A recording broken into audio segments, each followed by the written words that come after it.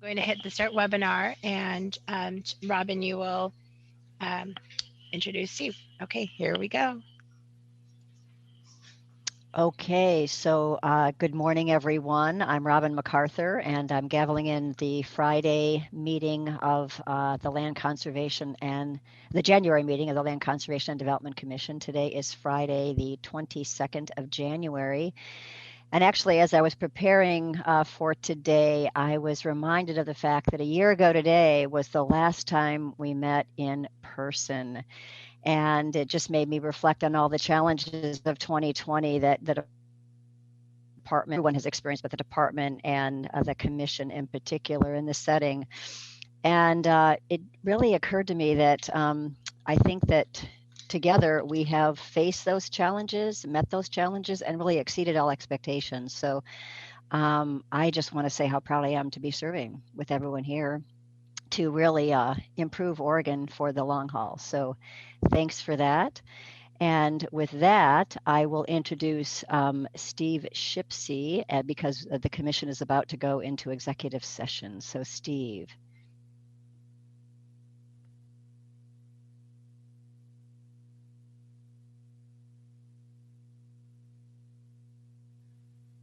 Great, thank you. Kasaria's got the screen share up, so I will note it's on the screen, but we're meeting in executive session so that you can consult with your legal counsel. That's me.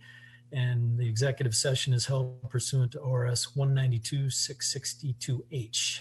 And that affords the Land Conservation Development Commission or any other public body the opportunity to meet in executive session to consult with their legal counsel about duties of the public body regarding current litigation or litigation likely to be filed.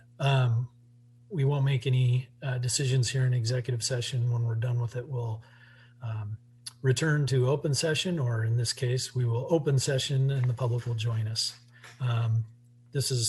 We're in executive session now.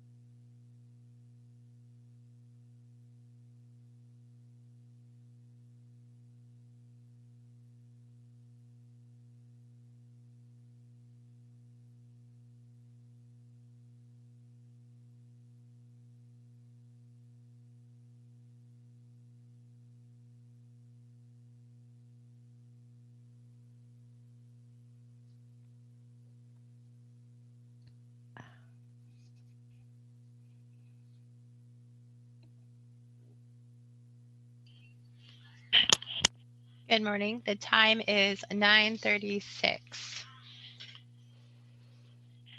And it appears we have our full commission.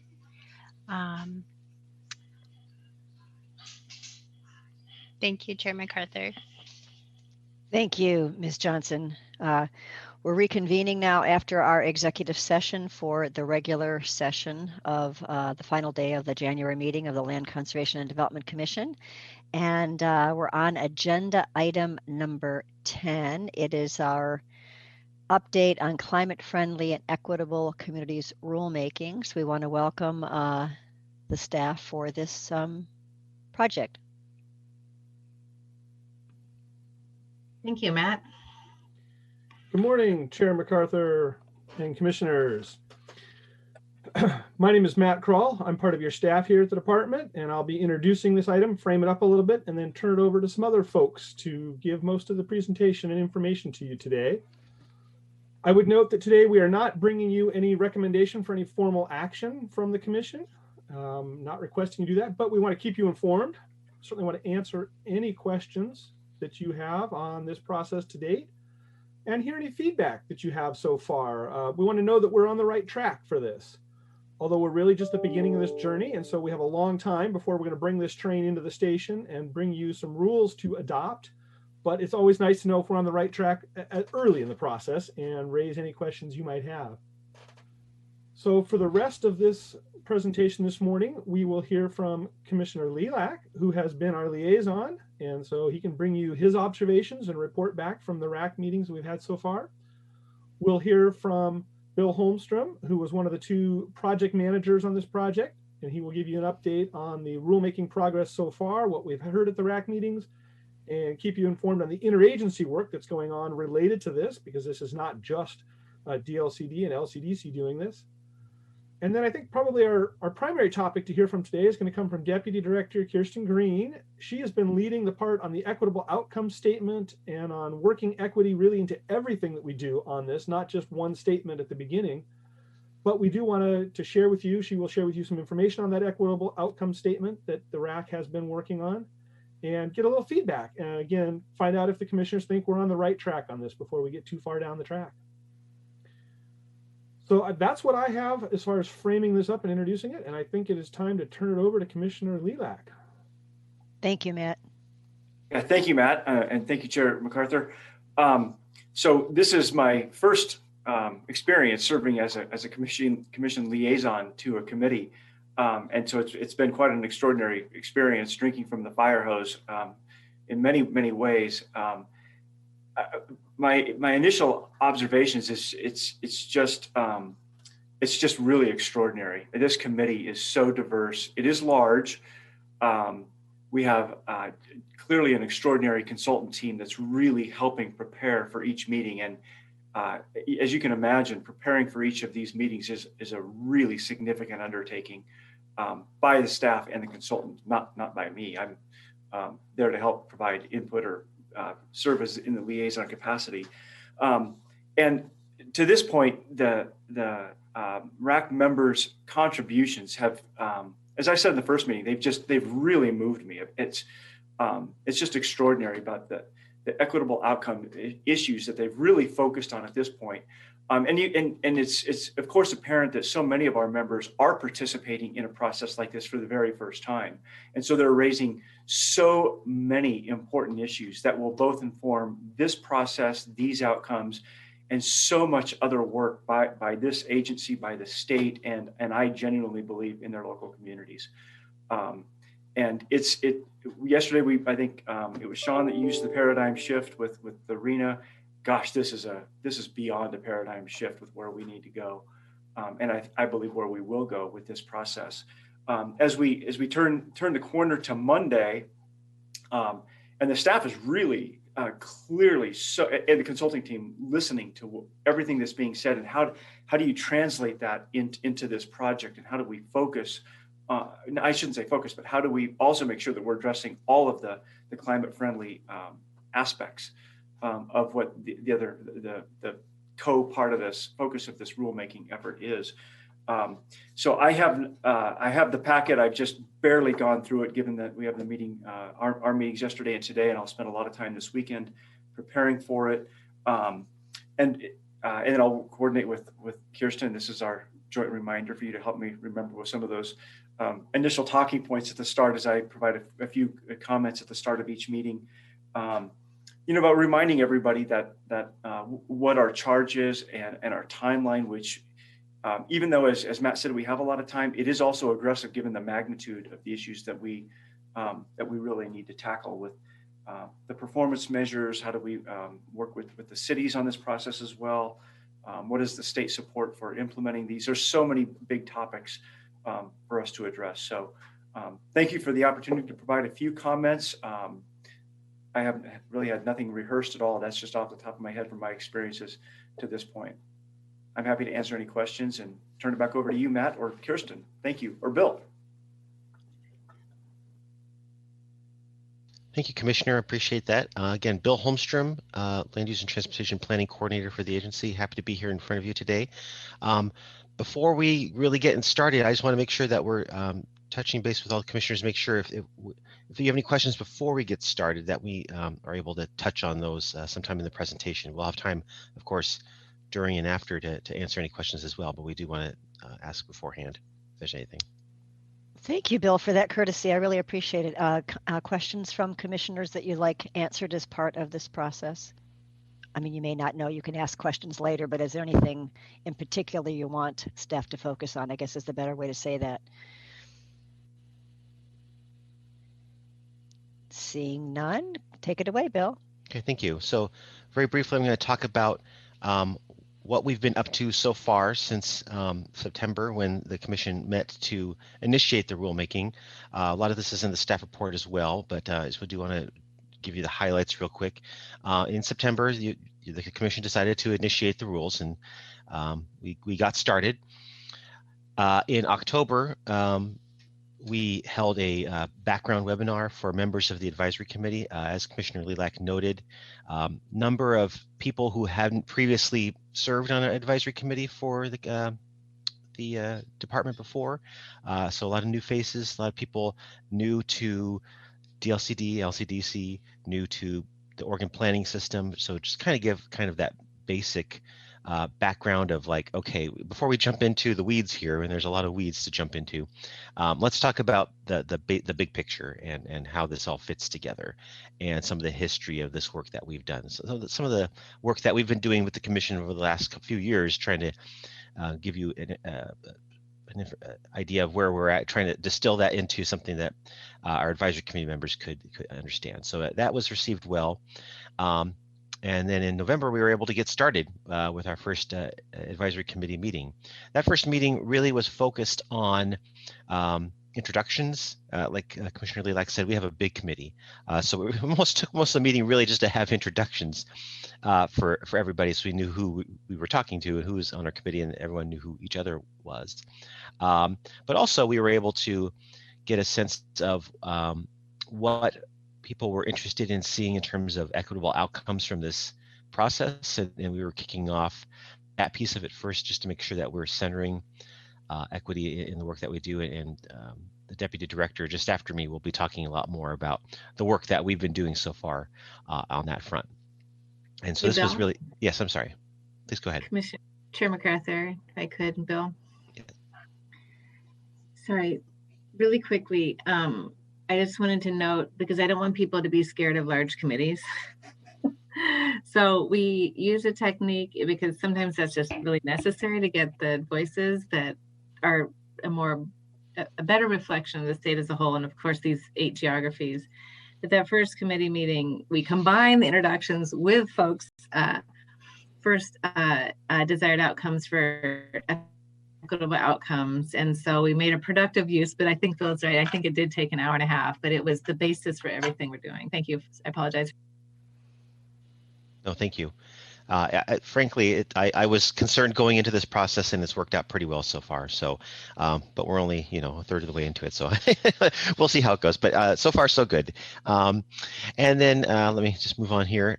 In December last month, we held our second RAC meeting where we were able to wrap up some of the loose ends from our first meeting and really start getting into some of the content. And I'll talk a little bit later about where we're heading next. But right now, I think I'm going to hand it over to the Deputy Director and to let her talk about some of the equitable work that we were doing with this committee. Thank Sure, you. and we can be efficient, commissioners. Thank you, Chair McCarthy, Chair Halova, and members of the commission. It's Kirsten Green, introducing myself formally as Deputy Director, and really want to thank the co-project managers, Bill and Kevin, and of course Matt in his leadership role for the close coordination with the Director's office. And with me personally, I have a lot of passion and interest in this issue since I've been working on it for a decade from consulting when I got to start on it in 2010 after the legislation. So it's very gratifying to be able to support the team, to be able to hope to bring this work to completion in a successful manner, as Commissioner Lilac said, and the Commission has said, in partnership with local governments, with a package and a program that works. So we are doing a lot of new things. I'd like to just make sure the Commission understands that. Commissioner Lilac did just represent that, but we need all of your attention to help us craft this correctly so it is implementable. So mention that focus at RAC 1, we revised them at RAC 2. There's a couple areas I need to call out and thank staff with Commission's allowance here. With a 40-person RAC via Zoom, there's actually benefits and burdens, if you will. One of the benefits is that all of us have been in public meetings where one has to move chairs and tables to do small group discussions. Ironically, here on Zoom, it's possible to do that in a matter of 4 minutes to get a group of 40 people into breakout rooms for discussion and then back. It actually is instantaneous if you're working with John Dunsmore. So Mr. Dunsmore in the Information Resources team at DLCD with Casaria Taylor, Rules and Records Coordinator, have made it possible that we make these transitions immediately. And at the second RAC meeting, we were able to do breakouts and polling. It's basically a highly advanced town hall and to help craft and revise these equitable outcomes. And the second question of the second RAC was actually how to do productive community engagement at the local level. So this RAC has been incredibly informative. Again, props, like Commissioner Lilac said, to the Kearns and West team for their patience with us and with me, playing an active role here. So it's been impressive. So of course, Ingrid Caudell, all things coordination with this RAC. So these equitable outcomes that are in your packet, I would like commissioners to just put your eyes on them for a minute, if you could. We didn't put them into the PowerPoint. If you don't have them in front of you, maybe you do. But you'll notice that, and of course, for anyone viewing, they're online on the Commission's website under this agenda item. Attachment A, just for FYI, attachment A attached to the report. Thank you, Chair McArthur. So per Commission's guidance, we start with our obligations under the executive order and then priority populations for defining historically marginalized community, the equitable outcomes, and Evan Manvel there's really so many props on this full team effort on this project that Evan Manvel has taken on, sort of the lead role. It started with Stacy Goldstein, now it's Evan, really advancing these and working with the subcommittee. So Evan has, listened to the RAC. As Commissioner Lilac said, it's the RAC is really guiding this process. So it's, priority populations, a statement about the future that we're working towards, that we are actively building a future where better outcomes are seen on the ground. On the back page, there's 3 important different sections. So one pertains to the process by which staff will develop rules, guidance, and technical assistance that will support state and local decision making. So there's 8 sort of principles and process elements there for recommendations to help frame this work. And then there's a section on climate outcomes, which are 3 climate outcomes, of course, meeting the state's targets for greenhouse gas pollution. And then finally, 9 equity outcomes or outcomes for a more equitable future, including prioritize public investments that support and stabilize historically marginalized communities and work to reverse historic patterns that disadvantage those communities, etc. So I hope that Commission feels like we're on the right track with this. Any comments are welcome. Chair McCarthy, I would just pause there to see. They're notable indeed from my experience in planning. Well, I will start. I actually have a couple of comments, and again, I'm referring to attachment A. So it sounds like there's not a way to put those up on the screen, but so I guess I have a format question as well as a content point. Format wise, could I just pause you one moment and ask Bill yes, if he can bring them up on the screen? But thank it'd you. be really helpful. Yeah, take a second, Bill. I'll try. Yeah. Thank you. Yeah, I'll continue talking. Thank you, Bill, while you're putting that up there. So format wise, I was actually, maybe this is just kind of the start and you're going to reformat this. I found it kind of confusing. When I think of kind of structure, I think of, you know, who, what, how, why, and when may or may not apply here. But I see on the first page, there's a who, the first section is the who, then the second section, we are building a better future, where, what, and that's a what. And then there's a how on the back, so to process stuff. And then there's some more outcomes, 1, 2, 3 in the middle of the second page. And then there's another what. And so it just seemed like it's just format wise doesn't flow very well for me. And so just one point. The second thing, I just was looking at the very first statement, and thank you for putting that up on the screen, the one that reads in accordance with Governor Brown's executive order and direction from the Land Conservation and Development Commission. You can go ahead and read that.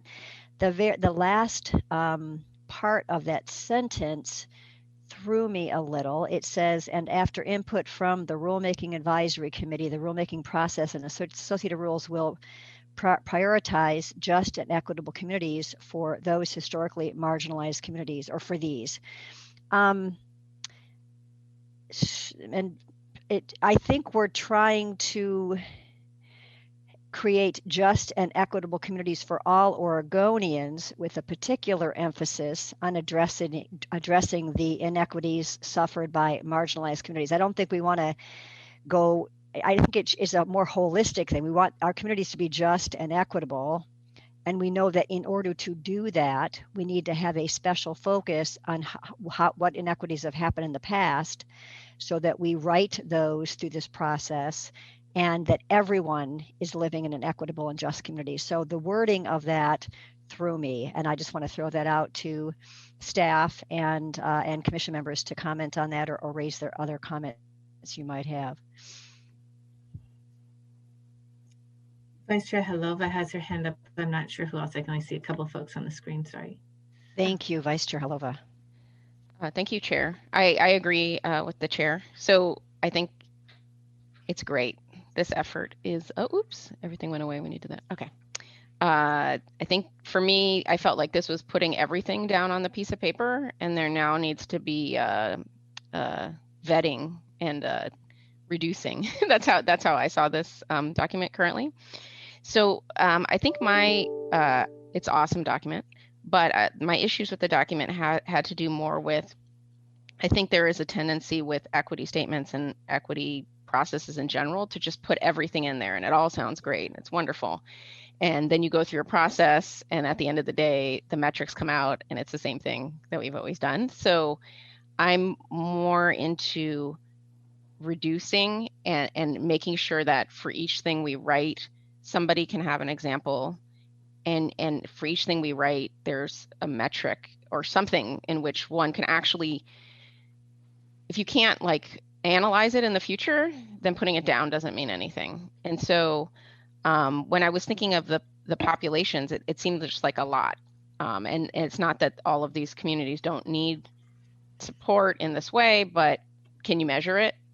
And so if one wanted to put all of these down, I almost wanted to split it in two, which were ones we know we can measure, like we can measure race and we can measure income, We can measure probably age, but then all the other ones, like people with limited English proficiency, LGBTQIA plus. I definitely personally don't think religion should be in there, and I don't know how you'd measure it. So the last two that don't have bullets, I would personally take out. You know what I mean? So you have like, here's the people that were, this is measuring and we have the ability to do that. And then there should be considerations for these other issues rather than putting those other issues in there that everyone knows you can't measure. And then they kind of get diluted. The whole group gets diluted because it's sort of like, oh, well, I can't measure that, And so that's kind of like with the first section. And then the second section where we build a future, and it kind of goes into the third section. I was thinking about power because it talks even in the second page where it says support community-led engagement processes. I just felt like there needed to be, and I don't know if the word is power, but power in local decision-making or power in communities to make decisions. So it's not just a top-down approach, that there's people are empowered within their communities to make decisions and who's at the table. And then maybe some inclusion of interfacing with organizations that serve culturally specific populations could be in the process part of it. And I think it's implied, but it's not said, maybe. Right. Yeah, it's kind of implied. Did you say, excuse me, Vice Chair Halova, if I could, did you say community-based or community-led? I was reading the first bullet. You said culturally specific? Yeah, culturally specific. I guess there's two things. One is I was saying, what is the role of actual power in decision making? Sure, no, I got that one. Thank you. And then the second one was it's kind of implied that right, culturally specific, but it's not explicitly said. Thank you. And then in the climate outcomes, I just got kind of thrown off by number 2, which said expected to increase resilience. I was just like, what? I think we should just be more direct with the wording. And then under the equity outcomes, number 6, it said affordable, alternative, and adequate housing. And I circled alternative, like, I don't know what that means, alternative housing. And then number 7, access to culturally appropriate healthy food. That's sort of in the category of like, that is an awesome goal. Is this process where suddenly at the end of it, people are going to have access to culturally appropriate healthy food? It just seemed awesome, but not a part of this. So I feel like, and then number 8, I had issue with that too, benefits to residents and local governments across cities and counties within metropolitan areas. To me, that was like a very generic sentence. Thank you. Yeah, so I guess I would encourage, I totally agree with Chair MacArthur that I think the organization has to be done differently. And there's a lot of these are very broad and, like if the world was great, these would all be wonderful. Right. And I feel like all of those should be pushed into one section. So it's very identifiable that these are wonderful goals and the world would be great.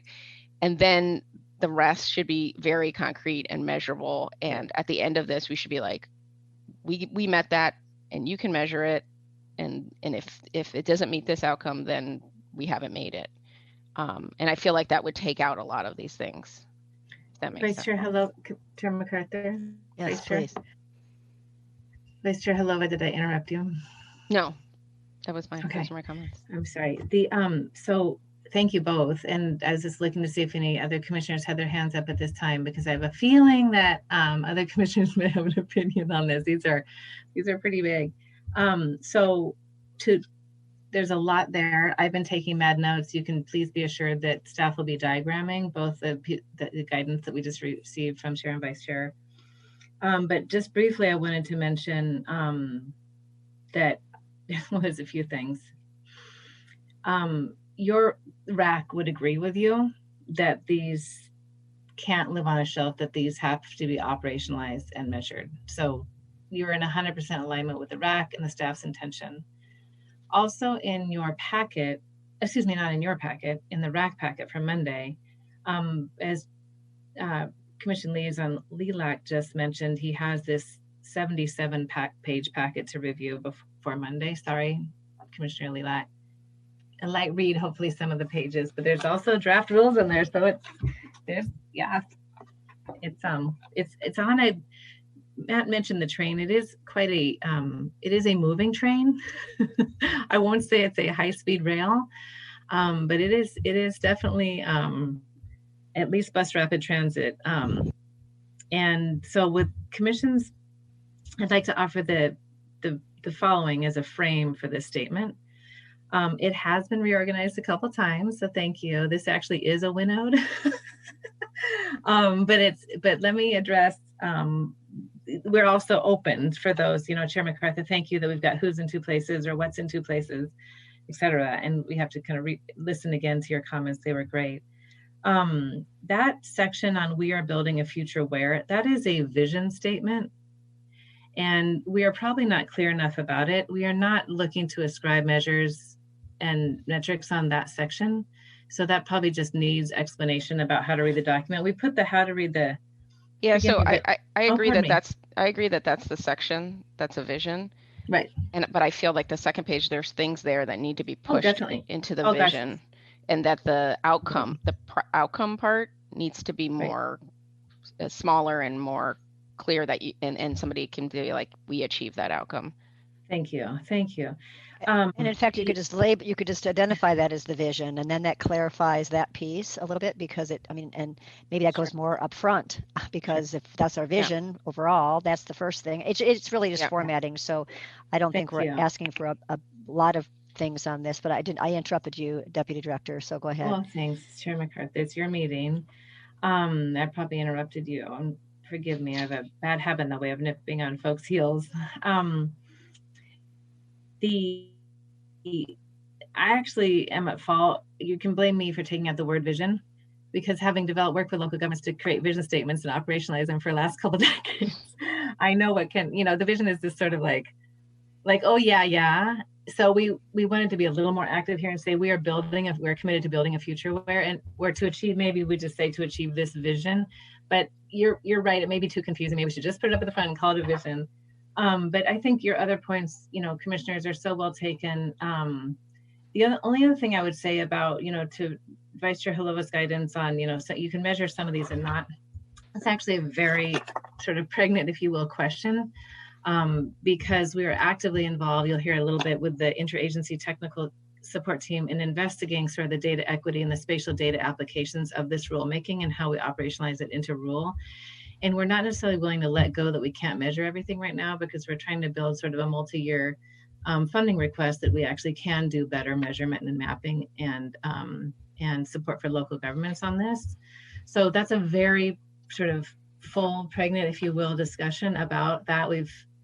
Cody will, I think actually Bill will touch on the interagency technical support team, on which we're guided by Steve Lee at the governor's office, and a racial justice approach in this work, and then also the chief data officer for the state of Oregon and 7 other state agencies. So that data question on this is actually, and what we can measure is actually poignant. Vice Chair Halova, you're right, and active, but we can be more clear in what we're going to measure. Because this is the first piece that's coming to you, I appreciate your guidance and attention on it, and we'll try and get it right. But I also want to mention that it's not the be-all end-all. I would like to ask for commissions also focus on kind of the rules that come. This is a framing piece, but it's very important. Vice Chair Halova, you asked for this. You asked us in this rulemaking to define equitable outcomes for housing and transportation. And so this is the group's kind of intent to make clear what we do hope to achieve in local communities as a result of this rule. So thank you. I'd also like to say in that 77 packet that Chair Lilac has to review, and excuse me, Commission Liaison Lilac and Warren have to review or get to review, that one of the memos that staff has written is lovingly referred to internally as a buckets memo, and it was developed by co-project manager Kevin Young, senior urban planner for DLCD. And it describes that the way this equitable outcome statement will be operationalized is in 3 ways. 1 is rules. 2 is, Bill, you have to help me out. Rules.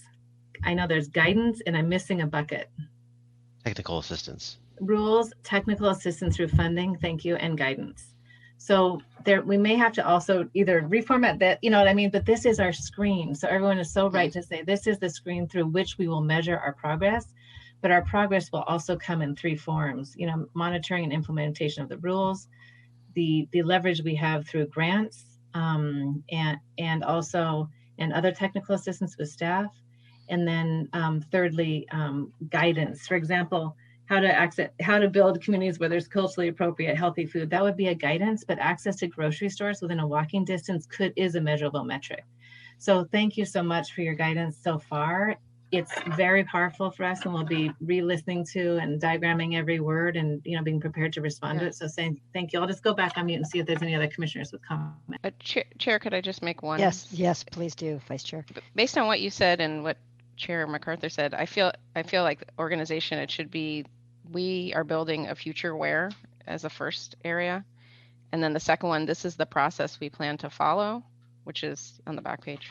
And then this is the population that we need to make sure that are served. And then the outcome section. Sure, and then add one section at the end that this is how we plan to enact it. Very short: rules, grants, guidance. Right. Thank you. And if possible, if the equity outcomes could be shortened, because I think when there's too many, it just becomes like, for me, it just becomes like, oh, what, So I like that the climate's like 1, 2, 3, got it. I wish the equity was maybe 4 or 5 points, not 9.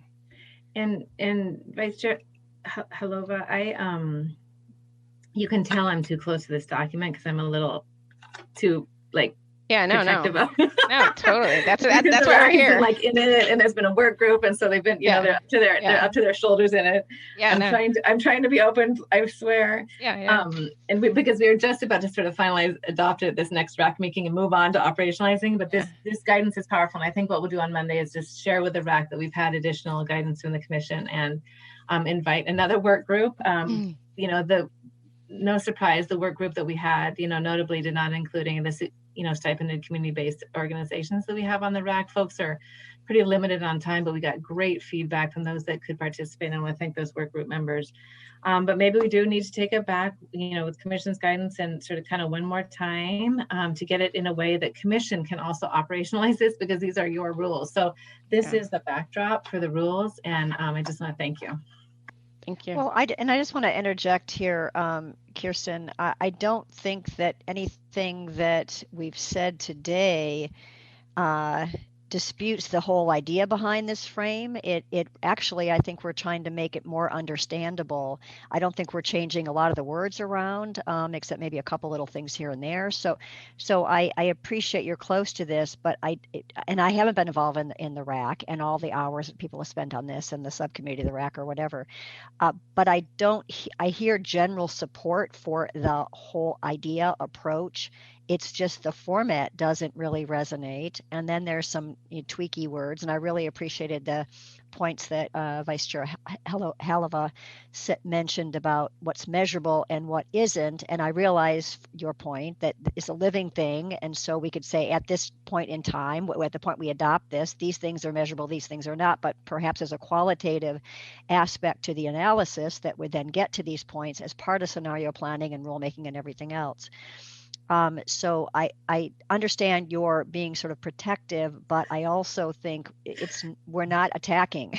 We are organizing and making it more accessible to folks. Yes. And I guess a couple other points I will make. Page 2, under the very first section, climate friendly and equitable communities, rules, guidance, and technical assistance. Number 3 says recognize where and how intersectionality compounds disadvantages. I know what that means, but I think a lot of folks wouldn't. So I'd encourage some sort of lay language on that one. And then under number 2, so the second section, those processes should result in these climate outcomes. Number 2 says prioritized actions and investments in neighborhood projects, blah, blah, blah. Why just neighborhood projects? Highway project money and everything else has an impact on these neighborhoods just as much as a neighborhood project. So I broaden that definition. And then also under the final section, and these equity outcomes, number 4, it says prioritized actions and projects that increase service levels, frequency, convenience, blah, blah. I'm having worked in transportation for a long time, I'm really concerned about increased service levels because if we think about the traditional way that level of service has been used, I see. a congested freeway is often a signal to transportation folks to build it bigger and wider and more. And so I am really concerned about any kind of reference to level of service in this context. Thank you. Thank you. And if I may, Chair MacArthur, just respond. I apologize again. I sort of publicly apologize for any perceived defensiveness here. But I struggle with Vice Chair Halova's guidance to make fewer statements on outcomes. And Vice Chair Halova, I just wanted to be open about that. And this is where I feel like I'm being protected. It's like, which of these 9 could we give up or compile? So that's really the struggle, is like, wow, those 9 are sort of it for our work, and I want to make sure that we don't lose anything as we kind of lighten it up. That's mostly in Chair MacArthur. Certainly your points are well taken about organizational structure. We want to make this the best we can, but also be able to, be able to have it move through and inform the rules, tools, and guidance. So thank you. And Commissioner Jacobson, yes. I can respond. Yeah, sorry. I totally understand. It's hard. And I'll give you the parallel on the housing.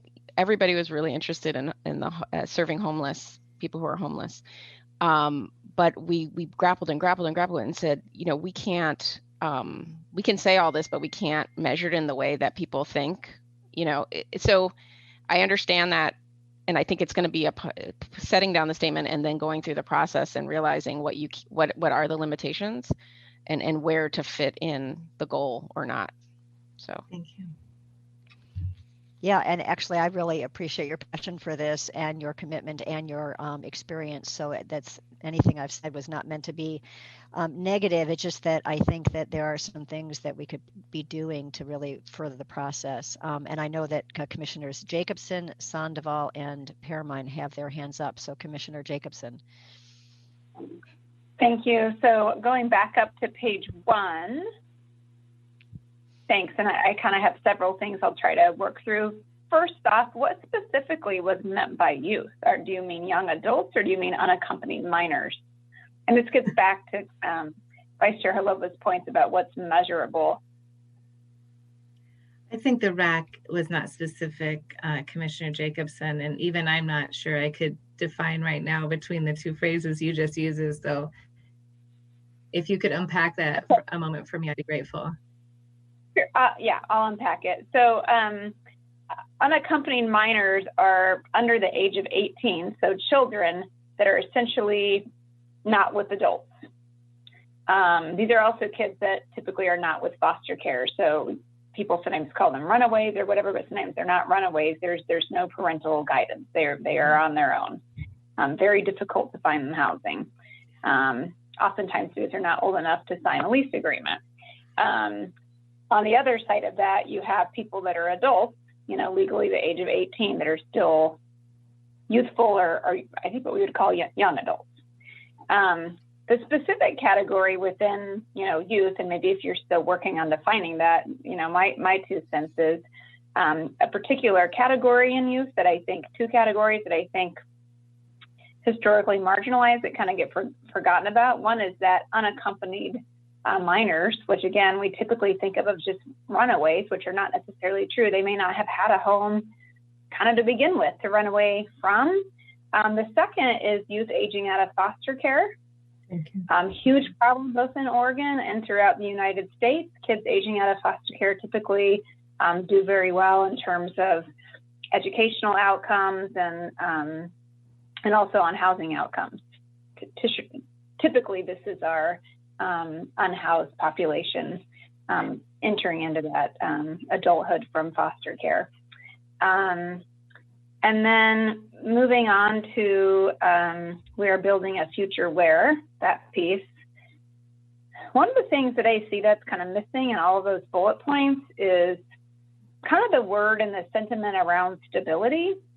So yes, we want all Oregonians to live in a safe, livable, friendly, and healthy neighborhood, but we also want that to be a stable situation. You can live in a safe, livable, friendly, and healthy neighborhood and have to move every 6 months.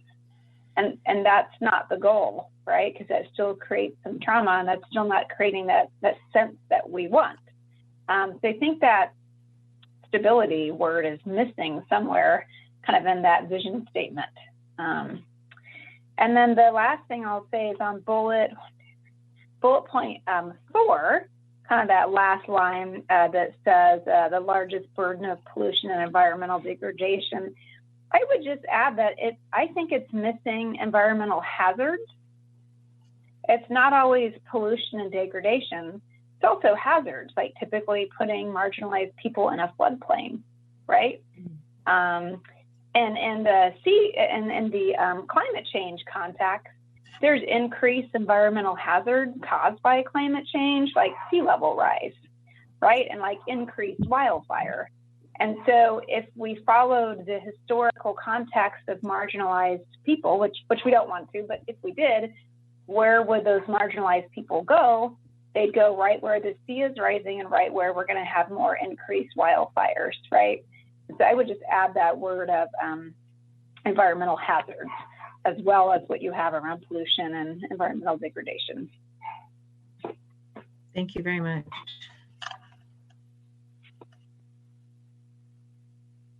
I'm sorry. Great points, Commissioner Jacobson. Commissioner Sandoval. Yeah. So first of all, I would say that, yeah, this is going to be really difficult to do. Like, I'm pretty well versed with the equity literature, and when it comes to operationalizing it just really depends on people's different values, around equity. And so I'll try to say something that might be useful. Let's see. So I think what we have to think about is provide a clear link between climate and equity and institutional influence. Okay, so let me focus just on LCDC. I think if we Commissioner Sandoval, could you say that phrase? Oh, I said institutional influence. Again? Institutional influence. To focus. Focus on a direct link between climate and equity, and then institutional influence. Because some of the outcomes, if you look at them, they're pretty broad. And so if I look at it from that framework, I think that the ones that link more to that would be number 3, 4, 6, and 9. So for example, number 3 is talking about providing access to active transportation, basically, right? Number 4, and that links both to equity and climate change directly. Number 4 is also talking about kind of getting people away from driving. And number 6 is talking about housing and access to transit and so forth. And number 9 is also talking about access to open space, basically. So those are things that LCDC is, can have influence over. So that would be my suggestion is trying to limit this through some sort of, to really kind of, because I agree with a lot of what's been said about, of course, you have to operationalize this, you have to measure this and so forth. But maybe a way to start narrowing down the equity outcomes would be through that institutional influence, I guess. But the issue then is we have aren't there 3 main organizations, government organizations, right? So you got ODOT, you have us, and then you have the energy folks. Yep, and DEQ, yes, sir. Yeah, and DEQ. And so then you would look at, okay, well, what are those agencies responsible for? What are their influence? And then look at that link between climate equity and what they can do about it. So yeah, it's going to be tough. Chair MacArthur, if I could respond, Commissioner Sandoval. Yes. That is very helpful. Good, Professor. I appreciate it very much, because that gives us a different way to help solve what Vice Chair Halova was suggesting without falling on the floor, fearing that we're just going to leave something on the cutting room floor. It helps us map sort of that authority. The good news is that we have this, you'll hear in a moment about this interagency, I know we're short on time, interagency technical support team, but we did bring in also, knowing the limitations of those 4 agencies, that gratefully the Oregon Health Authority, Business Oregon, Oregon Housing and Community Services are all on that interagency technical support team to help advise us on how to operationalize this. So we don't need to even rely on the institutional influence of only those 4 kind of, you know, environmental sort of tailpipe focused organizations, but also to network and learn from what we can do in the social determinants of health and the physical determinants of health from the Oregon Health Authority as we recommend these improvements for walking and biking and other means. So thank you, just super helpful. Thank you. Commissioner Pearmine. Well, going last, I just get to emphasize some of the threads that were made and also say, I think this is great that we're spending this amount of time, and so much about this work is the process, right? So knowing that taking the time together, it's maybe uncomfortable, but it's the process itself that is focusing us. So just keep encouraging us to take that time and be patient and not to rush the process, because that itself is a big part of the point.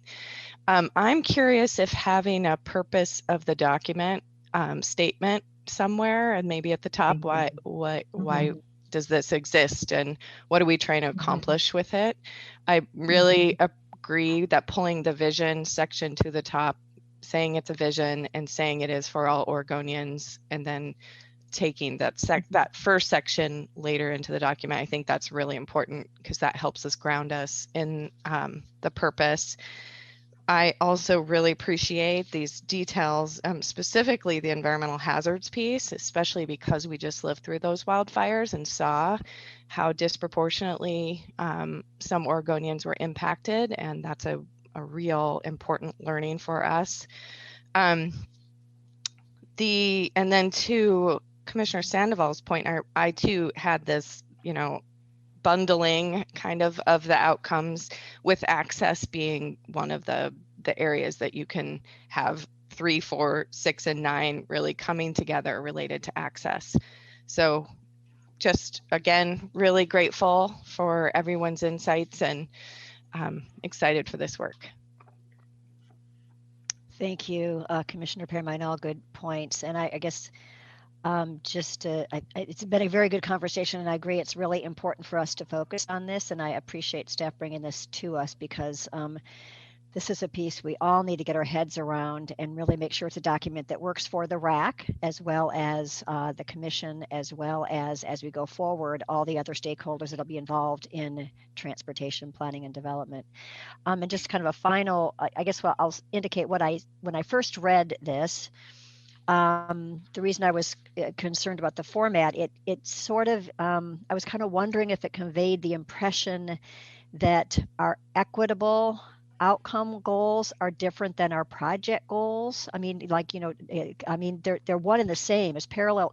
It makes it look like there's parallel tracks as opposed to integrated within the goal of addressing climate change. We need to make sure that the result that we come up with is equitable and just and inclusive.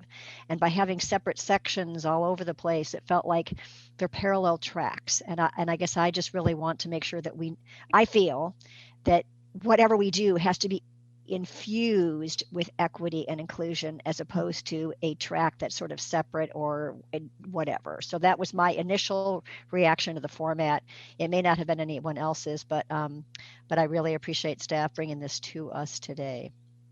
Thank you. Chair MacArthur. Yes, Commissioner. If I can just offer just some quick final perspectives.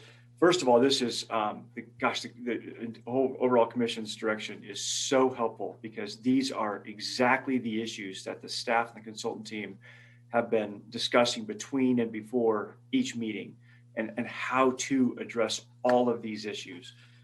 So this really, I think this is really clear direction from the commission as the liaison and to staff. So number one, gosh, it's so incredibly helpful. Number two, I think one of the reasons, and I so appreciate our Deputy Director, Kirsten Green's if there is a perception of being protective at all, and I know we've talked about that several times, it's because this document really captures so much of what's been raised by so many of our members, and she is really doing she and the team are just doing such an extraordinary job trying to capture all of it, because if actually she had captured all of it, this wouldn't be 2 pages, this would be 4 or 6 pages. And so she's really boiled it down, and I think she and the team have really done a very, very nice job of setting this up for this discussion today. And I feel like there's really clear and solid direction going forward. Thank you.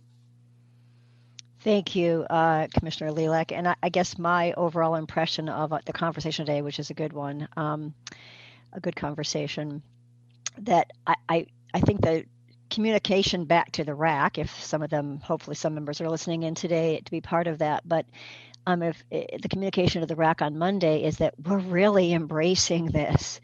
We just want to make sure it it can resonate with people when they read it, and it can be actionable. So I think that's kind of what we're embracing it. We're not saying don't go this way at all. So please communicate that when you go back to the RAC on Monday. Thank you, Chair MacArthur. We'll continue.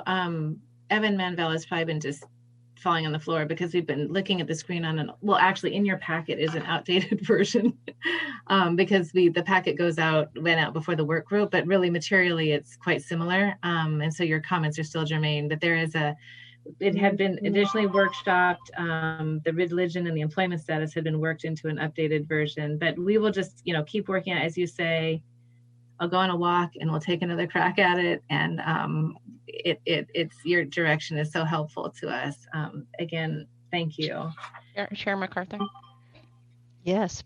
I'll send my comments in writing to you. Who should I send them to? To me is fine. Okay. Vice Chair Halova. Evan has been taking the lead with the work group and the smithing of the words, but we will continue our work and appreciate, actually, thank you, former Vice Chair Piermine, for your guidance about time. If I could just flag that we may want to go into early 2022 on this. The commission had discussed that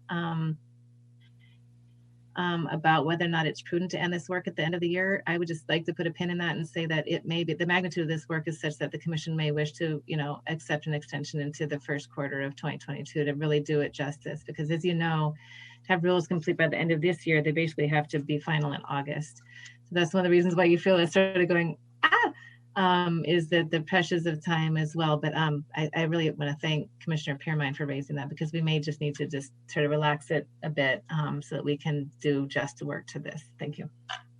Well, thank you. And when staff comes back in March, perhaps you can, it seems like by March, we should be making a decision about November versus January of 2022, because their work depends on having clarity in the process. So if, and I think I speak for the whole commission in supporting Commissioner Piermine in saying, if we have to go a little slower to get this right, especially, I mean, this is so important to get this particular aspect of this work right, that we are willing to spend I think as a commission, willing to spend the extra time to do that if that is what is required.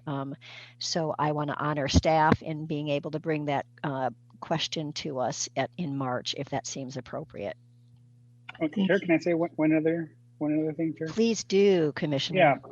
Yeah. So for the housing agency, we developed actually, Kirsten was the one that helped us develop our strategic housing plan for the state. And so the goal 1 was racial equity.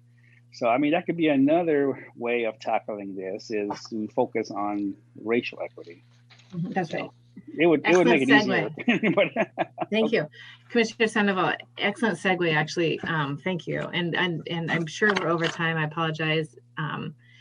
So we'll just go to that next slide if we could. Bill, thank you for getting that back up. And again, commissioners, I actually didn't anticipate going through this so much, but I'm glad that we did. So thank you for reading it and preparing and having your comments ready. Really just platinum level, invaluable guidance that you just gave us. And we will, again, relax, regroup, and redraft. So thank you.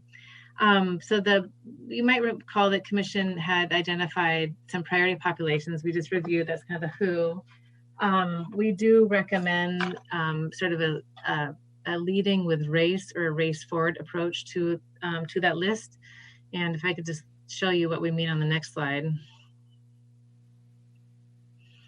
So this is I threw this slide in this morning, so my apologies for the look of it. This is in the Commission, in the RAC's packet for Monday. There are Division 44 draft rules. So I mentioned the sort of bus rapid transit speed of this process. We are starting to write rules. Staff is starting to write rules. So Bill Holmstrom, Matt Kroll the team have developed proposed rules for Division 44 that came out after the Commission packet, so we couldn't include them. They went out Friday to the RAC. But I wanted to just highlight, there's some really cool things in that draft rule, including like, what do we mean by community-based conversations? So there's some cool like operationalizing ways in these rules that are coming forth. One of the operationalizing sort of means is in this definition of historically marginalized communities, and you all were kind of getting at this earlier, it's like, wow, this is a long list. So what staff has proposed based on the questions and guidance of one of our RAC members and work group members, Michael Sporlick, is, clarifying, are we doing, race? Really, is that just the priority population? Is it race with an intersectional or a sort of a multi-impact view? Or is it just this sort of multi-impact, intersectional approach, which could be any of the above without a prioritization? So staff have proposed the middle way, number 2, which is a race forward approach or leading with race approach. So this is the way it reads in the draft rule, and I'll just read it out loud.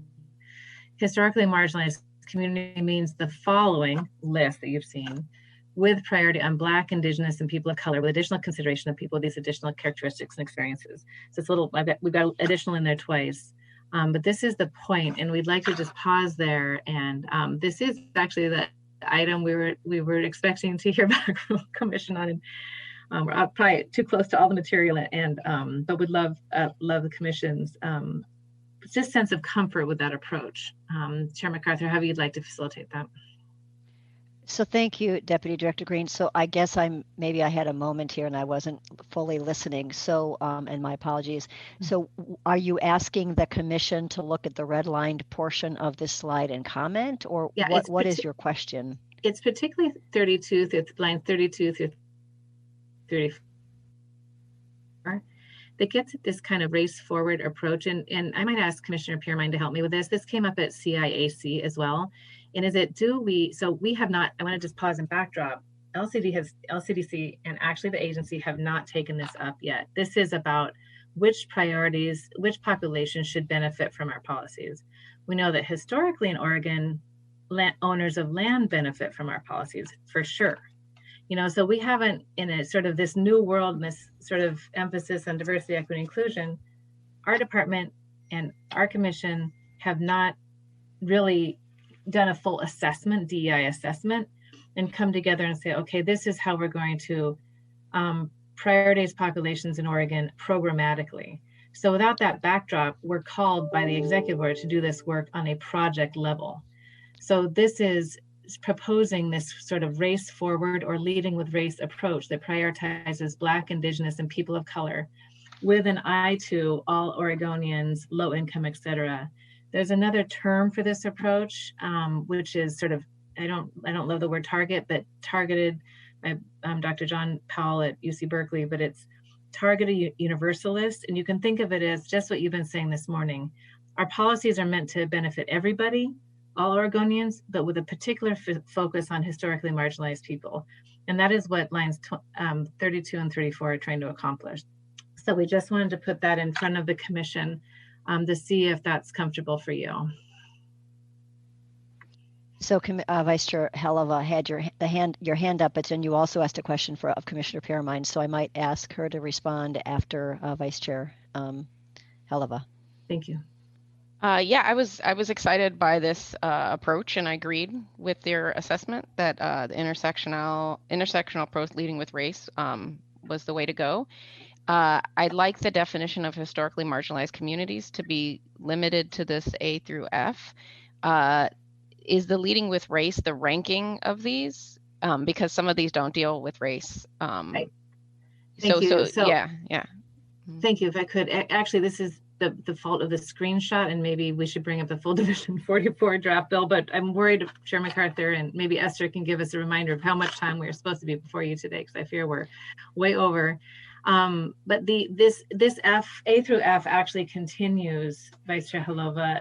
You know, F is people with disabilities, but in the sheet we were just looking at, then you have houseless, low-income folks, renters and homeowners, single parents, etc. So that list continues. But what helps us, Bill, if let's see. Right, so that's the full list. So this full list, you could imagine that it would be very difficult for local governments to say, okay, how am I supposed to look at a map and prioritize investments?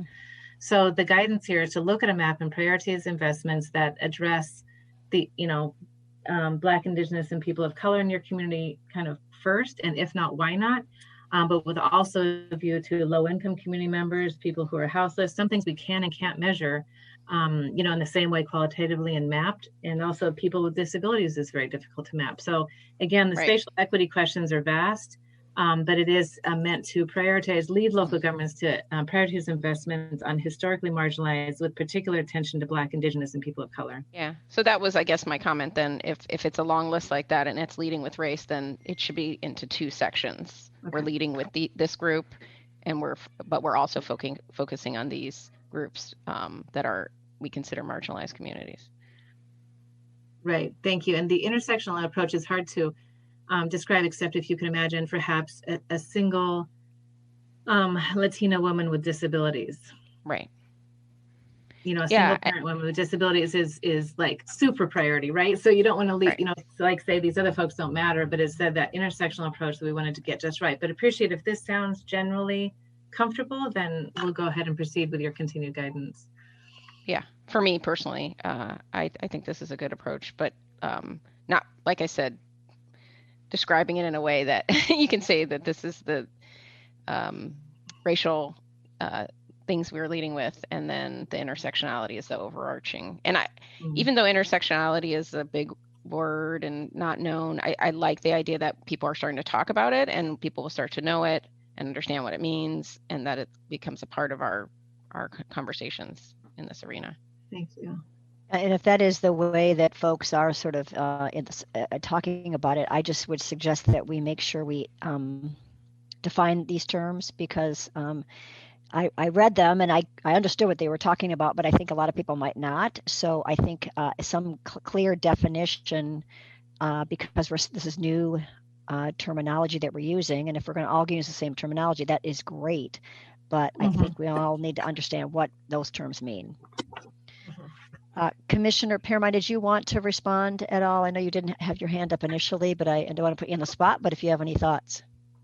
No, I would just say, I think Deputy Director Green is characterizing this very well, and I do agree with leading with race couched in targeted universalism. So assuring that we are sort of saying this overarching statement related to why we lead with race and early on. And then I would say, just to emphasize your point about, we're doing this work project level right now as an agency. And so when you go in to a specific project and a specific framing, and then you're trying to define terms, and then the agency itself hasn't done this look as an agency, we often have different understanding of these terms. And so just to say, equally prioritizing, the DEI committee is doing exceptional work in the agency, and making it as we as commissioners are getting trained, every staff person, there's training that goes along with this so that it does become operationalized. Excellent point. Yeah, I appreciate all that. Commissioner Sandoval. Yes, I mean, just for the record, I definitely feel that this is the right way to go.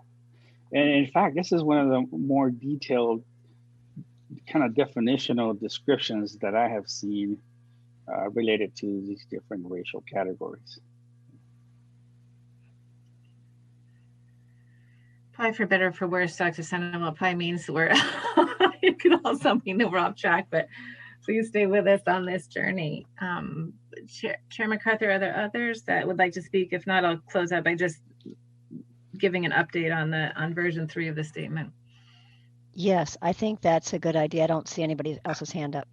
Okay. And in terms of time, we had planned a 15-minute break right after this item. We took we started a little bit later, took a quick break before this item. So I think we have time. I don't want to cut this short because it's a really important topic. Thank you. Thanks, Bill. If you don't mind bringing the PowerPoint back up. Thanks for your multitasking over there. Okay. So I almost wish we could have a giant work session with the RAC, because I think commissioners would really enjoy that, because you would just be pounding the table, I think, because there's so much agreement, so much alignment in what you're saying and what RAC members have raised, including what Vice Chair Heleva raised about power. So just want to acknowledge that that is also a deep and complex issue with the way we've had planning commissions and city councils in the past. So I want to just flag that's we recognize that other committee members have raised that structure, and that is something we can push and pull out here through this rulemaking as best we can, not to disrupt the things that work. The current draft equitable outcome statement version 3 includes, you don't have it in front of us, forgive us, because remember, this is a moving Bus Rapid Transit, we're moving along, and we just distributed this 77-page RAC meeting packet on Friday, a week ago today. But that packet included actually the full 4-page equitable outcomes current draft statement. And I'd like to get that to Esther if we could, so she can distribute it to you today in PDF. I think commissioners might want to flip through it. The current draft starts with a context and purpose. Talks about, not that we won't be redoing it, but the current 4-page draft starts with the context and purpose, the executive order, the charge to the committee, historically marginalized, the future, actually it says future vision, we are building a future where, and it has equity driven process, climate outcomes, equity outcomes, and then a page of additional process notes, which is basically, I think Commissioner Piermine suggested that would be how the document is used, but there's some of that in that on page 4, but we can elevate that. On intersectionality, I know we have a version on the screen, but I'd actually like to read from the document if I could. This is a really hard word to say and use, and I just, people wrestle with it because it really is so new. But it says, in the context of this document, sorry, I had to go off camera to get my packet. In the context of this document, intersectionality refers to the way some groups and individuals are part of a non-dominant race as well as other communities, creating different forms of discrimination, disadvantage, or privilege. For example, one person could have compounded disadvantages based on their gender, disability, socioeconomic class, as well as their racial and ethnic background. These disadvantages intersect to make achieving outcomes at the same level of white community members difficult or extremely unlikely. So, thank you. Very helpful. Thank you. Thank you. There's additional definitions in this 4-page document because, again, folks, it's like, what's historically marginalized? What is adequate housing? Actually, there's a definition of that in there. So I'd like to circulate the update to you. Don't expect you to really read it unless, commissioners have had, too much coffee and would like to read it, later. We want to make that available to you. The RAC will be meeting on this with the we're grateful for the liaison role of Commissioners Lilac and Warren, and we will take this up again a bit on Monday, but honestly, we'll probably just have to pop it into work group again because I think we have, like 20 minutes for this agenda item on our Monday 3-hour RAC because we're moving into other substantive areas of the rules. But thank you again for your guidance. This will make the document better.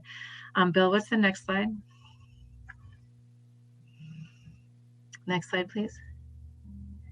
Okay, so we mentioned the technical support team. Bill, should I just touch on this since I've spoken to it quite a bit? I'm going to say that's a yes. Bill, you might be on mute. Yes, please. I'm sorry. Thank you. So we're grateful again for Stephen Liu, who's the state's affirmative action officer and also has experience with the racial justice work undertaken by City of Seattle and King County over the last decade, which was actually leading an informative work. They also had decided years ago programmatically to lead with race. So we've taken inspiration from King County's work, as well as Portland Metro area regional governments kind of work on this, but really as well as Multnomah County and the so we're really, even though we haven't gone through the agency's own assessment work yet, partly due to kind of being hit with a global pandemic and that budget impact, we will be prioritizing that as soon as we can. But in the short term, we're taking inspiration from the work of others. We're grateful for it.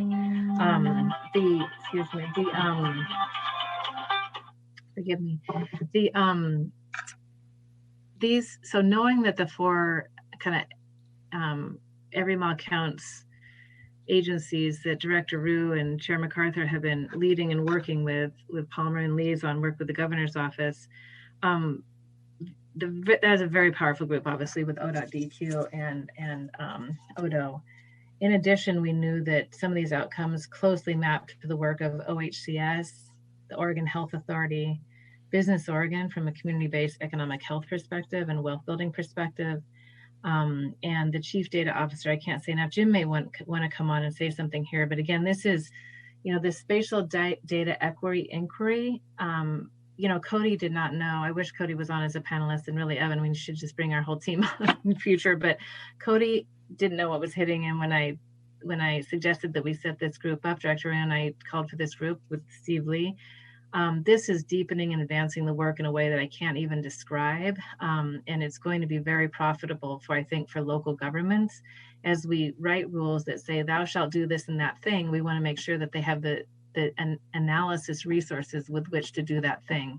So we're really grateful for this group, this multi-agency group coming together with the Chief Data Officer of the state of Oregon. Rachel Smith, our CIO, is right at the helm here as we improve our GIS and spatial data mapping capabilities here. So this is a very important element of the work. We just wanted to flag for the commission. And Jim, I didn't know if you wanted to say anything about this work. It's really been one of your leading, you're taking inspiration from you as well on this. No. See, thanks a lot, Jim. Okay, moving on.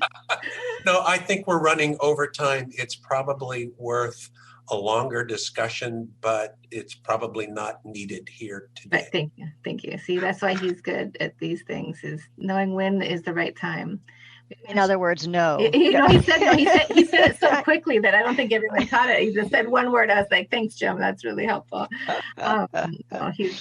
Jim has a mild, I think, obsession about this topic and spatial equity mapping, and has been working closely with the Mayor Streeter in the governor's office and also DEQ on it. So there's a lot to say on that effort. Also, side note, with Dogami possibly coming over in that asset. So Every Mile Counts, this, is I think 4 agencies, working together to implement the work that you all heard about last spring in the governor's executive order and resulted in the June 30th memo to the governor's office. We're working obviously on implementing that MOU now. Amanda Peets with their climate office and Brian Hurley have been convening 4 agency equity workshops with community-based members, sort of quote unquote, the ones they're serving on our RAC, and also others. And they're framing up guiding principles for all the 4 agencies' work on Every Mile Counts and also equitable outcomes. Fortunately, we were ahead of the game because our RAC had an early start, centering equity, began the work with equitable outcomes. So we were able to kind of have ours ready, thank heavens. The other 3 agencies are coming up with equitable outcomes that will guide their work as well. So it's an iterative process there, and the body will have a separate second meeting on February 11th. Bill, I'm probably into slides that were going to be yours. Should I turn the helm back to you? Yeah, no, I was gonna do the slide, but that's okay. You did a good job, and I just want to say, each of these agencies are working together on a set of actions, and we are certainly, I would say, ahead of what everyone else is doing right now, just in terms of the work and our timeline. We are leading the way, as like Deputy Director Green noted, especially I think in the equity outcomes areas, we're ahead of them. So that's, I think, we're in a leadership role. Let's put it that way. As some of the other items spool up that the other agencies are doing, we are also going to have to work with them kind of not in a leadership role so much, but as an assisting role. And so that's going to be an ongoing, some staff that are going to be working on some other things that other agencies are leading as well. So just like they're helping us with things that we're leading. So that's the only other thing I wanted to mention there. I'm going to, then for all the time, move forward here, talk about things that are coming up that we're going to be working on next. So in terms of outreach and engagement, we are scheduling listening sessions in each of the metropolitan areas around the state that will happen this spring. I don't know the exact dates yet. I think we're talking about March, April, May, that kind of time frame. This is informed by some of the work that the housing rulemaking did with some of the listening sessions around the state that were successful for them and that were appreciated, I think, by folks in different parts of the state. So we'll be doing this virtually, of course. We won't be actually going on the road, but we'll be going on the virtual road and having those geographically focused meetings around the state about the work that we're doing.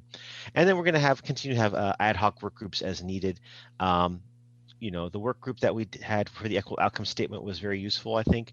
And, that was just basically volunteers from the advisory committee that were interested in that and wanted to help and had some time to do that. So we're going to continue to do that. We're on a number of things probably that come up that we're going to want to make sure that we bring people in the advisory committee, maybe other people outside the advisory committee, depending on the topic, and to work on specific issues. So we continue to do that. So Bill, can I just have you go back to the Absolutely. last slide for just Certainly. 1 second? Thank you. So would you be willing to send or have somebody send me the date, time, and contact information, the Zoom information for the listening sessions? I might want to listen in on a few of those. And then also just on the ongoing ad hoc work groups as needed, if staff feels like it would be useful to have a commissioner involved in one of those, I can speak for myself, you feel free to tap me on that. I think that others might be interested depending on the topic. I think the more, this is a really robust effort, and the more that commission members can have a touch base with people like the RAC and the subgroups and other kinds of folks, I think we can bring that energy and understanding back to the commission to make really good decisions as we go forward. Yeah, Commissioner Lilac, I believe you did sit in on that work group meeting for the equitable outcomes document, if that's correct. Yeah. So. Yes. Yeah, and I'm just trying to help Commissioner Lilac a little bit too. The other reason for my my quest is that I want to make sure that we don't overtax poor Commissioner Lilac. So Sure. if there's a way to spread that responsibility, but also more eyes and ears in the real meetings, that would be helpful. I think I'll let Commissioner Lilac lead that, and he knows what his time is and what your interests are, and as far as I'm concerned, he can. We can work with him to make sure that we're doing that. So just in terms of what's happening next, RAC 3 is coming up one business day from today. It's next Monday, this upcoming Monday. So we're going to be continuing some of the policy work that we've been doing the last meeting or two with the commission on, or with the advisory committee on metropolitan scenario planning.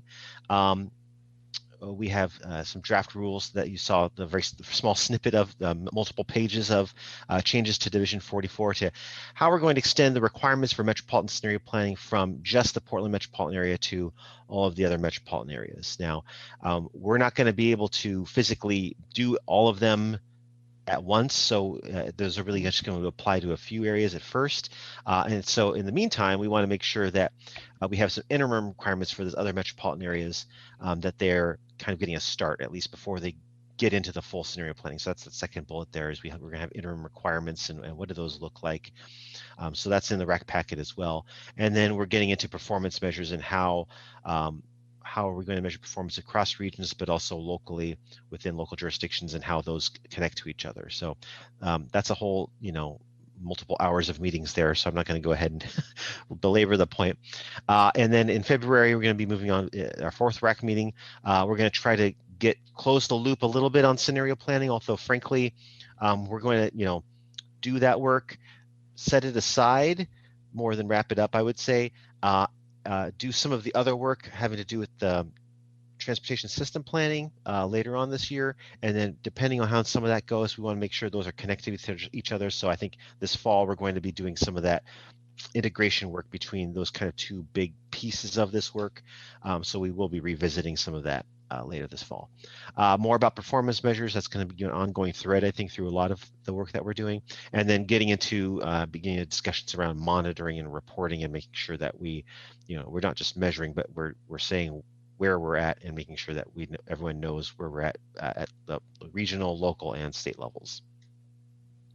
We're going to have a pause from March through June for the legislative session. I know the session just getting started yesterday, in earnest, but we had to encroach a little bit on the edges of the session just because we don't have time otherwise if we leave the whole session alone. But that will give us time to hold those listening sessions and have some of those ad hoc work groups and frankly just do some more work on the staff level to get ready for later in the summer and into the fall, some of that heavy work that we're going to be doing.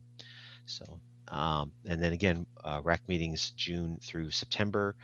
Right now, that's our last RAC meeting is scheduled is for September, like we discussed earlier. That's assuming a timeline where we have adoption either probably in December or January of 2022. So because of the way November works out, and Kasseri can tell you a lot more about this and how Thanksgiving falls and stuff like that, it makes it difficult to actually say we could adopt in November without pushing everything like a month back. So we can get into the weeds of that if you want to, but we're still looking at that, and it sounds like from today's meeting the commission's okay with pushing that a little bit if we need to. Let me just clarify what I said. I said, Yeah. I think staff should come to us in March with the sort of the pros and cons of extending it versus not. I didn't think Yeah. I haven't polled the entire commission on that, and I don't think I should at this meeting because we don't Right. have information. But I think we'd like to entertain the idea of extending it if that's needed relative to some of these really meaty issues that we're dealing with and really to get it right. But let's talk about that in March. I think we'll continue to evaluate the schedule, see where we're at. So far, we're doing pretty well, although I will say I call it the treadmill. We're always doing something, and there's always the next thing to do. And Deputy Director Green called it the bus rapid transit. I don't know where the stop is. I want to get off, but we're going down the busway very quickly. So anyway, so what's next? Just take your sack lunch, Bill. You got to take all your food and beverage on the bus with you because I'm sorry, no eating or drinking on the bus. It's a limited access route. With your mask. In terms of the commission of you and LCDC and what will be how we're continuing to interface with you, we are planning to have regular updates just like this at every meeting that you hold, and so we'll continue to make space for that. Ongoing connections with our commission liaisons, and so far Commissioner Lilac has been just a trooper as far as I'm concerned, and I know the staff is all very appreciative of his time and his input and his ability to sit in. I don't know if he knew what he was signing up for, all the different meetings that we're having and inviting him to, and he's happy to join us and bringing I think very valuable input. So we really appreciate that. And then will be fall 2021, will be spring 2022. We'll see. That's the time frame that we're shooting for in terms of an initial hearing in September, and then going on from there. But maybe we'll see. And that's it. That's all we had today. Thank you. Thank you, Any Bill, questions? and I'll take questions in a second. But thanks, Bill and Deputy Director Green and the entire team. One thing I'll request is when you come back in March, in addition to talking about time frame, I would like to have some clarity about what topics you think the commission will be taking up in this area in March, in May, July. I mean, some process architecture relative to what particular things you might bring to us that might help in your RAC process going forward. So I don't expect an answer on that today, but if you can think about that between now and March, it's nice to understand sort of like the directionals that you need from us. So Deputy Director Green, you want to say something? Thank you. I mostly wanted to just again thank Commission for this. It was actually perfect timing on the equitable outcomes. Had Commission waited, and had we not been thoughtful about bringing this to you, and then I think we were more just so proud we wanted to show it, hadn't even prime the PowerPoint to pause for commission direction on that, but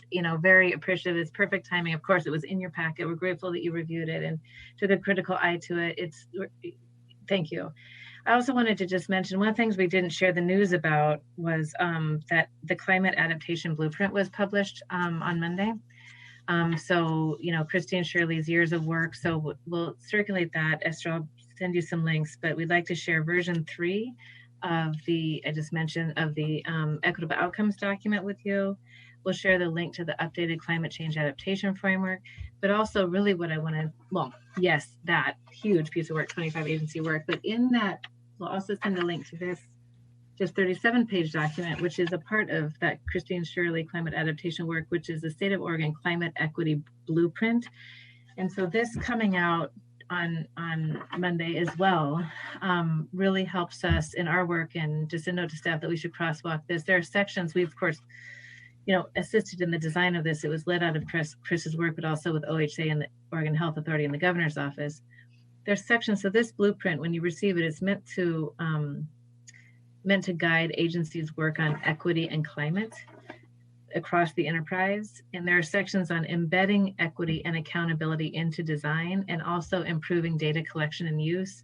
So many of the themes we've talked about today are reflected in this emerging guidance for state agencies as a whole. And I just wanted to flag that for you. And perhaps we will put on the brainstorm for March, a presentation by Christine Shirley, who's taking a well-deserved vacation today, to come back in March and perhaps give the commission a short briefing on that framework vis-a-vis the POP that, again, we hope goes through in that short session, the long session. And thank you, Chair MacArthur. Appreciate all the commissioners' guidance. Thank you, Deputy Director. Any other final comments, questions, asks from Commission? I see a lot of shaking of head. No, that's actually, see everybody on my screen right now. Oh, it just flipped back. Okay, so anyway, that's wonderful. We have no public comment on this agenda item, so we can close this down. I would like to take a 5-minute break. And so I guess maybe it'll be closer to maybe 10 minutes because it's 11:01. So let's just go ahead and meet at 11:10. I think we can make up the time. I want to get everyone out of here this afternoon, but I think if we take a 10-minute break, reconvene at 11:10, and we'll start with sage grouse. Thank you.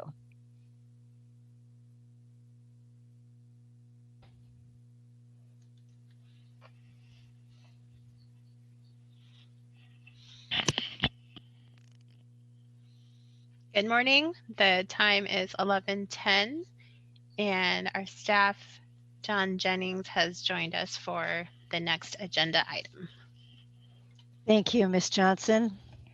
Welcome back, everybody, and hello, John. It's always great to, well, we haven't seen you yet. Oh, there you are. There in the middle of my screen. Nice to see you, John. Welcome. And just as a reminder to the commission, this is an action item, and John is here to give us a report on how sage grouse are doing in Oregon. Thank you. Take it away. Excuse me. Thank you, Madam Chair, members of the commission. I'm John Jennings. I'm the community services specialist. I'm based in Bend, Oregon, and coming to you this morning from snowy Redmond, Oregon. I'm thankful to say snowy Redmond, Oregon. I didn't put together an actual PowerPoint. I had thought you probably could be PowerPointed out by this time. Although then I realized that would really leave you no other choice but to look at me, and I didn't know whether that would be desirable. So I put together a couple slides that we can look at, and that I hope will be additive to the report. Here is a favorite picture of mine. This is a drawing of a sage grouse from the Lewis and Clark journals, and I guess it just indicates to me how prevalent this species was across the Western Plains, including Oregon, and that so much of its habitat has been lost. And so what I'd like to do is really 4 things. I'm going to try to do it quickly. I know that we want to be efficient with our time, but I'd like to present the report, provide some background to how we kind of got here, summarize the rule pretty quickly, and then I'd like to present the development numbers for this last year, as well as our 5-year review of the rule itself. And so I'll I'm just going to go to this one right here. If you look at the maps that were that accompany the staff report, see there's an awful lot of sage grouse habitat identified in Southeast Oregon. And most of that, I think it's about 12 million acres, about 20% of that is private land. So the vast majority is public land. This picture was taken in, I think, March of 2015 on a lek on the GI Ranch in what they call the upper country of Crook County, Oregon. And it was, I don't know, it's interesting to me because, again, I think it exemplifies how important private property is to this species. It's a minority of the amount of habitat in Oregon, but it's so important because it usually includes the best habitat. And what that means in most cases is it has water. The private lands tend to have the water where the public lands don't. And literally, we drove through a locked gate onto this private property, onto this ranch, huge ranch, GI Ranch. And almost immediately it was evident. There were deer and elk and cattle and sage grouse. And you'll see obviously these cattle here right surrounding this lekking area. They got some nice smoky calves. Must have been running Charolais bulls, which is a great terminal cross, by the way. So let me just kind of get into it. John, every year, yes. I'm sorry to interrupt, but since some members of the commission are new to this issue, could you define a lek? Yes, as best I can. And I don't know where it came from.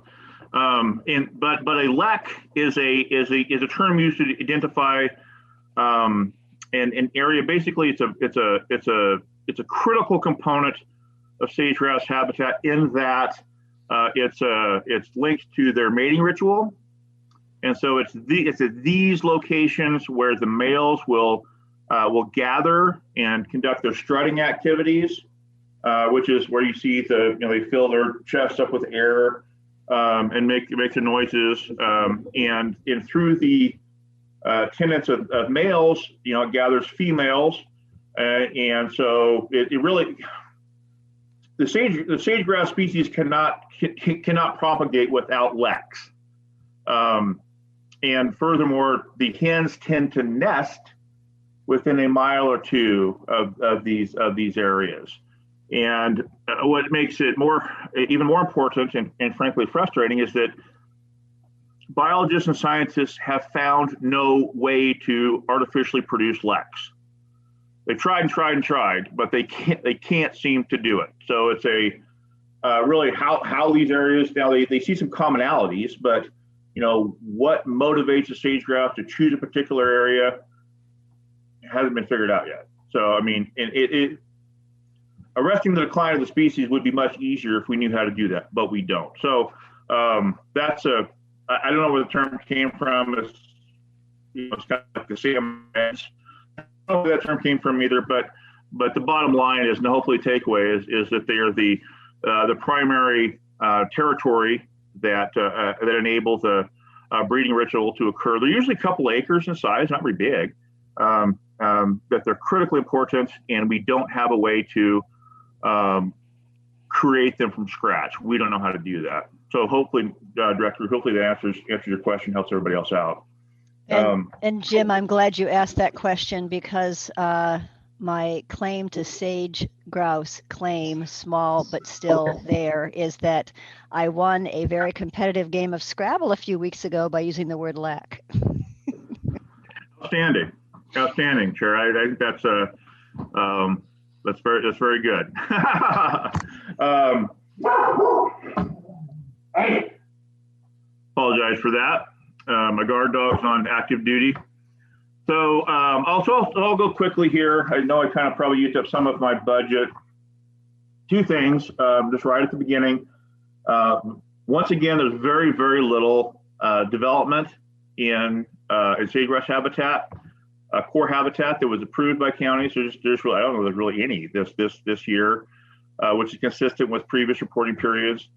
And furthermore, upon the department conducting the review of the rule itself, we are not recommending any revisions or changes at this time. So with a little background about how we got here, some of you know, some of you, we're not on the commission here, but the U.S. Fish and Wildlife Service was petitioned in around 2002. I think they had a variety of petitions to consider the species as a candidate for listing under the Endangered Species Act.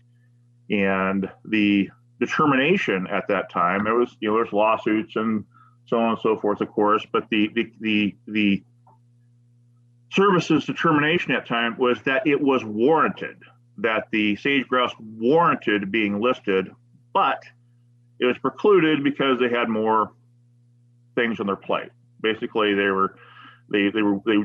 merited, they were warranted for being listed for protection, but given the workload, the service wasn't going to get to it immediately. But they committed themselves to reaching a determination one way or the other by the end of 2015, their fiscal year, which I think ends in the fall. So they started getting into it, and in January of 2015, the commission received a letter from the governor asking them to get into a rulemaking posture to complement the other things that we're doing on the state level. That led to the creation of a diverse rules advisory committee, a very focused work session, included about 5 meetings that led to the adoption of a rule in Burns, Oregon, and I think it was August 23rd, 2015. That was a pretty remarkable set of work, and get that it was able to be done pretty quickly, and that really separated Oregon. I think that really part for me kind of makes this an Oregon story, and an Oregon success story, in that we had the administrative infrastructure to come together quickly and create tools that were meaningful and immediate on the ground. It also, we had folks in the room that were not necessarily natural allies. We had the Oregon Natural Desert Association and Oregon Cattlemen's Association and the renewable energy community. And at the end of the day, you know what? They were more alike than I realized. Maybe they realized they were alike, but we got there. The counties showed some remarkable leadership, led by Judge Steve Grasty, retired now from Harney County, one of my personal heroes, and now a member of Oregon, I believe the Park and Rec Department. So we got there, and this rule became an absolutely fundamental foundational part of Oregon's response to the U.S. Fish and Wildlife Service, which I will dare say anchored their decision not to list the species. And so they determined that, given all the things and adding Oregon into the mix, they could conclude that there was not a need to list the species, which really could have been the spotted owl for Western livestock producers. In the way that spotted owl constrained logging, this could have been a similar situation, chilling effect on grazing for Eastern Oregon economies and livestock producers. So, real quickly, the rule is unique in that it is directly applicable. Counties can go through their local process and come up with an equivalent, which they would demonstrate to the commission, is different but functionally equivalent to the rule. No one's choosing to do that. And it was really the counties insisted upon that. We were trying to oh man, how are we going to do this? And maybe we should suspend it. We should write a rule, it's a safe harbor, and it's suspended for 2 years. And the county said, no, this is too important. We can't risk that. And so it's at their insistence that we write it in a way that was directly applicable and included these factors. Obviously, we need to know where the significant sage-grouse habitat is, and that was provided in the mapping product by ODF&W, Oregon Department of Fish and Wildlife. We relied on their core habitat identification, as well as general and other habitat. core being the most important, and that term is synonymous with PACs, which are priority areas for conservation. So when you hear core or PAC, that's the best of the best. Those are the areas that contain all of the things that a sage-grouse needs during its life cycle. And they were drawn, these lines were drawn to really, I believe the ODFW biologists would say, this is the minimum amount of land necessary to protect the maximum amount of birds.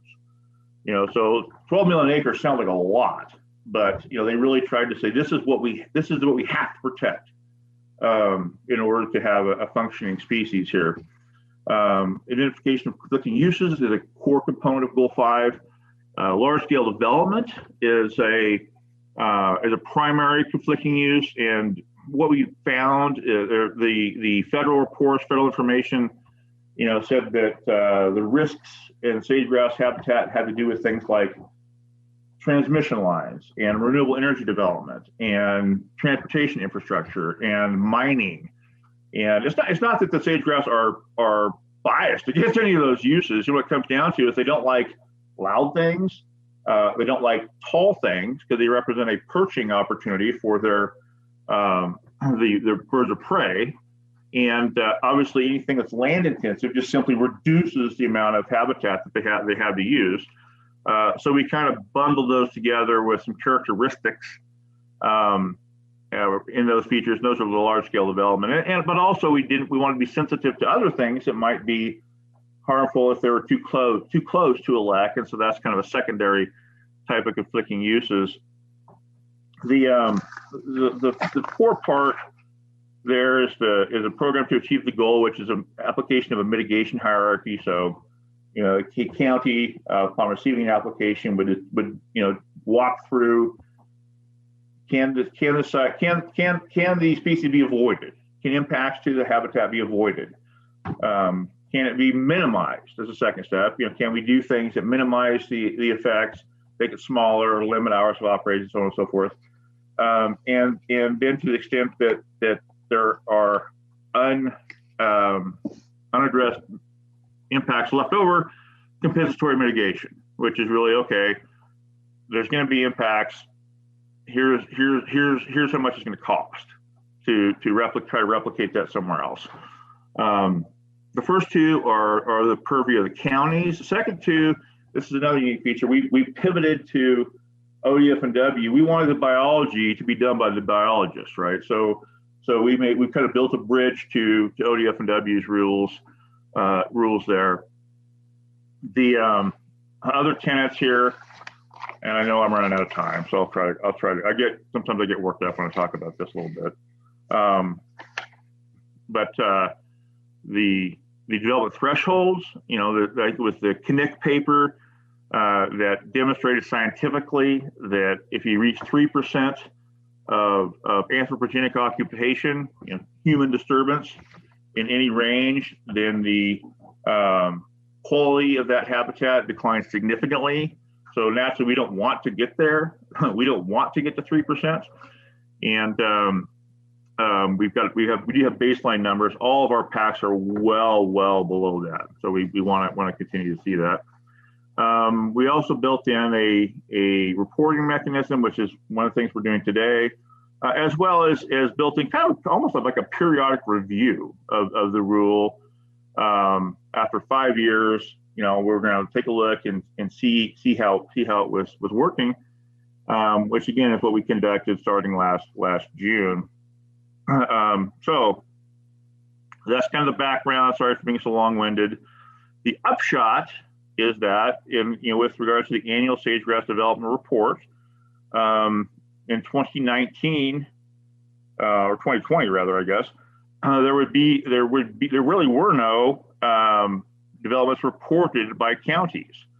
Furthermore, BLM did report a couple of things, but they were pretty minor in arrangement and did not constitute large-scale development. So, we just aren't seeing very much development out there on the range.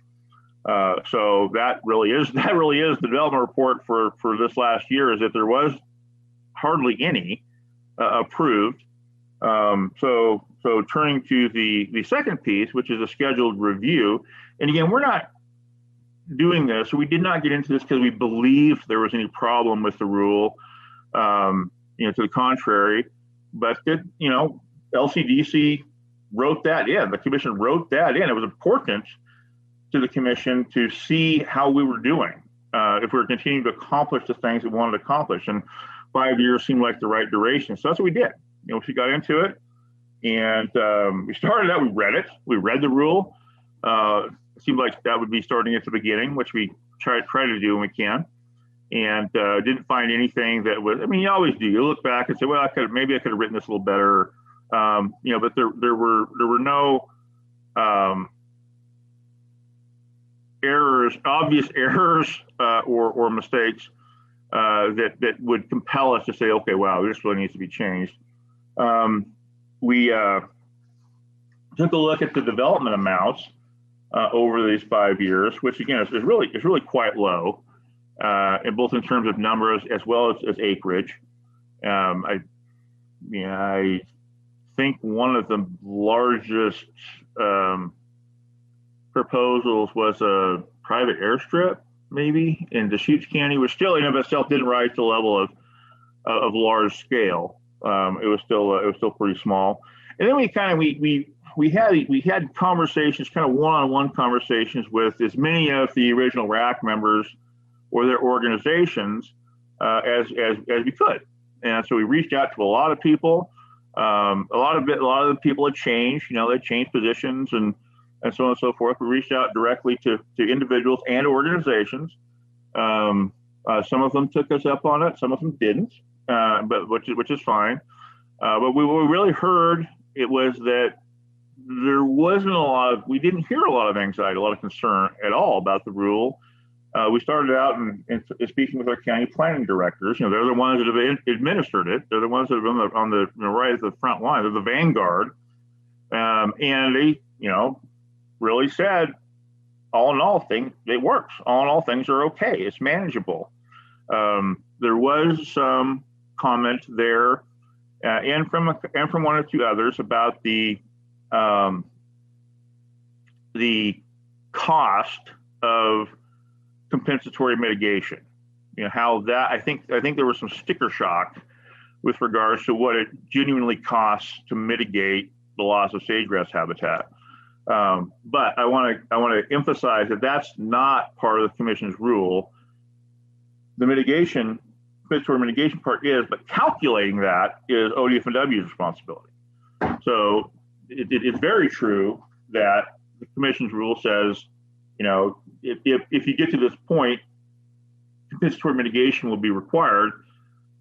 But at that juncture, it's ODF&W's rule that places the obligation on the county for consistency. So they have a good biologist over there, Nigel Seidel, who does, I think, a tremendous job, an underappreciated job of applying their methodology and calculating what the costs would be, and it's iterative, right? So if they don't go, wow, that's too much. Okay, what if you do this? What if you make it smaller? So to the extent that there's been concerns raised about the sage-grouse program, it's really been about that piece that is nestled with ODF&W and not LCDC. With that, we really kind of reported to people. A lot of our partners hadn't been involved, understandably, in too much of development proposals. There just haven't been very many, and some of them wouldn't automatically have been, in that loop anyway. So in a lot of ways, we updated folks, had some good conversations, but again, we did not hear anything that compelled us to say, okay, here's a problem that should be addressed. We reported these findings to the annual Oregon Sage-Grouse Conservation Summit. SageCon is the shorthand for that group, and that really was the body that put together Oregon's whole response that relied on the LCDC rule as a foundational part of Oregon's response. We did that in early December. And again, I think folks really appreciated that. We still didn't hear anything back that indicated that there were issues or problems with the way that the LCDC rule is functioning. So I'm going to wrap it up finally. Apologize for being so long-winded, but the conclusion again are that it's been a long road. It was a long road to get here. We're here. It's working. There's very little development potential, or very little development requests. So to say, there is development potential, but there have been very few actual requests in sage-grouse habitat, particularly for habitat, and that the department sees no evidence to suggest making revisions to the rule at this time. Now we would say let's take it up again. Let's give us another 5 years.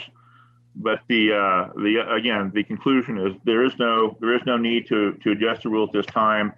But for the same reason, same purposes, we think that taking a look at it in another 5 years would make sense. So with that, Madam Chair, I'm gonna close it out, and I'm gonna stop my sharing, and would love to try to answer any questions. So thank you very much. Thank you, John. I really appreciate it. And I'm thinking that I'm probably the only commissioner that is currently on the commission that was actually at the meeting in Burns in July of 2015. And it was a pretty amazing meeting. We had 2 days of events, I think, on that one. But just to highlight the point that John made, this was really a very collaborative process. It wasn't just DLCD, it was a lot of other entities that were involved, the governor's office on down. But it was a collaborative but intense process to agree on a sage-grouse plan to avoid a federal listing. And is it my understanding, John, that our neighboring states did not necessarily go through that process? And in fact, there was a listing in one of our neighboring states, a federal listing? So, Madam Chair, I would say every state took it up differently from the standpoint of ensuring that there's an adequate regulatory mechanism. I think Oregon was far and away above everybody else. Wyoming gets some credit, but I don't know, you scratch the surface very deeply, and they didn't do very much, I don't think. With regard. Just being candid, and a little proud of where we're from. But to the other extent, I'm not sure. I'm not sure. I know there's been a lot of chatter about different things, and so I would have to probably check and get back with you, Chair MacArthur. I'm honestly not sure. I would say that I'm confident that Oregon stands at a pretty continues in a good position regarding the way the federal government is viewing our sage-grouse habitat.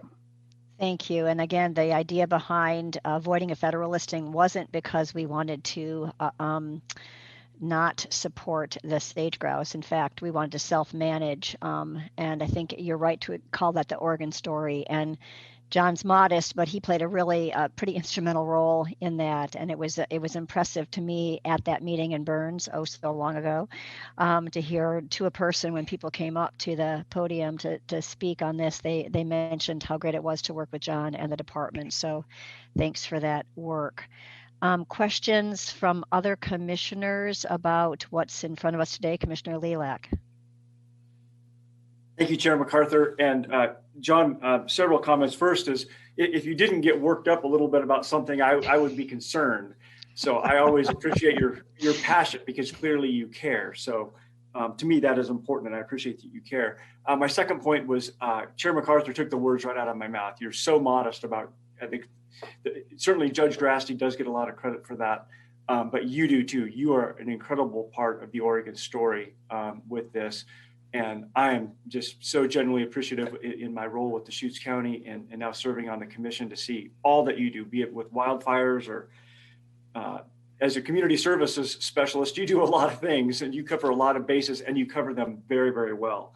I do really appreciate you raising the issue about the issues that counties have raised, the concerns about the costs of compliance for the mitigation. And I don't know that the numbers that show that there hasn't been a lot of development activity necessarily matches the interest, because I do think there is interest in more development, and I'm not suggesting that's good or bad or otherwise, but I am quite familiar with a lot of counties and county planning directors, and being at the front lines of this, sharing with a lot of people who do come to the counters, be it in Deschutes County or across Eastern Oregon, to just say, please go in, whatever you're going to consider, go into it with all the full knowledge that the mitigation requirements are going to be very, very significant. And so that likely deters a lot of applicants. And again, I'm not suggesting that's good, bad, or otherwise. It's just that is what's happening on the ground. So I appreciate your mentioning that both in the staff report and here. And I guess my only question kind of going forward is to see if my understanding is correct, but two of the real threats going forward with protecting the Lex and sage grouse in Eastern Oregon are going to be weeds and wildfire. Those are two, and I don't know if that's correct, or if you have any other thoughts about other ways that, and it may not be within the purview of our commission's rule, but it's certainly the topic that we're discussing now. So thank you, Chair MacArthur. I'll turn it back over to you. Thank you. John, any feedback on the weeds and wildfire? I do. Thank you, Chair MacArthur and Commissioner Lilac. So you're exactly right. The primary threats in Oregon are wildfire and either weed and or juniper infestation. Right. So those are the things that really displace immense amounts of habitat. And the development thing is a distant third. It's a distant third, but of course, it's something we can have some policy about.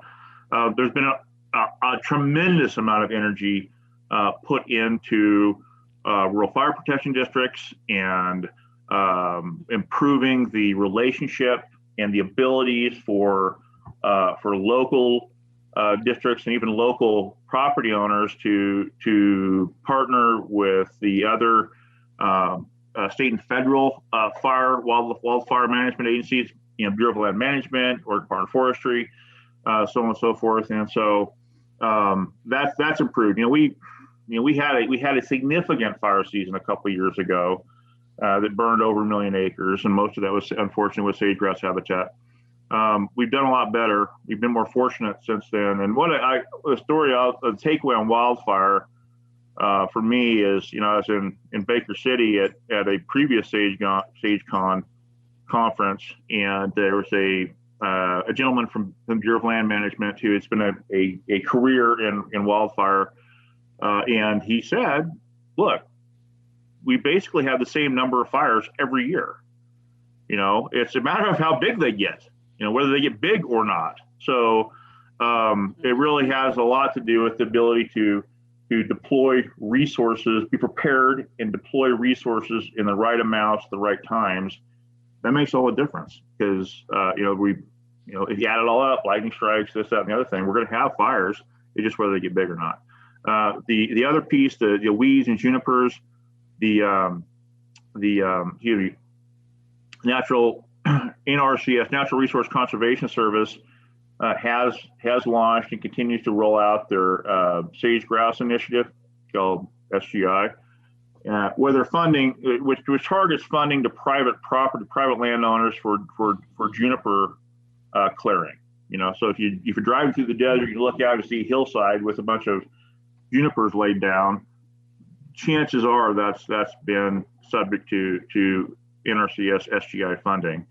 Apologize for the long acronym. And weeds the same way. Boy, they've been trying to really get their, they means everybody, including OSU Extension, Department of Agriculture, get out there and treat more and more lands for, Medusa head and those other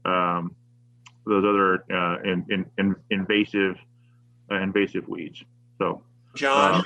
Yes, sir. Can you just briefly talk about why juniper is so destructive to habitat? Well, juniper is basically evil, and so it has no, it does have a value, and a lot of those desert pastures just only shade, but it's incredibly resilient. It spreads quickly and easily.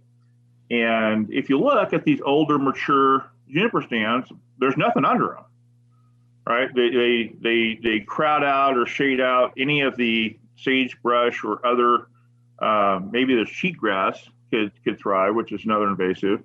But basically, the presence of the juniper and the continued encroachment of juniper just makes the amount of habitat smaller and smaller. So that's and of course they take a lot of water. People's anywhere from 40 to 200 gallons a day is what I've heard, and I have seen it. I've witnessed it where you've got streams in the desert that run early in the morning and then dry up during the day. So just those trees take the water out of the ground. Hopefully that answers your question, Director Rue. Yes, sir. Evil was a good summary. Questions of other commissioners? Chair? Yes, Vice Chair. Mine was just out of curiosity. Thank you for your report. I think it was very thorough and understandable, so I don't actually have questions about that. Is the weeds that you were referring to, do you have a sense of, like, historically how this habitat existed with, maybe people not interfering with the weeds? I'm just curious about, like, why is it weeds throughout time and now we care about it because the habitat's smaller, or is it that something has made the weeds happen? I don't know much. I know about that juniper. I've heard a lot about that, but not weeds. Is it cattle? So Chair MacArthur and Vice Chair Halova, yeah, that's right. No, these are not native species. These, in pre-European times, the underlayment, and of course these areas did burn, but they burned every 25 years instead of every 75 to 100 years. So the fires were smaller, less intensive, and really were contributory to the overall habitat quality instead of decimating it. We didn't have cheatgrass, we didn't have Medusa head rye. Those were all introduced either through human occupation, but also through a combination of livestock grazing, cattle and sheep, and the practices that were common prior to the Taylor Grazing Act, and I think it was 1934. But even after that, a lot of these ranges suffered much overgrazing. I'm very happy to say that I believe that the Oregon Cattle Growers Association or community now, they don't conduct those practices. They're committed to saying, you got to manage it from both sides of the fence, and quote previous cattleman president John O'Keefe is saying, what's good for the bird is good for the herd. But no, it's not that we're worried about them now, but where we weren't before. We didn't have them before. They weren't here like that. And I'll just go one step further, is that not just weeds, like especially cheatgrass when it dries out, are very flashy fuels. So they burn really quickly. They can ignite quickly, and they burn very fast, which leads to more prevalence and more intensity of wildland fire. And they're also often the first things to come back after a fire. So it's like a circle of failure. The more weeds, the more fire, the more fire, the more weeds, and furthermore, a lot of those are transported on the tires of pickups, on the soles of your feet, of your boots. And so, the more the introduction of a human element or a rural development element into these areas, the more common it is to spread these weeds. And again, more weeds, the more fires, the more fires, the more weeds, the more fires and weeds, the less habitat. And it's not just sage grouse, it's mule deer and all kinds of things that benefit from the presence of an intact and robust sagebrush ecosystem. Thank you. Thank you. Other commissioners have questions? Commissioner Pearmine. I just have to come in defense of the juniper. I had the privilege of working for a rangeland ecologist. He's preeminent in wildfire histories, Rick Miller, out in Eastern Oregon. So I cored a lot of juniper trees, and some of them are over 2,000 years old, so pre-European colonization of the West, and that they have their value in the ecosystem, and that I just think, I just want to make sure that's on the record. But I'm curious, John, if there was tribal participation in this work, or if there's interest in the future of finding ways to assure that there is tribal participation. So thank you, Chair and Commissioner Pearmine. Yes. So first of all, yeah, you're absolutely right. You know, there is value to junipers, and in fact, you have to admire their tenacity.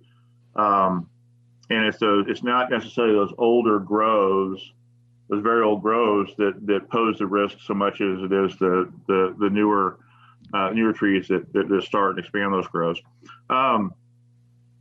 We did make a concerted effort to involve the tribes. We had members of the Burns Paiute tribe participated regularly. Absolutely. I mean, I don't think they missed a meeting.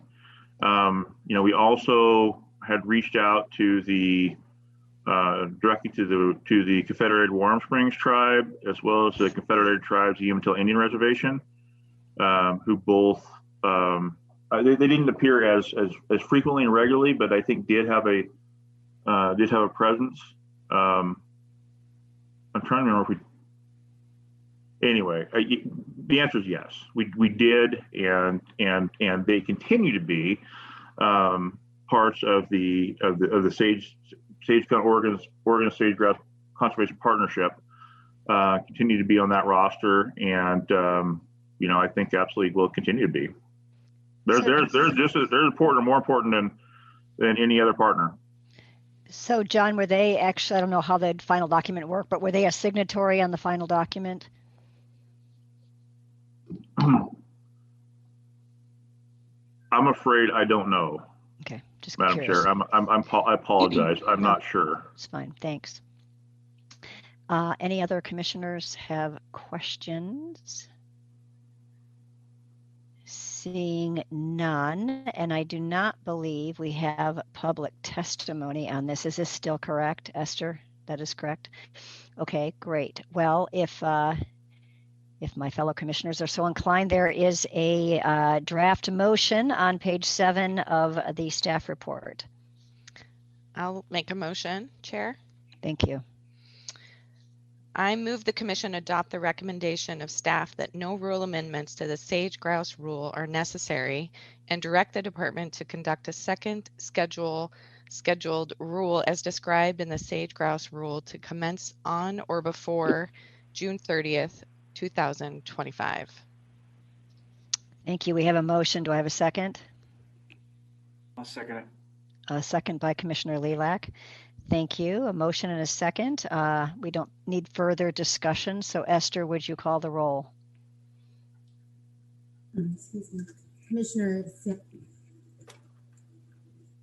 Commissioner Sandoval, Aye. Commissioner Warren. He has an excused absence, I believe. Yeah. That's correct. Yes. Commissioner Pearmine. Aye. Commissioner Lilac. Aye. Commissioner Jacobson. Aye. Vice Chair Halova. Aye. Chair MacArthur. Aye. So the motion passes unanimously with one excused absence of Commissioner Warren. Thank you, everyone. Thank you, John. Excellent, as usual. Appreciate it. Thank you, everybody. Thank you for your hard work of so many things this last couple of meetings. And oftentimes I'm going off script here a little bit. I appreciate you indulging me. Oftentimes, I look at the things I'm working on. I'm like, that pales in comparison to the worker housing team's doing. and some of these other things that were discussed earlier. So just, wow, thank you so much for your work, hard work on behalf of Oregon. I personally and professionally appreciate it.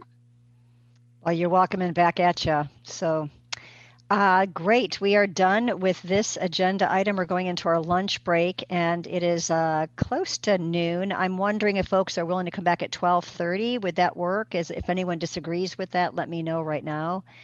And maybe somebody can connect with Palmer to see if he can go ahead and start at 12:30. So seeing no one object to that trajectory, we will reconvene at 12:30. Thank you.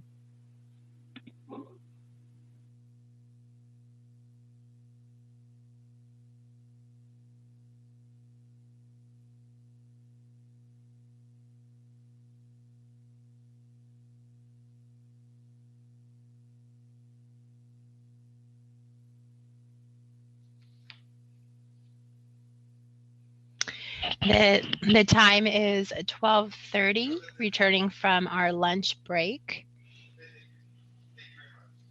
And it looks like our commissioners, let me just look through our Zoom window very quickly.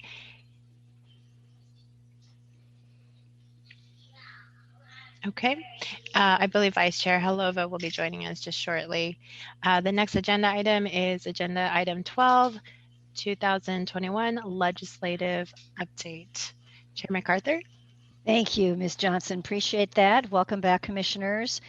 I'm just going to go. This doesn't need much of an introduction because we know that Palmer and Emma will cover that thoroughly. So I'll just turn it over, I guess, to start off with Palmer.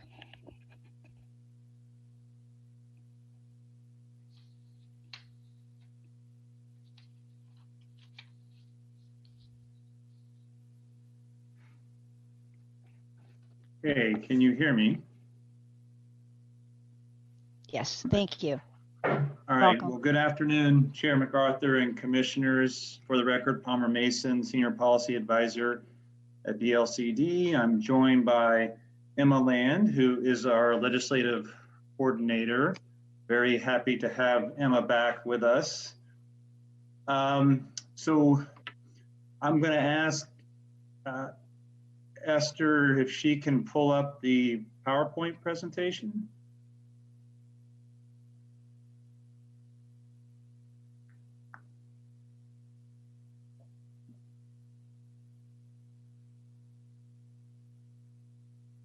All right, is that visible to everybody on the commission? Okay, great. So Esther, if you'll advance to the next slide. So Emma and I have been asked today to talk about the 2021 session. Our goals are to share background on this session, talk a bit about the key issues, mostly the bills. We can talk a little bit about budget if that's something the commission would like to. And then we'll take any questions you all have. Any questions, I should caveat, that we can answer. There's a lot that isn't known about the session, both in terms of the format and the process, as well as legislative issues. But that's our goals for today. So Esther, let's go to the next slide, please. All right. I think everybody knows this. The session started, has already started. And the dates that you see here are the dates for adjournment. The first date, June 18th, is the anticipated date that the legislature expects to end. The other date you see there in parentheses, June 27th, is the constitutional deadline for the session. This is a longer regular session, which is primarily focused on the development and the adoption of the biennial budget. That's the most important thing, and the only constitutional duty the legislature has is to develop and pass a budget for state government over the 2 years. We'll obviously spend a lot of time talking about those issues and so forth. The balance of power hasn't really changed much in the legislature from the past couple of regular sessions. The Democrats are in charge in both chambers.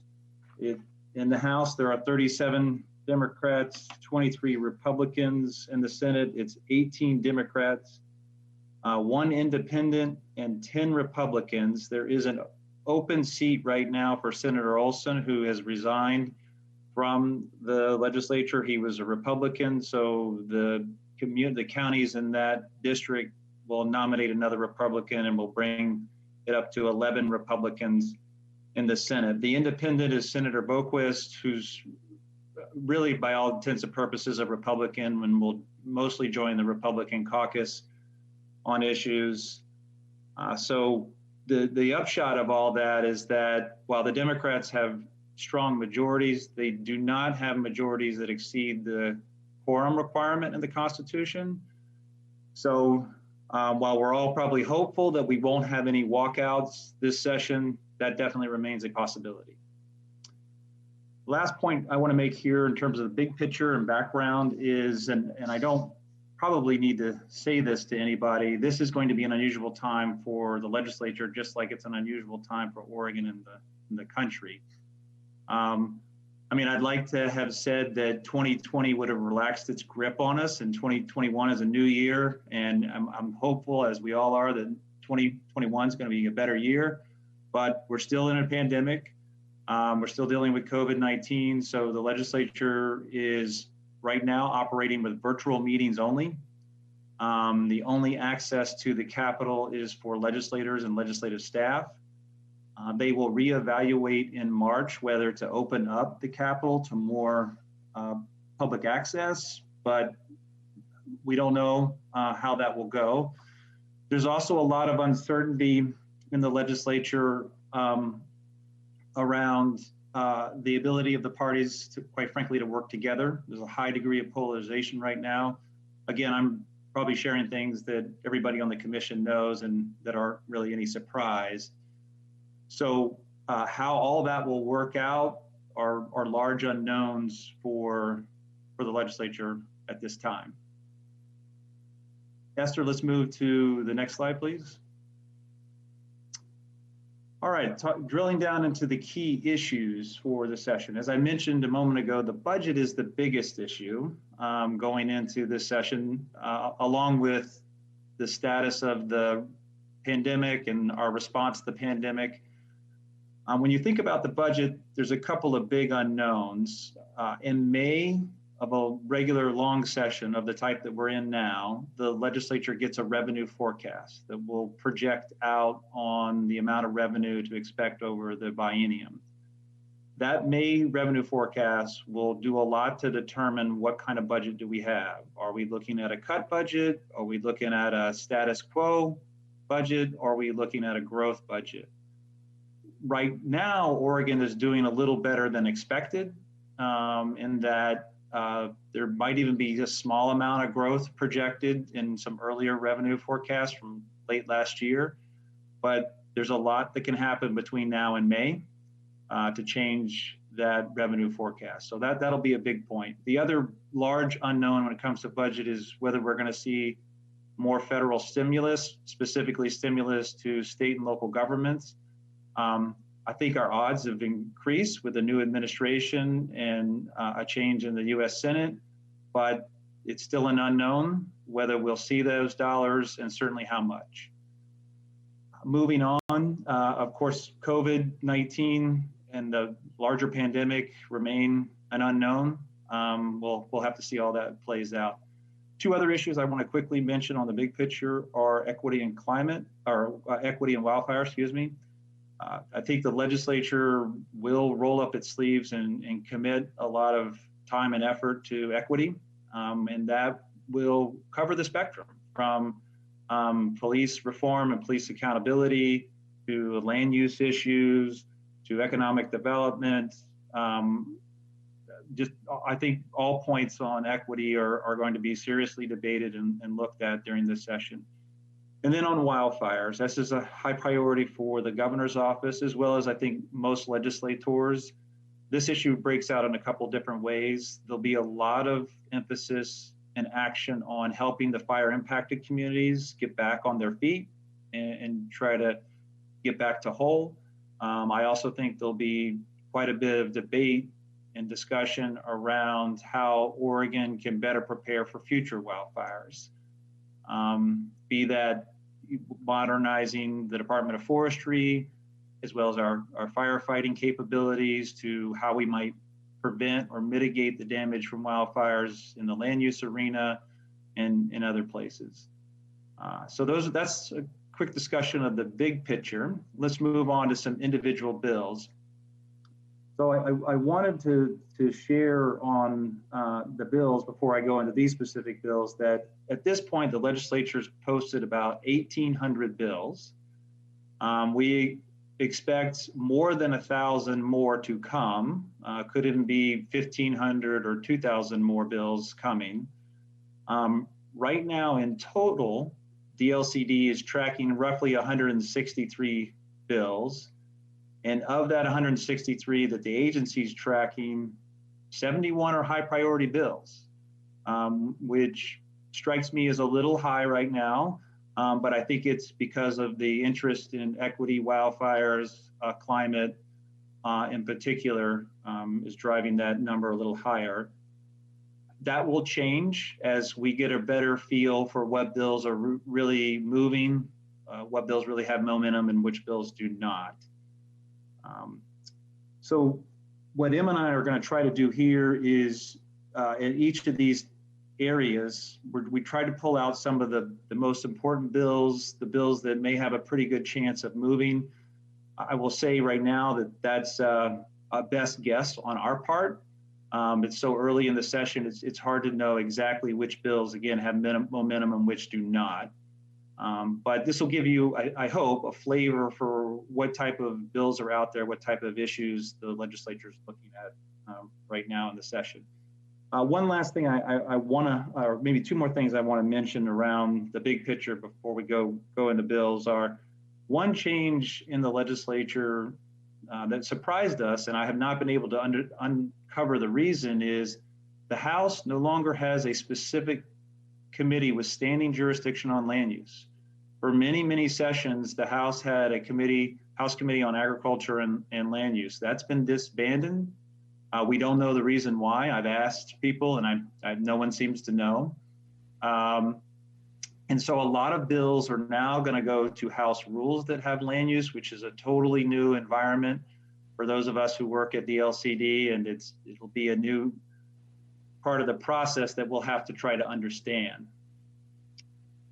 Also, I'll stop there and move into a discussion of the bills. I don't know, Chair MacArthur, you seem to be raising your hand, like maybe you had a question or something. Chair, I also had a question too. Yeah, just really quickly, I was wondering, that is a really big departure from previous sessions. So who are the members? Do we know yet who the members are of the Rules Committee? We do. I do not know them by heart.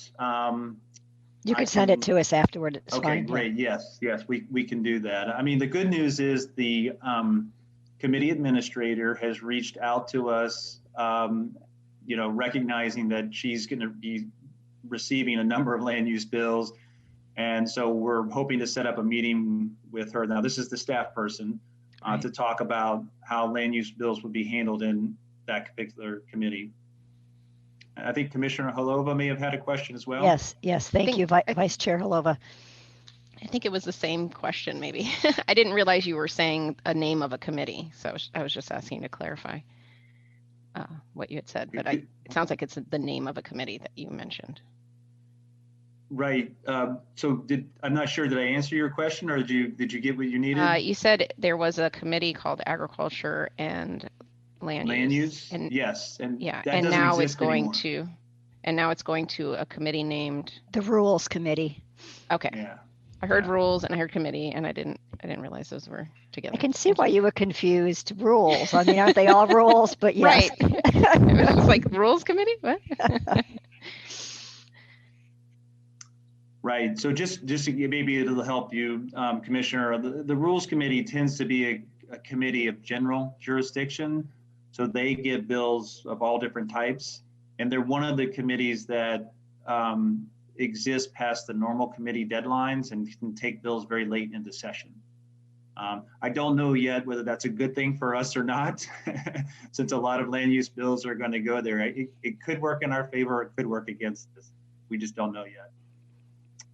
All right, let's talk about some of these specific bills. So the first one here, Climate and Equity, House Bill 2488, is a very broad bill. There are a lot of details in this bill, so I'm only going to give you not even the Cliff Notes version. This is like the one slide version of this bill.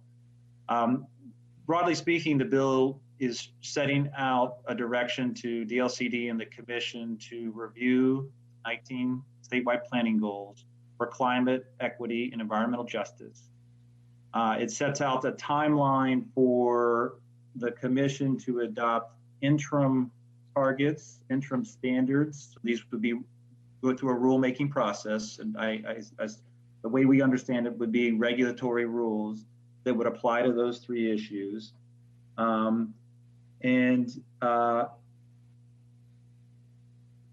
Yeah, I think that's probably what, and then it recognizes that in the governor's GRB, governor's recommended budget, there's $800,000 to implement this work.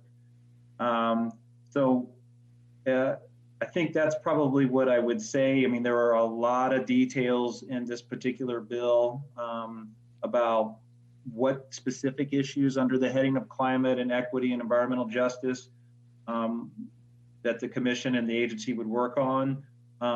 But that's the sort of the big process here on that bill.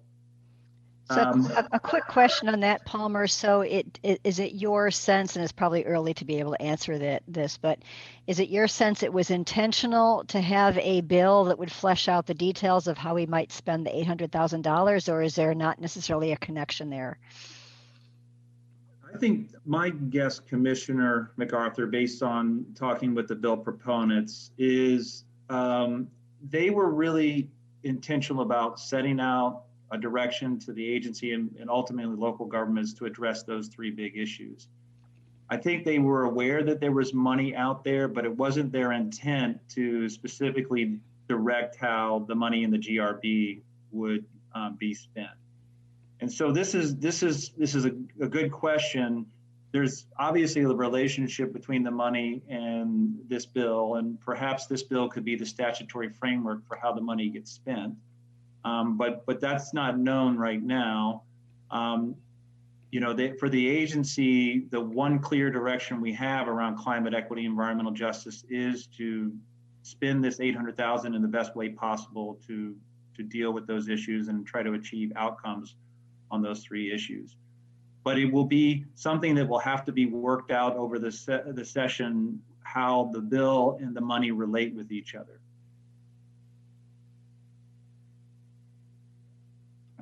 I don't know if there were any other questions on that particular bill. Commissioners? Not seeing anything. Thank you, Palmer. Okay, so I'm going to turn the next bill over to Emma. Chair MacArthur, please forgive me. Palmer. Please, yeah, go ahead. This is Deputy Director Green again.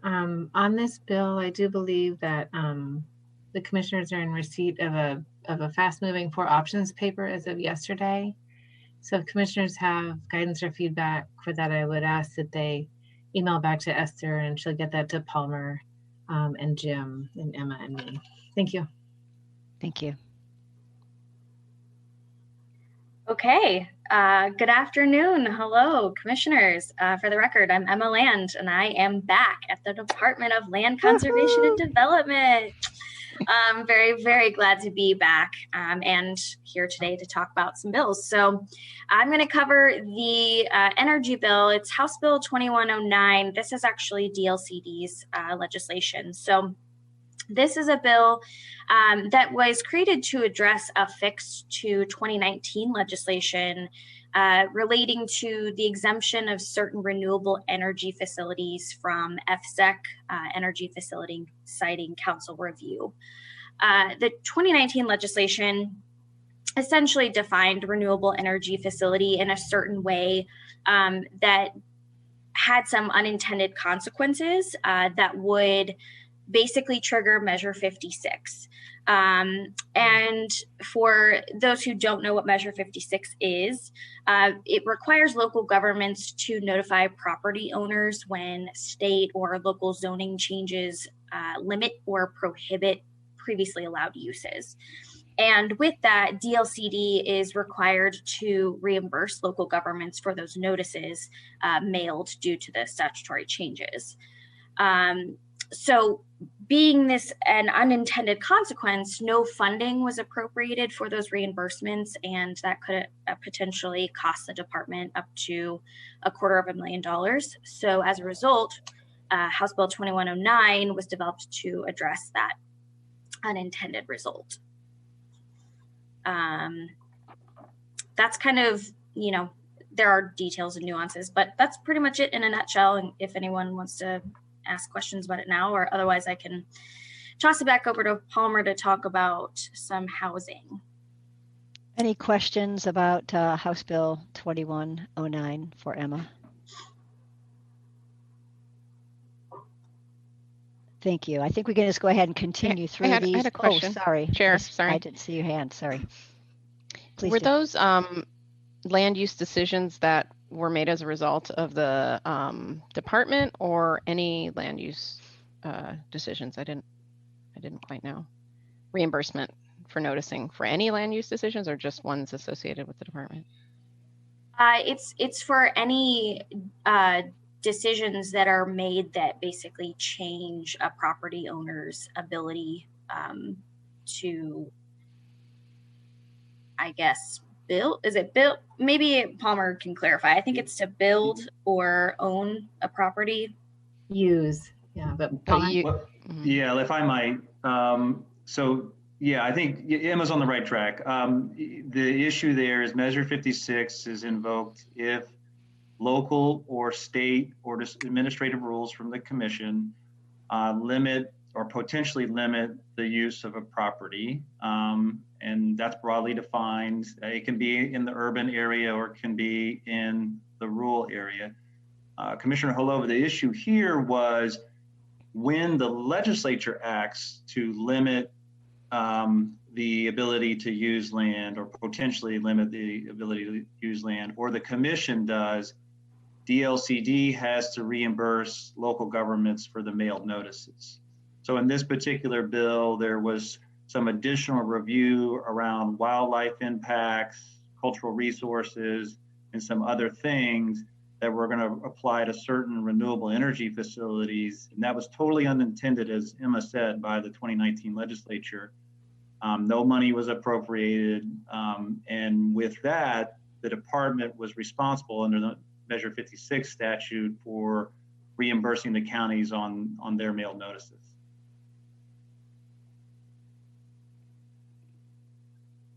Does that answer your question, Vice Chair? Yes. Great. Okay, I think we can continue on to housing. Right, thank you, Chair MacArthur. So I only listed 2 bills here. This is, I think, the proverbial tip of the iceberg on housing bills. I think we'll be seeing many, many more housing bills than the 2 referenced here. The reason we're highlighting these 2 is there's been some work by a couple of interest groups on these bills leading up to the session. And the 2 bills are virtually the same. There's the Senate and House companion of the same issue.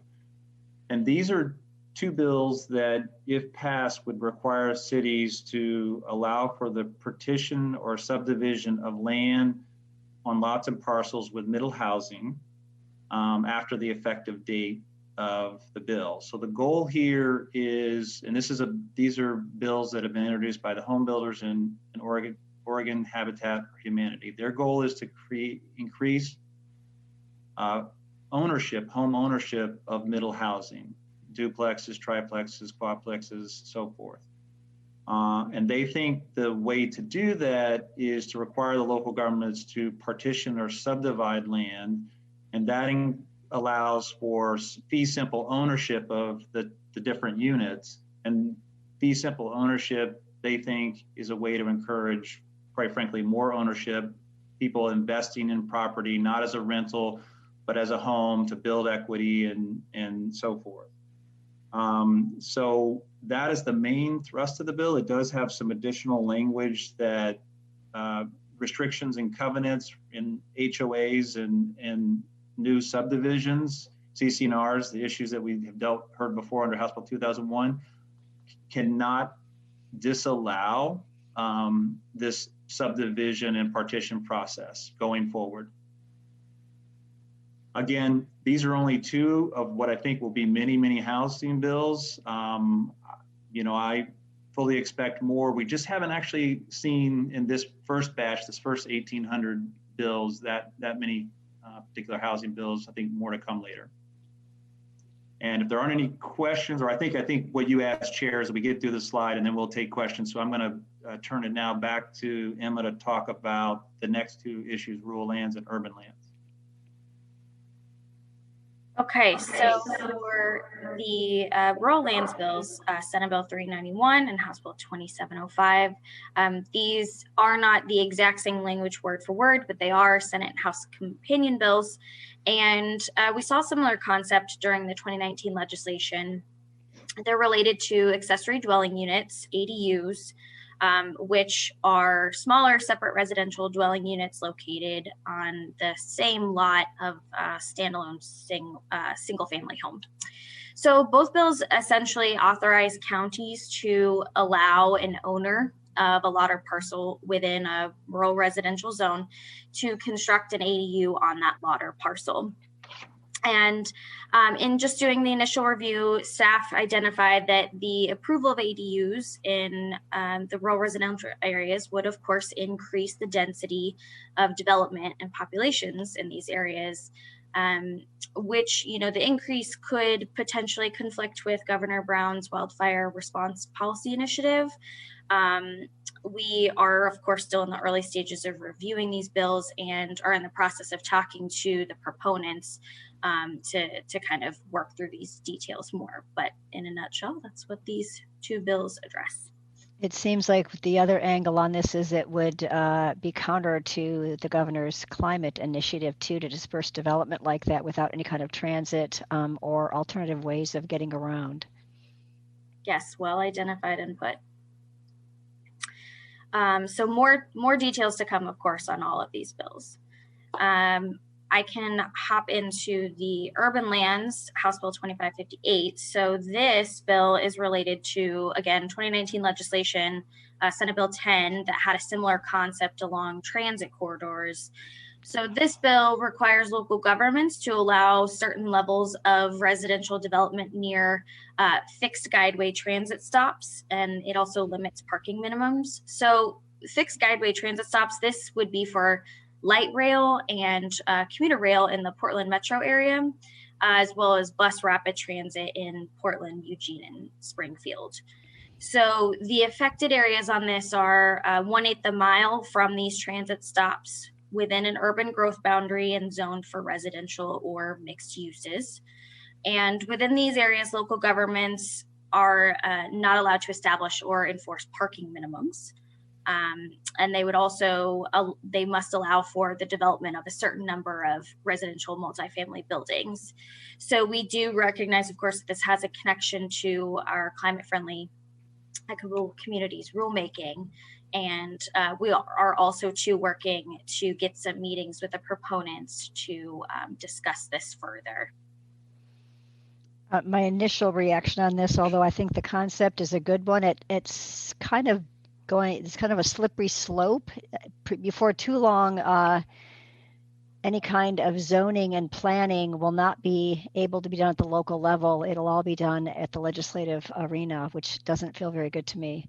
It takes it away from the local jurisdictions and the communities thereof, but that's just kind of the big picture concern I have on that one. If I might respond, Chair MacArthur, this is Palmer. I think you're right. If you look ahead, I believe the legislature is going to get more aggressive when it comes to housing about telling local governments where and how to do housing. I think that was a trend that started before House Bill 2001, but has only gained momentum since that time. And I don't know what how that conversation goes exactly. I mean, I think legislators are convinced, and they're not wrong, there's a housing crisis. Oregon has, pretty well-documented underproduction problem, and we certainly aren't helping the need with affordable housing at the level that we need to, and which is probably only worsened with the pandemic.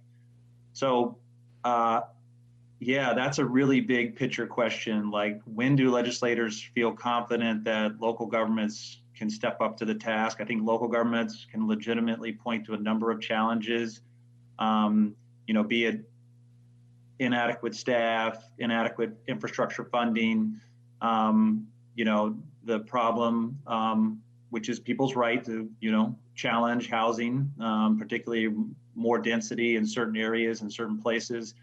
So I don't know where we go from the issue that you're raising, but I think I see the same trend of the legislature being more aggressive about dictating what happens when it comes to housing.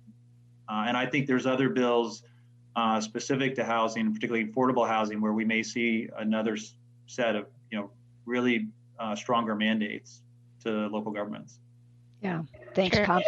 thanks, Sure. Palmer. And yeah, just one second. Just thanks, Palmer. Mhm. I agree. And again, I'm not disagreeing with the intent of some of this work. I think it's really good, or some of these proposals, but the trend is just, long term is kind of a bad thing in my mind. Can be a negative thing, because really, ultimately, if in fact we can make sure we're doing the right thing, the community-based process is taken away from the local neighborhoods and jurisdiction if it's all done at the legislature. But yes, Vice Chair Halava. And I think you would know more about the governmental long-term trends than I do.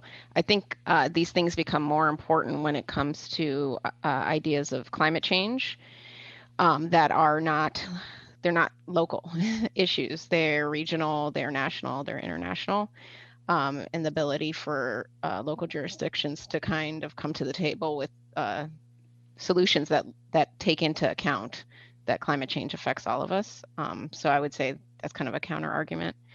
And then also with housing, given the NIMBYism, especially in relation to affordable housing, and the ability for well-connected, highly wealthy landowners to dictate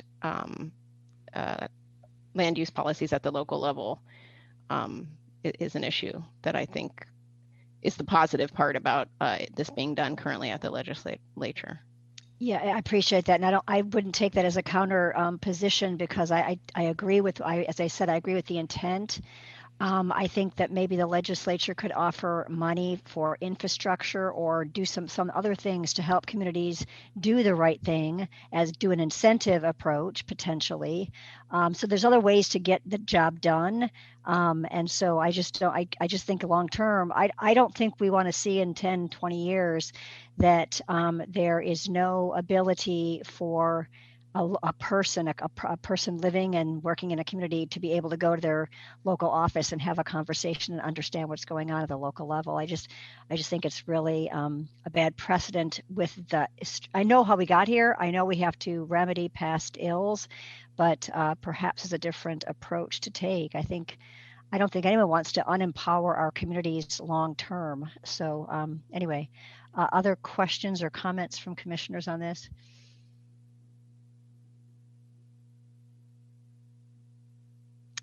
Palmer?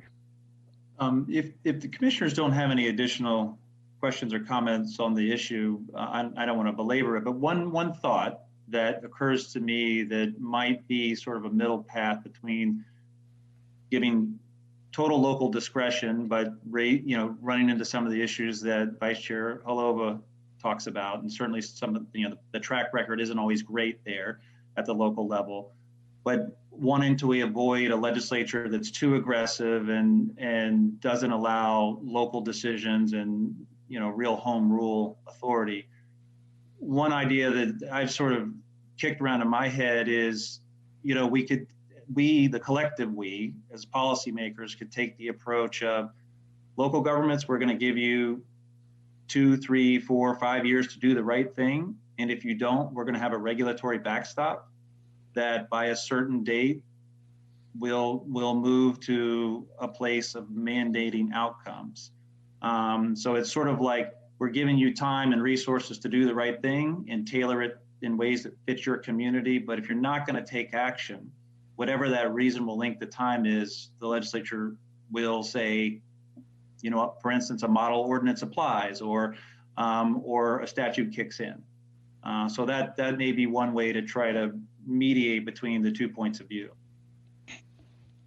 I think that's worth thinking about, and yeah, I think we'll get more. This is obviously very early days, but it's useful to start having that conversation. But thank you.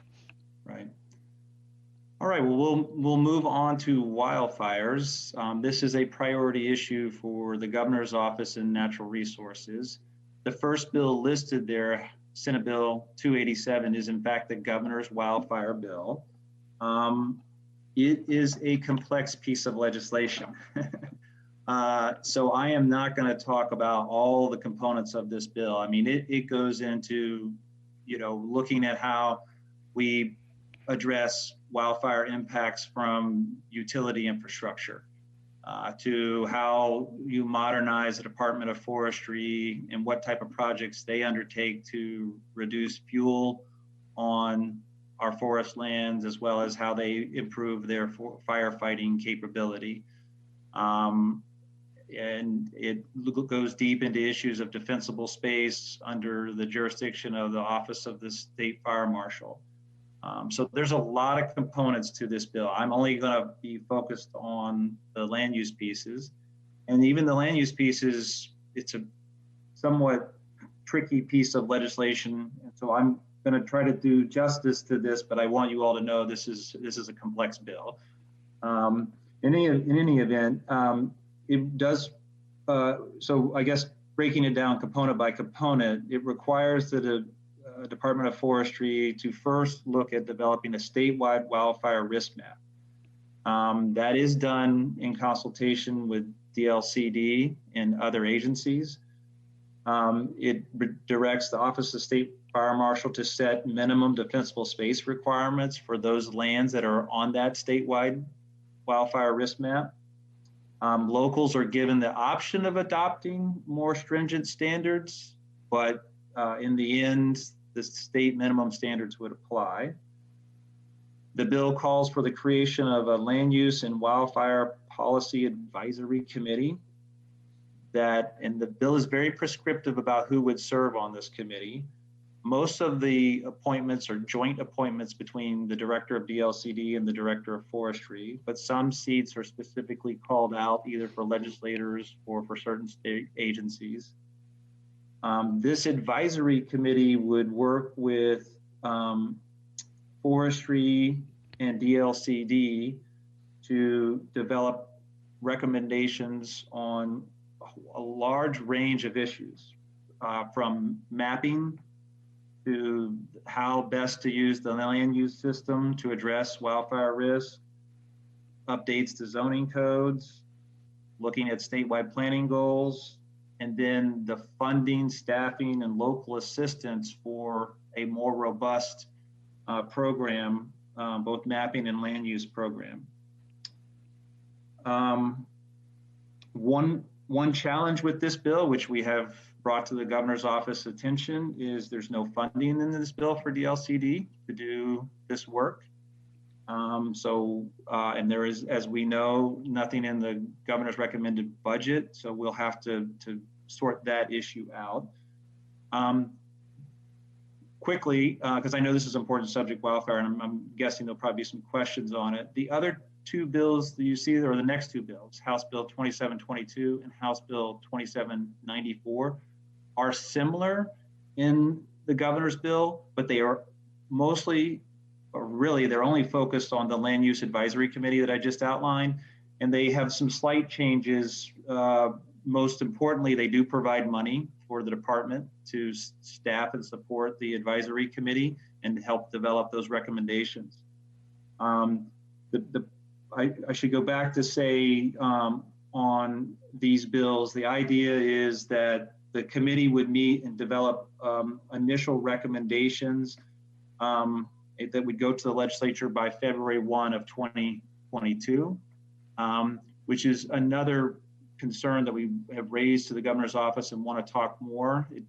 There's probably not enough time given the scope of work that the two agencies, Forestry and DLCD, have to do with the Policy Advisory Committee, and having a really well thought out set of recommendations by early next year. I mean, the bill wouldn't be signed by the governor until August. We probably wouldn't be able to hire the staffing until October or November, and it doesn't really leave enough time if the deadline is February 1st of 2022. So that's another discussion that we'll need to have. That was a lot of information to share, so I should probably stop and see if there's any questions before I go to the next two bills. Thank you. Commissioners, questions? Don't think I see any hands up. Great. Continue on, Palmer. All right. So the next two bills are... Chair? Yes, please, I had Vice a quick Chair. comment. I might have missed it. I was curious about if any of the bills or any of this effort connects wildfires happening with climate change efforts. You know, if all of our forests burn, that's not good for our climate change numbers or metrics that we're trying to hit. Is there a connection between those two? Vice Chair, hello, but most definitely. I think the governor has been clear and on the record to say that one of the reasons why wildfire, whether it's response or preparation, mitigation is a priority is for that reason. The climate is changing. We're seeing more wildfires that burn longer, burn hotter over a longer season. And so those are all reasons why this is a priority. I think in a couple of places the bills mention climate change, but the bills are more structured on what issues are we going to take on, what agencies are going to do specific work, who's part of the process, what the timelines are, and it's more, less a call for action and more like how do we put together state government in the right way to respond to these problems. And it seems like the wildlife risk map is pretty much going to have to be the entire state, given our recent history. Well, that certainly is a fair question. I mean, I think you're right, Chair. The climate's changing and putting more communities, more places in Oregon in risk. And the places that have, traditionally had more problems or have a higher probability to burn are going to burn hotter and see more wildfires. So yes, our risk of impact is so much greater than it is. And we're seeing more and more people move into that interface between urban areas and rural lands, and we're putting sort of more people and property at risk. So that certainly is another issue. I don't think it's going to surprise any of you on the commission. We'll spend a lot of time talking about wildfire issues at future commission meetings and updates. Great, and it looks like Commissioner Sandoval has his hand up. Yeah, just to add something else to it that relates to equity and labor. A lot of the forest workers that are replanting trees and also doing wildfire management are Latino, the low income workers, and so it's pretty much like an invisible labor force. In fact, I just got a grant to with Oregon State University to study the issue a little bit further. So I doubt there's anything about that in these bills, right? Is that? Well, Commissioner Sandoval, it's a good question. These are long bills, so I am just trying to read through them and understand them. I know that it's been a subject that's been discussed. I haven't looked specifically in the bills, but I can go back where there was a workforce component to some of these bills. When I've heard it talked about by legislators, in particular Senator Golden, who's the chair of one of these committees that's set up to deal with wildfires, he's a real proponent of this. It's more focused on like youth, training people to make firefighting and working in our forest product industries as a career, and less on the equity issues and the discrimination and sort of historic segregation and other issues. But I'll look again. I did mention to the governor's office that one of the things I thought we could work on some language for Senate Bill 287 is to address equity a little more clearly in this bill. The bill doesn't really speak to it now, so I hear what you're saying, and that has been conveyed to the governor's office. Palmer, I'd just jump in there and add, I don't see that specifically what you're asking about is in the bills, but on some of the committees, there is a diversity to the appointments consideration. At least House Bill 2722 had that criterion with related to appointing the advisory committees. Yeah, that's a good point. Thank you, Steve, for that. I think it specifically talks about the Environmental Justice Task Force having a seat at the table as a part of the policy committee. I think we need to build on that by potentially including language that directs that policy committee to look specifically at equity issues. And I think that's the type of thing that you were asking for, Commissioner Sandoval.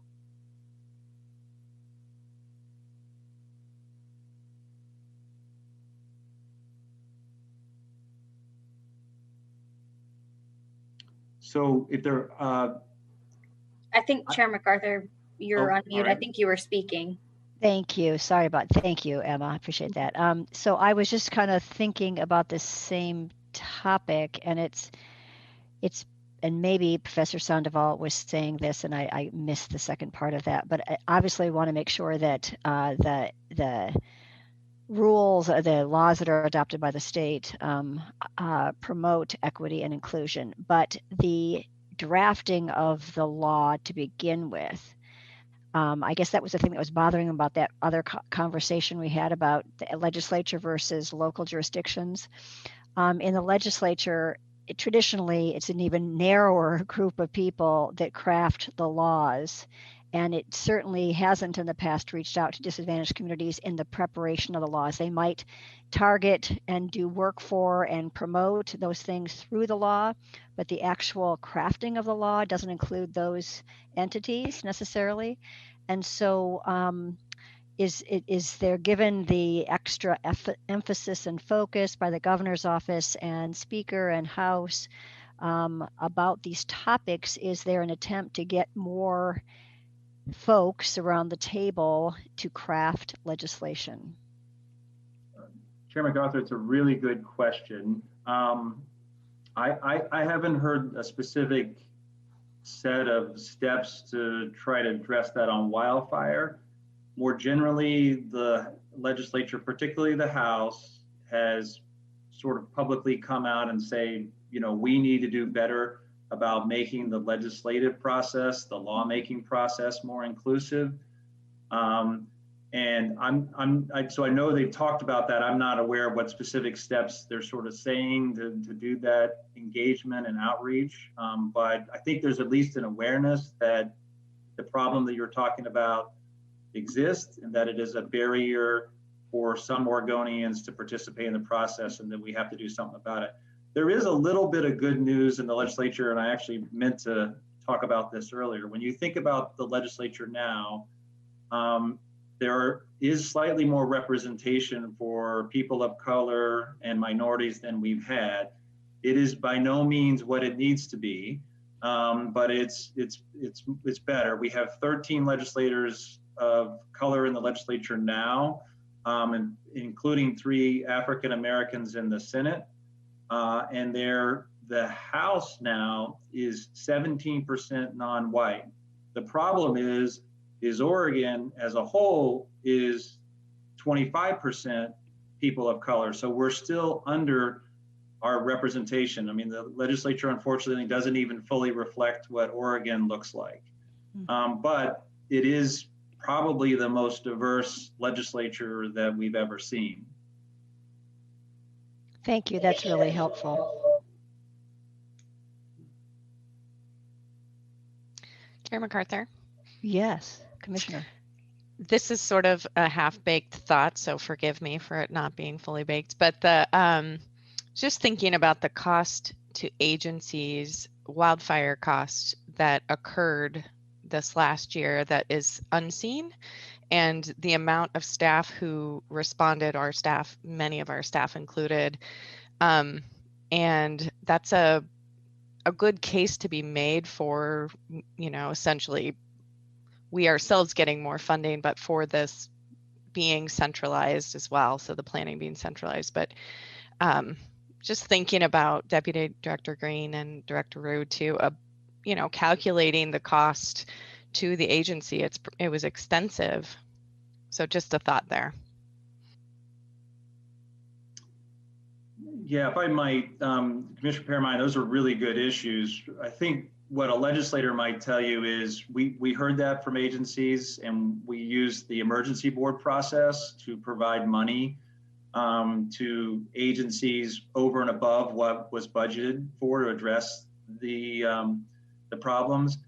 But I'll tell you, not all agencies got money, and we had an e-board request that we, you know, asked to put in the queue. The governor's office supported it, but we never got any money for it. And we were not the only agency to have that happen.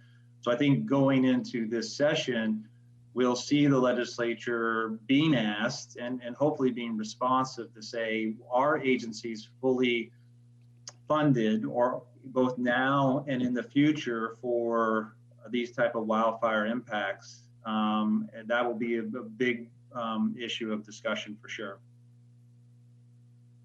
Thanks, Katie. Good point. Okay, Palmer. Right, so I have two more bills here that I want to talk about relating to wildfire. These two bills represent the other theme when it comes to wildfires, and that is recovery. How do we help fire impacted communities get back on their feet, get back to whole, you know, quote unquote, return to normal?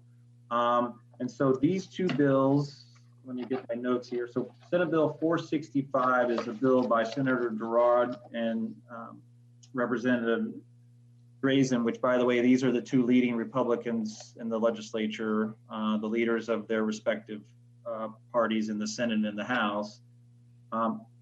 It's a fairly narrow bill in that it removes a time limit under existing law to replace non-farm use that were destroyed by the 2020 summer wildfires.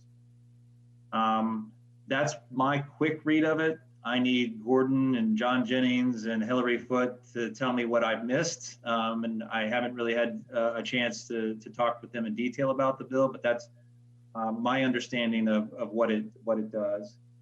The other bill, House Bill 2289, is a bill by Representative Clem. He used to be the former chair when we had a House Agriculture and Land Use Committee, which again is gone now, but he's sort of like the legislature's expert on land use issues.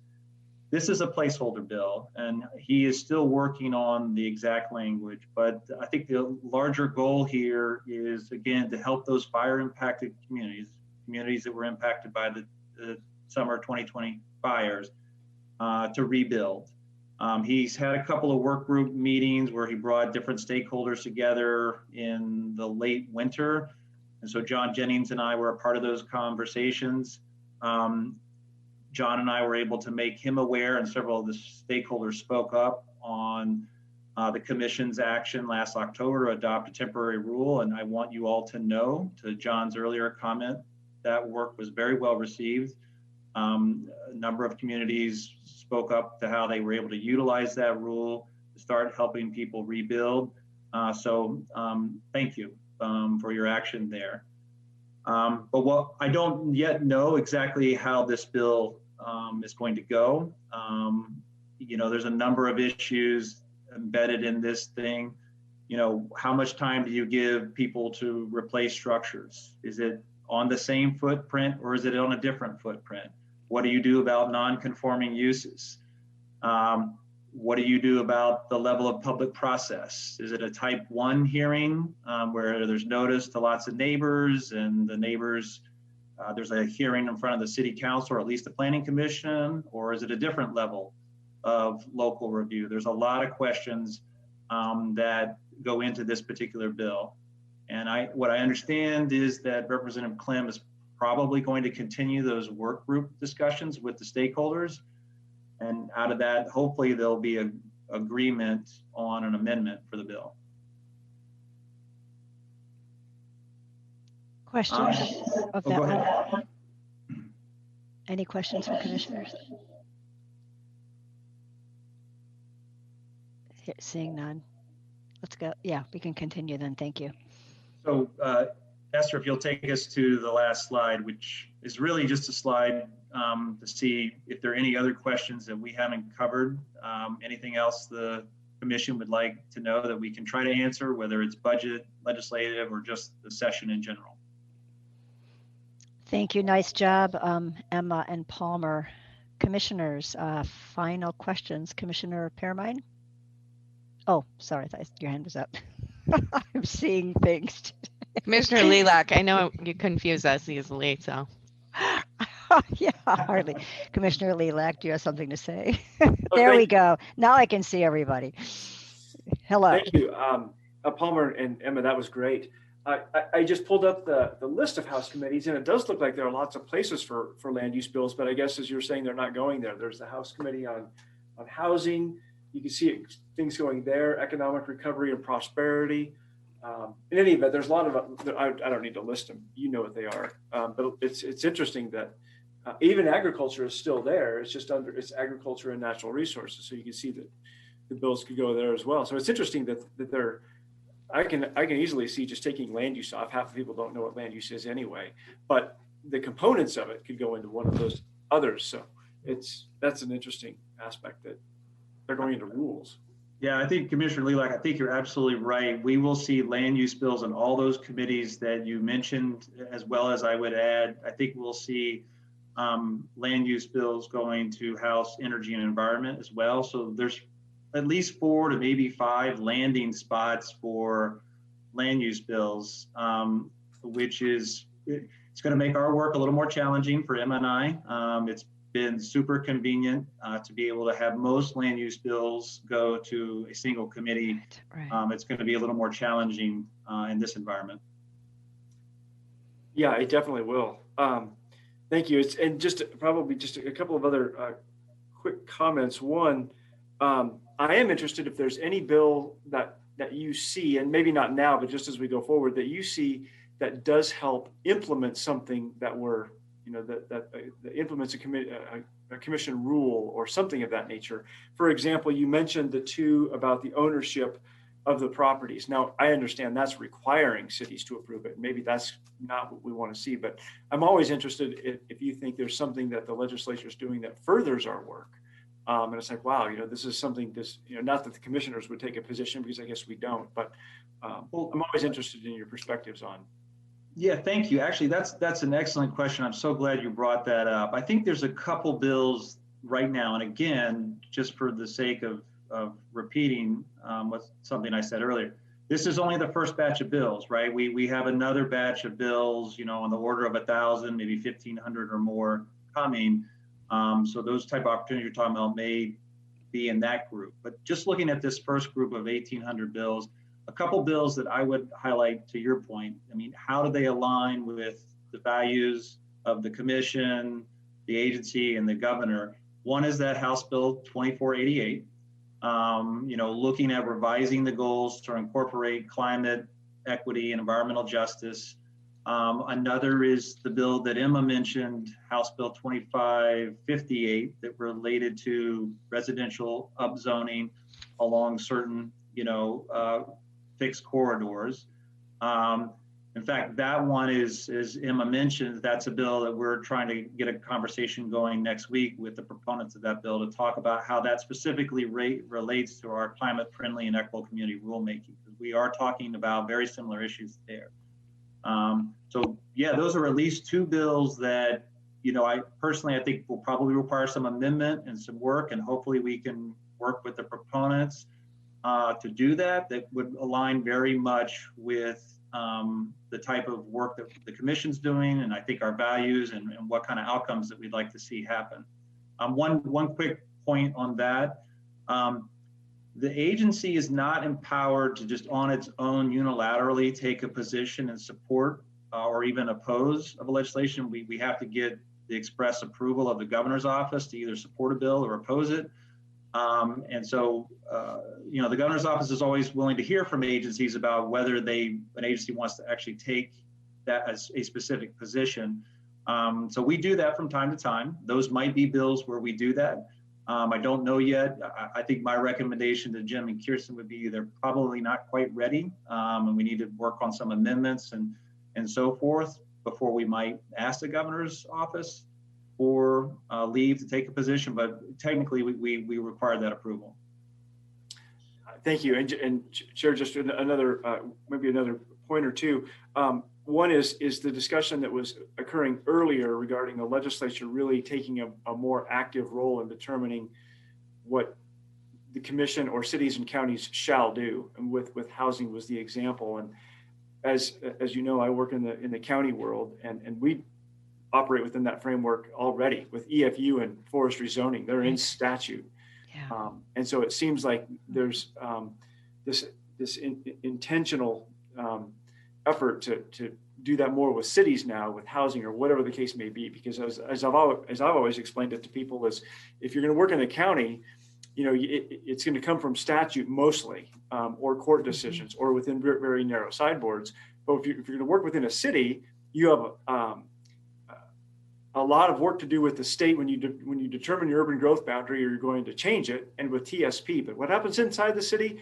Gosh, cities have all kinds of flexibility, tons more than counties do. And it does seem like that paradigm, we've used that word several times now the last couple of days, is beginning to shift a little bit, which is just, it's interesting to be a part of it. I won't make any other statements about it than that, but and it puts DLCD, the staff, you're involved in that, in an interesting position as you evaluate these bills, and you think about, what are the state's priorities, and you think about how they impact and coordinate and partner with cities and counties to implement them. So a lot of perspectives, and probably just my last point is I'll keep my comments always kind of focused on what we were just talking about, which ones of those bills really further the commission's or the department's interests in terms of like 2448.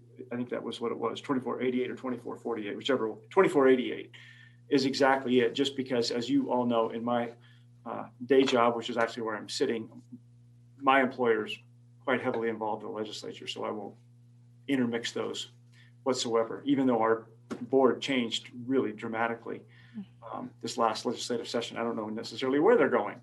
But in any event, always interesting times. Thank you. Thank you. I guess I just want to add to that some of your points about state versus local. And there's really good intention on all these things. But an example I'll give is that it used to be that local jurisdictions develop their project lists for transportation dollars, and they still do that. But about 15 years ago, the legislature would go ahead and allocate dollars across the state, and it would be proportionally given to counties and cities. There's a prescribed formula, but then basically it was up to the cities and the counties to spend their money consistent with the plan that was developed by the community. And about 15 years ago, somewhere in that time frame, maybe 10 years ago, the legislature passed a transportation bill, which was wonderful. It provided a lot of money, but they had priority projects in there defined by them. And so that's just, I don't think we want to have that same dynamic change relative to sort of local thinking and decision making relative to some key things with guideposts. I mean, obviously, I think Vice Chair Halava's points are well taken, but you're never getting that back. There's no pendulum swing once the legislature gets a hold of something. So FYI. If I might, Chair MacArthur, back to Commissioner Lelak's earlier discussion of sort of cities and counties and what's happening, I'm reminded of the quip from former Governor Kitzhaber that there's two things that Oregonians hate. They hate sprawl and density. So there you have it in a nutshell, kind of what happens with land use. It's often not intellectually consistent, for sure. Thank you for that. Yes, that's great. Super. So yes, Commissioner Jacobson. Yeah, there's been a lot of kind of rural discussion today, and just adding on to that, I have to say that I think we need to remember that rural local governments are often marginalized too. They don't often have the same level of representation or resources that other communities may have.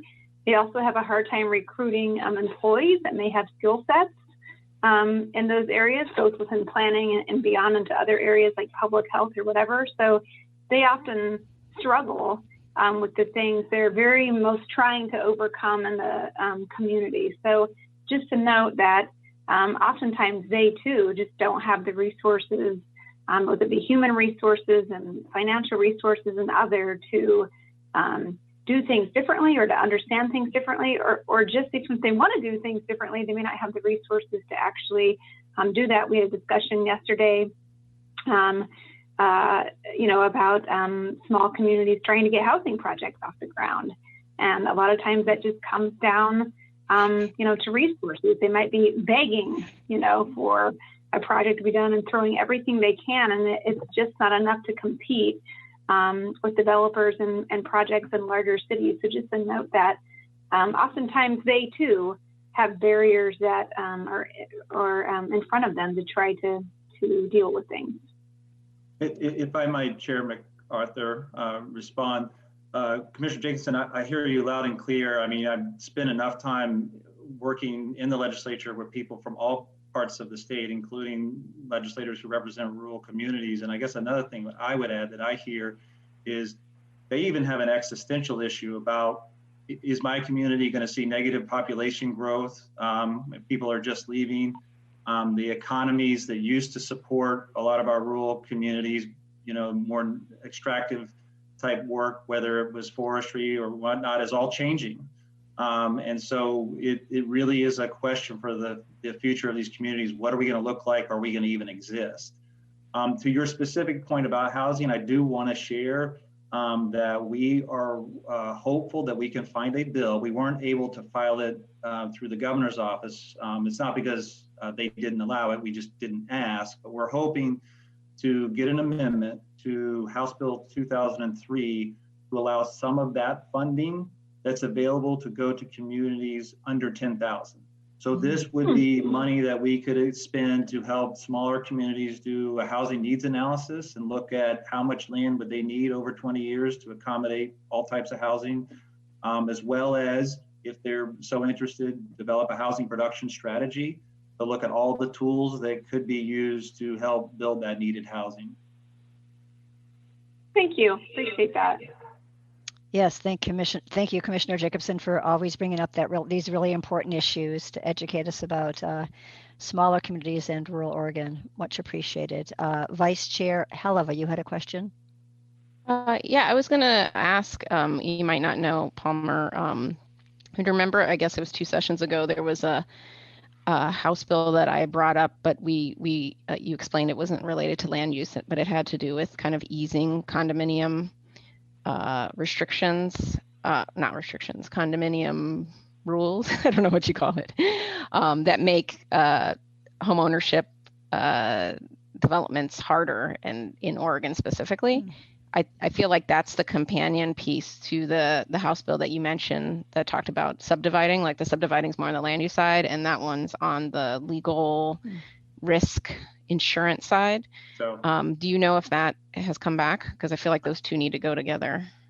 Vice Chair Heleva, I don't know. I can look and see if we can track that bill down for you. I don't know, but I do recall you asking about that. And I think you're right.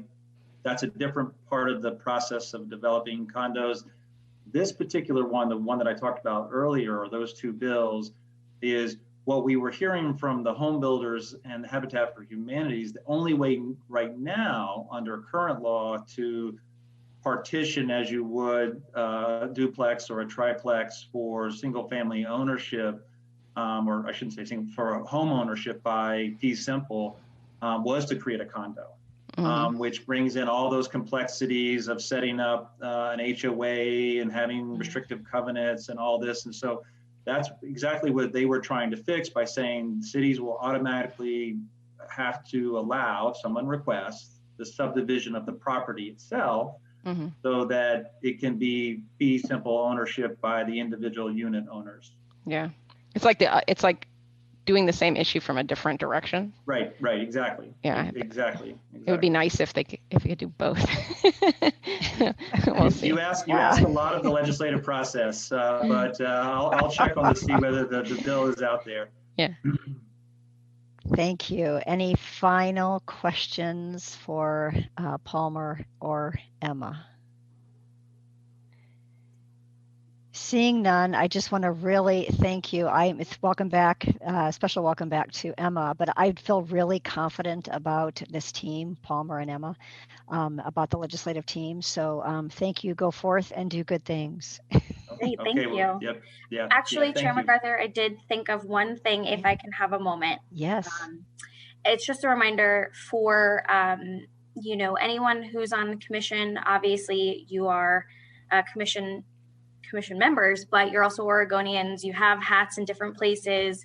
It's just a reminder, if you ever get asked to, or if you feel compelled to testify on a bill, like Palmer had mentioned before, the agency, we have to request permission from the governor's office to either support or oppose a bill.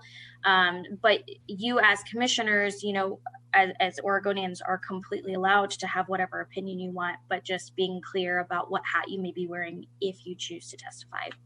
That was just a reminder. Thank you. That's an excellent reminder. Appreciate that. Yep. Okay. Well, thank you again for the time. We appreciate it. Thank you. Good work. And we'll see you again, I'm sure. Yeah. All right. Okay. I don't know if we can start Redmond yet. Are we waiting for, first of all, thank you very much. There's no public testimony that no one signed up for public testimony on this item. Esther, you're just a gem to remind me of that.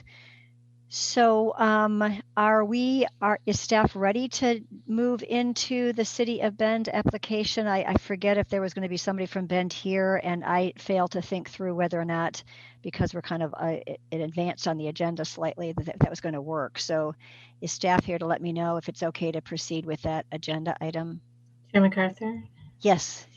This is Kirsten. I see Gordon there, but I don't see Scott Edelman, so it might take us a moment to bring everybody over and get organized. Could we have a 5-minute pause? Sure, let's do that. Thank you. Thank you.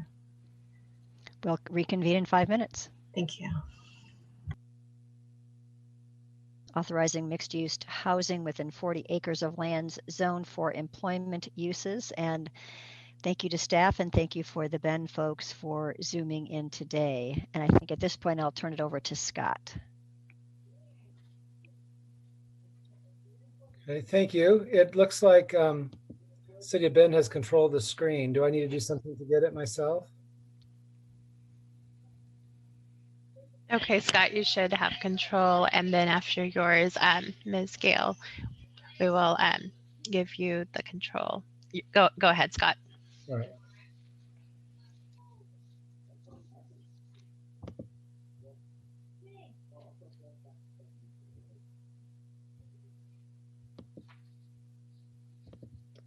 Sorry, I'm having a little lag here.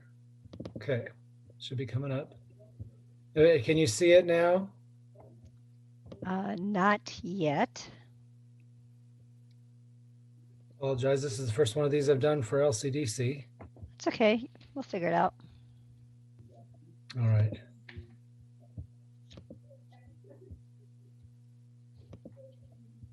It's coming now, Scott. Okay. Thank you.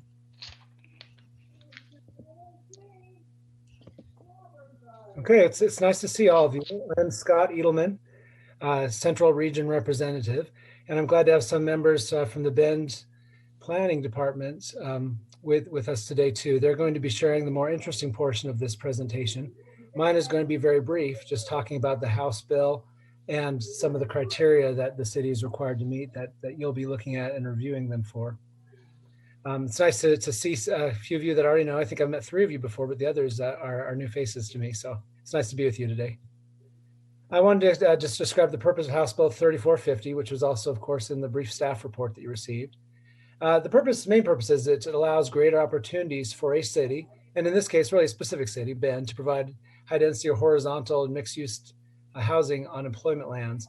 It does a lot of things that DLCD as a department appreciates, supports, and strives for, maximizing efficient use of the existing land in the urban growth boundary, supporting, of course, our climate-friendly initiatives, trying to put more compact development that can be served by transit better, people closer to jobs potentially, and then, of course, provides additional housing opportunities and options, which I'm sure, as you're aware, is critical all over the state. Bend is one of the toughest places to find an affordable house. So the more opportunities, the better. So there are a number of things that this bill does in its implementation that we certainly support. The applicability, it really was focused on Bend only. It's a city population greater than 75,000 out of a metropolitan service district or transportation district, which Bend is the only city that meets those criteria. In the case of your review, the reason it's before you is because the bill, frankly, said that LCDC needed to review and approve it to make sure it met the intent of the bill. There are some criteria for submittal that Bend had to meet, which they have. It had to be a maximum of 40 acres affected, 40 total acres. It couldn't affect any industrial zone lands, which it doesn't. And it has to ensure an adequate supply of employment lands. So if it doesn't affect industrial, obviously that's commercial lands. So they needed to demonstrate that they did not overly impact commercial lands. As your staff report indicated, it was really based on the Bend's findings, is that they met all these criteria fairly easily. The one, they aren't proposing to have it on any industrial lands, only commercial and mixed use areas. And as far as ensuring adequate supply of employment lands, they did an analysis that demonstrated that it's only about 1% of their entire employment lands that could potentially be impacted by 40 acres if fully developed out. So it's a fairly minimal impact for potentially a lot of good things. As far as the approval criteria, they're required to conform with purposes of goals 9, 10, 11, and 12, which of course are economic development, housing, transportation, and infrastructure. Infrastructure being 11 and transportation being 12. And from staff's review, their findings conform with these. Of course, housing, it only supports the housing goals of the state. Economic development, frankly, if it's supporting housing in Bend, it's supporting economic development. So that also, and the staff report goes into it more, and of course their findings further. I won't dig deep into these. I'd like to get to their presentation. Transportation, their findings indicated that there was to be no impact on any of their plans. They'd have to, for any infrastructure, transportation or other infrastructure planning, there'd be no impact on their existing plans, no updates required. And then I think that covered infrastructure and transportation. The second criteria was it's needed to meet local housing and infill goals. The city detailed, and I believe they'll talk about the infill goals that their housing infill goals that their city council has, which are aggressive, but they're on their way. And these definitely will, the proposed amendments will definitely help provide more opportunities that should then help the city meet or at least get closer to those goals they have, and reasonably likely to achieve. We reviewed the staff report and their findings, and it does show that they're well on their way to meeting those their goals already. And I think this kind of seems like the boost they need to help provide a few more options to get over the hump. I'd say especially in regard to the more affordable end of the housing spectrum. And then finally, complying with the criteria above, which their proposal does. As I said, the more interesting part is going to be City of Bend, so I'd like to turn it over to them. We're joined today by Pauline Hardy and Brianne Gale, two of their senior planners, as well as I understand Brian Rankin, I believe your title is planning director, but he could correct me on that if I'm wrong. So with that, I'd take any questions you have for me, and then I'd like to turn over to the City of Bend. Thank you, Scott. Any questions at this point of staff? Don't see any. Take it away, Bend.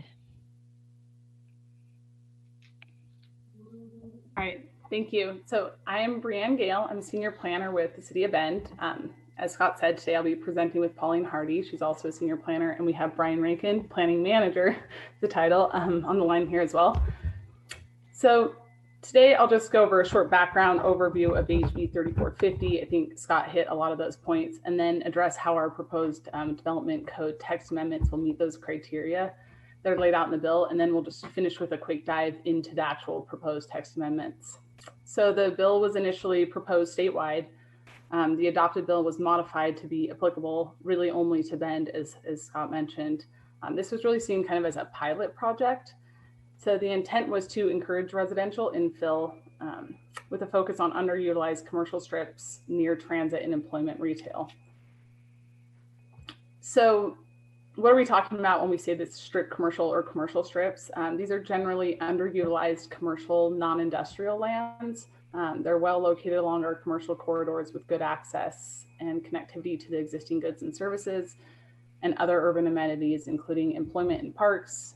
In Bend, this is what that looks like. So you'll see this is primarily along the north-south 3rd Street Highway 97 corridor, also stretching east-west along our Highway 20 Greenwood corridor. You'll see there's quite a bit of it. We use these locations to inform the eligibility criteria that we have in our proposed development code text, which I'll go over in a little bit more detail here just in a minute. So I'd like to spend just a couple of minutes here to talk about how this fits into a larger picture and some context and why now is the right time to implement this pilot project, especially here in Bend. So first, just taking a look at the shifting commercial landscape. The COVID-19 pandemic is accelerating pre-pandemic trends that have really been redefining where, what, and how much office and retail space the market demands. These trends were really already happening, and now we're really just seeing them accelerated. So even before COVID, the retail sector was facing a pretty dramatic shift, including rapid e-commerce growth and changing consumer preferences to online shopping, as well as overbuilt commercial and shopping centers. The office sector is facing similar challenges. These include, changes to modern office space needs and workspace preferences, technological advances, causing the location and nature of work to really change in pretty profound ways. Steady decline in the amount of office square footage needed per worker, and this was resulting in overbuilt office space and rising vacancy rates, and then a shift to telework, so working from home, as we all are now, at least probably the majority of us. So pre-COVID, these are national statistics, but 12% of office workers were working from home at least once a month. And now that's between 30 to 50% of office workers working from home. And obviously, we expect this to change after COVID, but surveys are suggesting that there's going to be a more permanent shift towards telework for at least some percentage of employees. So these trends have really resulted in underutilized properties and higher commercial vacancy rates. Locally, we've seen our office and retail vacancies almost double in the last year alone. So our office vacancy rates citywide have gone from 4% to 7.4% vacancy rate, and retail at almost 3% to 5.8%. And we're seeing even higher vacancy rate increases along the north-south corridor, that Highway 97 3rd Street corridor. So these retail and office trends are really coupled with a serious and rapidly growing housing shortage in Bend. Locally, we're seeing historic shortages in our housing supply. These are paired with increasing demand. And steadily increasing prices. So the average home prices in Bend alone are up 22% from last year. So additionally, nationally and locally, we're experiencing pretty significant demographic shifts that are also changing the type of housing that we need. We're already beginning to see these trends culminating, and with these HB 3450 code changes, we're really just trying to get ahead of these trends. So here in Bend, we're already starting to see this shift of maximizing underutilized commercial strips with higher density infill in these prime, kind of accessible prime locations that have good access to shopping and jobs and transit. So here on the screen, you can see this is a good example of a before and after of a single-story strip commercial site that was replaced with a 200-plus unit mixed-use building after the original building was destroyed by a heavy snowstorm back in 2017. However, I think it's worth noting that the current requirement for mixed-use buildings has proven really challenging in our core areas. What we found is that these commercial strip areas, really much of the land has been parcelized over time. So these smaller parcels typically really haven't lent themselves very well to these larger mixed-use buildings. Usually mixed uses require a little bit bigger, a bigger footprint. So along these lines, I think it's important to just take a second and think kind of beyond the individual mixed-use building as kind of the solve to everything, and the kind of the planner. You always hear the planners, that's kind of the planner silver bullet, just make it a mixed-use building and it'll be walkable. And really think more about these areas as holistically as horizontal mixed-use districts. I also think it's important to recognize how these areas provide the opportunity to have one of the greatest impacts on VMT reduction. So what you're seeing on the left here is a map from our 2016 UGB work. It's showing the average trip lengths. It shows that if you maximize locations that have existing land use and transportation attributes already in place near the core of town and along our major corridors, you can see that in the green, these will allow for the shorter vehicle trips and increased opportunities for biking and walking, resulting in an overall VMT reduction, really taking advantage of the already of the jobs and the retail and commercial that already exist. So with that, I'll just jump into the HB 3450 overview. I won't get too much into it. Scott, I think already kind of hit the high points. Again, intent is to have the standalone high density housing in areas zoned for economic use. The bill did have some specific criteria. I'll go over those in here in just a minute. And then the process is a little atypical, which is why we're here today. It required that we submit the code changes to LCDC for review and approval. And it also required that we consult with ODOT. So the first two criteria are very straightforward that we address. To address these, we included just a max cap of 40 acres is eligible, and then these will be mapped once they're approved. And then we excluded industrial zones as eligible site. To meet the third criteria that we ensure adequate supply of employment lands within the UGB, we did a really close examination of the potential impacts on employment lands within our UGB to ensure that we'd have adequate supply remaining. Through our analysis, what we found was that within the UGB, if all 40 acres were to be developed, taking advantage of HB 3450 to be developed as standalone residential, this would make up 0.86% of all of our employment lands within the UGB. When looking at the impacts just within city limits, we wanted to kind of see that scaled. We saw that the maximum would be 1.04% of all of our BLI identified employment lands. So it's also worth noting here that the proposed changes don't require standalone residential or preclude mixed use development, but they rather allow really for more flexibility and for this horizontal mixed use by allowing this additional residential infill in these really well-connected, already well-served areas. And it's also just to note, our existing code does allow for mixed use in our economic lands, but generally they have to be, in a mixed use development. So we already allow multifamily residential in those zones, but they're typically in a mixed use development, and that's typically seen with the ground floor being as a commercial use. So diving a little bit deeper into the eligibility criteria that we developed and are proposing, in order for a site to be eligible, we are proposing that the site be located in a limited commercial, general commercial, or mixed employment district, be less than 5 acres. However, I want to note that that doesn't preclude someone from partitioning a larger lot to become eligible in the future. The site would need to be located within a quarter mile of a transit route and not be located in a UGB expansion area, opportunity area, or other type of special planned or master planned district, and also be located north of Empire Avenue with some small exceptions. So what you're seeing here is a map that would potentially, of all the sites that would potentially be eligible to be developed as standalone residential based on those standards that I just went over. So you're seeing all of the possible eligible sites, but again, only 40, of all of those sites. So 40 acres total of these eligible sites would be able to be developed as standalone residential. And it's really a first come, first serve. So the red and yellowish sites would all be eligible. Red is vacant and yellow is developed. You'll see there's really not a lot of red here meaning vacant land, because there's not a lot of vacant land in this area. So we're really not talking about the conversion of large vacant employment sites. The blue is possible to be eligible in the future, but these are sites that are over 5 acres. So they need to be partitioned first. And then the gray is not eligible because it's located in an expansion area or master plan area or one of these other special planned areas. And this was really intentional that we precluded these strip commercial areas because they're not well connected.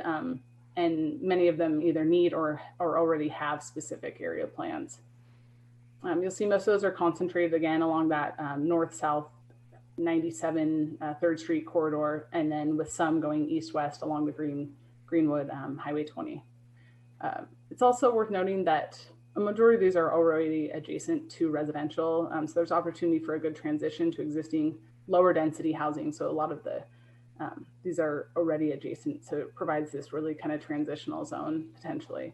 And then also, before passing the time over to Pauline, I just want to note that we've already seen really a significant interest in HB 3450 eligible sites. We've already had several affordable housing developers in discussion with our affordable housing manager on a number of different parcels. So we're really excited about the opportunity for this. And with that, I will turn the time over to Pauline. She's going to go over the development code in a little bit more specificity. Thank you. Thank you, Brianna, and good afternoon, commissioners. So I'll just highlight some of the development code amendments to give you a better idea of what will be allowed if someone were to choose to implement House Bill 3450. We looked at different types of uses to provide flexibility for developers to use this. So we included ADUs, single family attached townhomes, duplexes, triplexes, and multifamily as permitted use. And the City Council during their public hearing also added micro units, which is a new type of use in the City of Bend. Micro units are 400 square feet or less.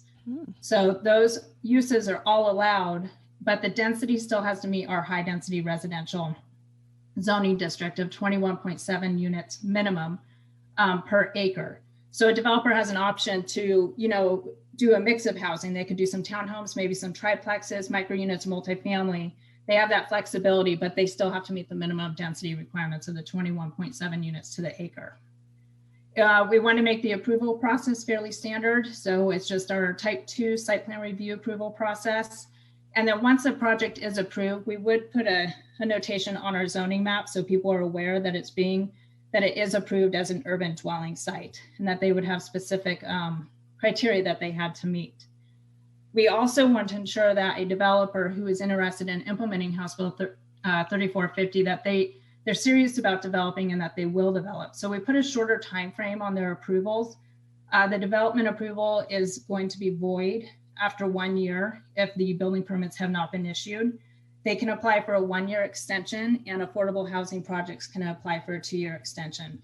And again, the reason for this is just to make sure that developers are serious and that they're going to build this, because there is the limitation of only 40 acres total being able to use this development code. Next, please, Brian. Thanks. We did incorporate some development standards and design standards. There is no minimum lot size, but there's the maximum lot size of 5 acres. Very minimal lot dimensions and setbacks, which mirror pretty much the underlying zoning district setbacks. Very minimal parking requirements for Bend anyways. The dwelling unit, so townhomes or duplexes, triplexes, and multifamily would be 1 parking space per unit. Micro units and affordable housing units would be 0.5 spaces or half a space per unit. We did some minimal design standards, which include some building offset requirements, or really it's just on each level that faces the street, they have to incorporate 1 design standard. And there's a list of the standards that they can choose from. Could be balconies or offsets, additional transparency, just something to bring some articulation to the building fronts. We do require some orientation standards. So basically give us 1 front door that faces the street so we don't see the back of a building. And transparency requirements, there's some window percentages that they'd have to provide, but very minimal. And this mirrors the design standards that we've been incorporating in some of our more urban areas of town. And there is some open space requirements if the project is not located within a 1/4 mile of a park. Next, please. So as Brianne mentioned, we were required by the House Bill to consult with ODOT. We met with them on several occasions and kept them in the loop of all the hearings that were being conducted, including today's hearing. And we did receive a letter from them on June 22nd, just stating that they were consulted with and that they appreciated working together with the City of Bend. And then we submitted the changes to Planning Commission, they recommended approval to the City Council. City Council unanimously approved the recommendation, and now we're here with the commissioners. We can answer any questions that you may have regarding this. If you need any more detail, we can provide that too. And we appreciate the opportunity to be able to be that city that could implement House Bill 3450. So thank you. Thank you. Nice presentation, both of you. Questions from commissioners? Commissioner Lilac, your neighborhood. Yeah, I'm in the middle of it almost. Thank you, Chair MacArthur. Great presentation. And this is just one of so many just exceptional projects that the City of Bend's growth management team has completed to address and provide additional housing over the last several years. And so I'm so pleased to see this. Brianne, I appreciated the background on the legislation. I wasn't aware that it was initially a concept that was much larger and then narrowed to just provide Bend as the pilot project. And what a great pilot project this is. So terrific for the City of Bend for initiating it and getting it to the point where you have it right now. I guess my only question is, I certainly support this and where you're at and where you're going. The question is, if you didn't have the 40-acre minimum, what if any minimum would you have given the potential for housing in these commercial areas going forward? Because as Brianne, as you mentioned, the shifting commercial and office market, we don't know where that's going to go, and it may provide extensive opportunities provided there's not a huge impact on jobs. So thank you very much. I think that was a question, right? Yeah, my question was, if not 40 acres, I mean, and I know the law only allows for 40 acres, would there be, would it be double or triple, or would there be any limit for what you might see? Because I can see, as you described, there can be a rush to consume those quick 40 acres, and then we have this demand, and what is that doing for prices and everything else? I guess I would think that the first thing we would probably look at, especially if we saw a high demand, would be to hone in on the eligibility criteria a little bit. Right now, it's along transit routes. We might look more closer to transit stops. However, we don't have fixed transit here, so that's always a little bit challenging because transit stops can move. But I would think that we would probably want to hone in on the development criteria or the eligibility criteria just a little bit to really make sure that we're looking at, only the key parcels. I don't know if there's anything, Pauline, that you'd add. We did look at other eligibility criteria when we were going through this too. So we looked at like proximity to parks and schools and other things. And even we looked at how it crosses over with our TSP, our recently updated and adopted TSP to see proximity to our key routes for bicycle and pedestrian. And we were really excited about that criteria. But what we saw is that they were, because some of those weren't built yet, that actually some of them really weren't well connected yet, and that's something we didn't want to see. So I guess the short answer is we'd probably just hone in on that eligibility criteria a little bit more. And I would like to add too, the City of Bend's in a good spot, especially with being able to use House Bill 3450. We in the past year did quite an extensive public outreach with Brian Rankin's staff and the community on what we call the Bend Central District. So it's another area in town which is excluded from this particular project, simply because they are allowed to also propose standalone residential use. So there's another opportunity for people to look at standalone residential use located in close proximity to a lot of jobs and services. The only caveat with that one that we did not include with the House Bill 3450 is if they did do standalone residential use, they have to be, the developer has to develop the first floor on certain streets to be commercial ready. So in the beginning, they can use it as residential. It can encourage people to live there. Therefore, then you need more amenities. And at some point in the future, then the first story of that particular use would be ready to be converted maybe into a coffee shop or some type of service or amenity that would serve the residents that start living in that particular spot. Thank you. Vice Chair Haleva.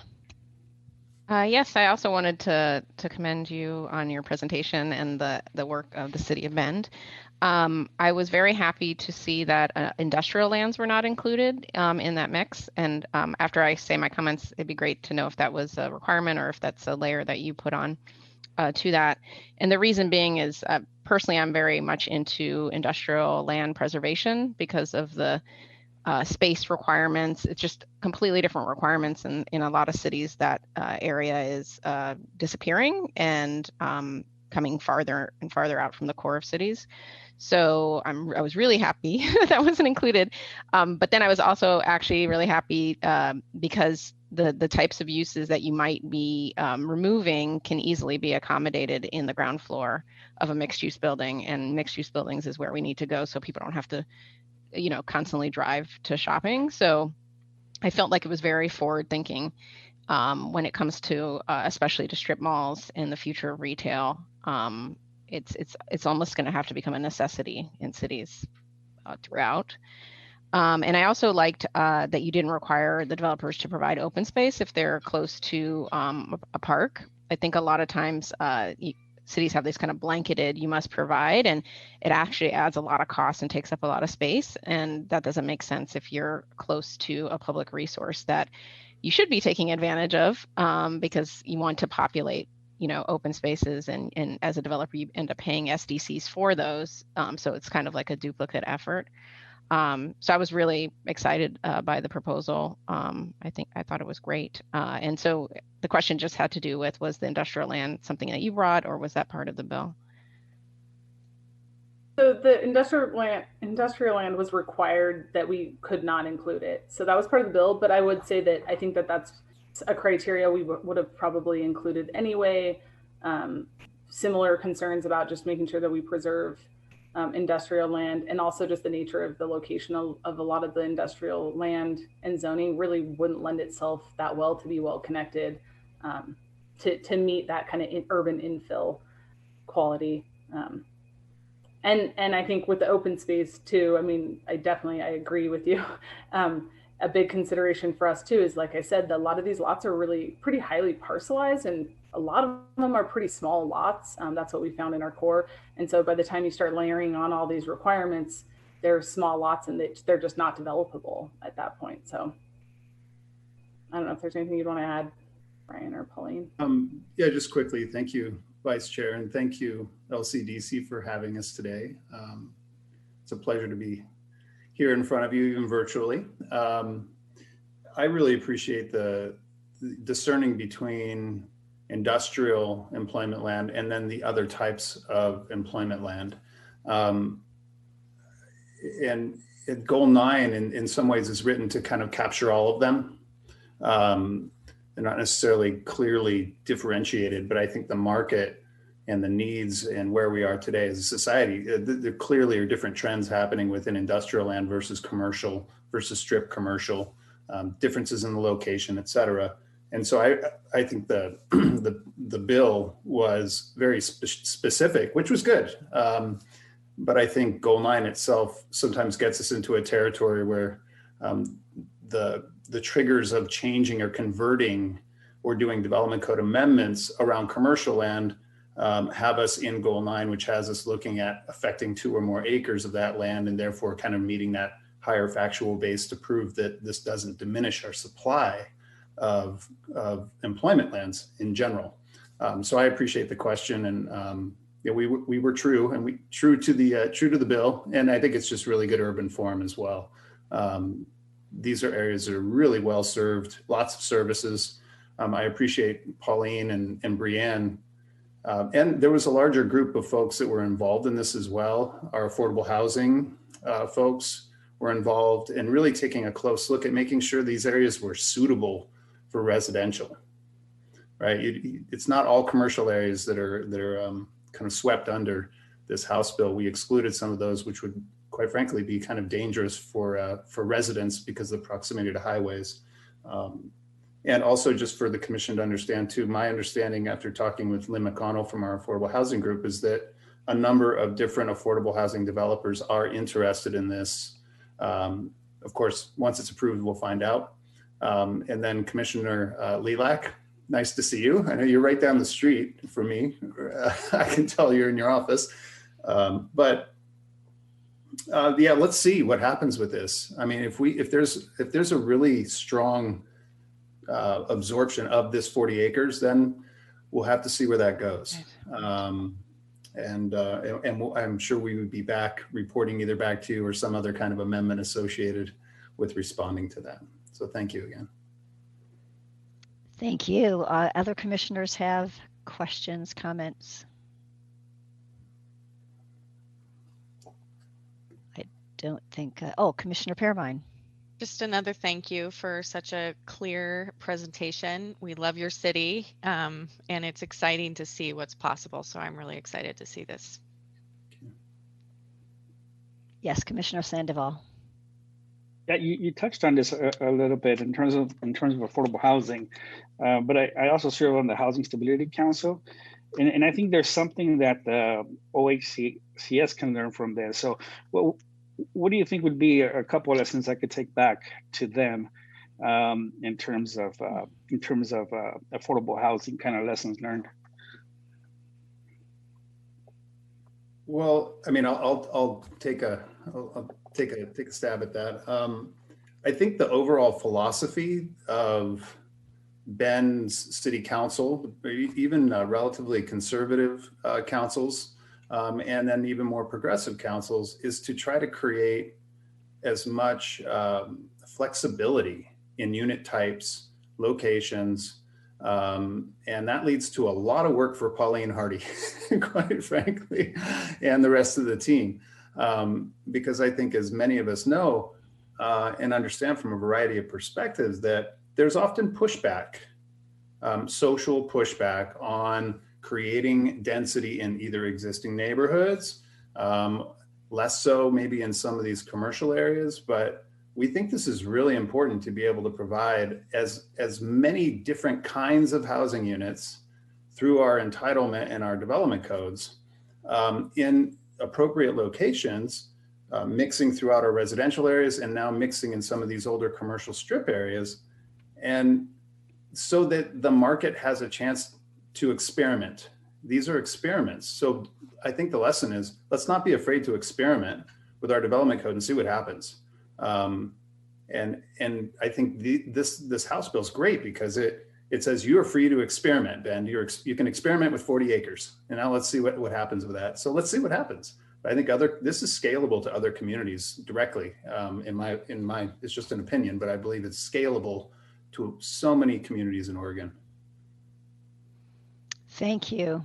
Yeah, and really great work. And I especially like your screenshot of the Bend emblem in there. How do we get one of those? It says City of Bend. It's just wonderful. I love it. Two of the three of you have those. So anyway, so hearing no other questions, I don't believe we have anyone signed up to testify during public comment. Is that correct, Esther? Correct. Okay, great. So I think we are probably done with the discussion. And if commissioners don't have any other questions, I would draw your attention to page 4 of the staff report, which has 2 recommended motions, not emotions, motions. And Chair MacArthur, I'm pleased to make the motion if you're prepared for me to do so. Yes, please. I move the commission approve the code changes adopted by the City of Bend pursuant to House Bill 3450 as recommended by the department. I'll second. Great, thank you. We have a motion by Commissioner Lilac and a second by Vice Chair Heleva. Oh, that was me. Sorry. Oh, I'm so sorry, Commissioner Pearmine. Thank you. I didn't look at the screen. You guys sound a little bit alike. Great. Okay. I did a double take on that one. Yeah. Oh, who's talking to me? Okay, so we have a motion and a second. And so, Esther, would you call the roll, please? Commissioner Helova. Aye. I'm sorry, that was Vice Chair Helova. Oh, aye. Commissioner Sandoval. Aye. Commissioner Pearmine. Aye. Commissioner Jacobson. Aye. Commissioner Lilac, Aye. Chair MacArthur. Aye. The motion passes unanimously with one commission member, Commissioner Warren, with an excused absence. Thank you, staff, DLCD staff, and thank you very much, City of Bend, for all your great work on this. I think I'm personally very excited to hear maybe an update in a year or so when things start moving a little bit, what's happening out there. It's very exciting. Great, thank you. Thank you. Thank you so much. Great. I think that completes agenda item 13. We can move on, and I think we've teed up our next speakers. We're a little early maybe, but we're the next and final, well, I think the final item actually, to give you some excitement here, there aren't any placeholder requests to appeal, and we may have a moment for other business. I want to make sure that commissioners have a chance to say something during that, but this may be our last big agenda item. Very exciting. And it's agenda item number 14. It's the Affordable Housing Pilot Project in the City of Redmond. And the staff person again is Scott.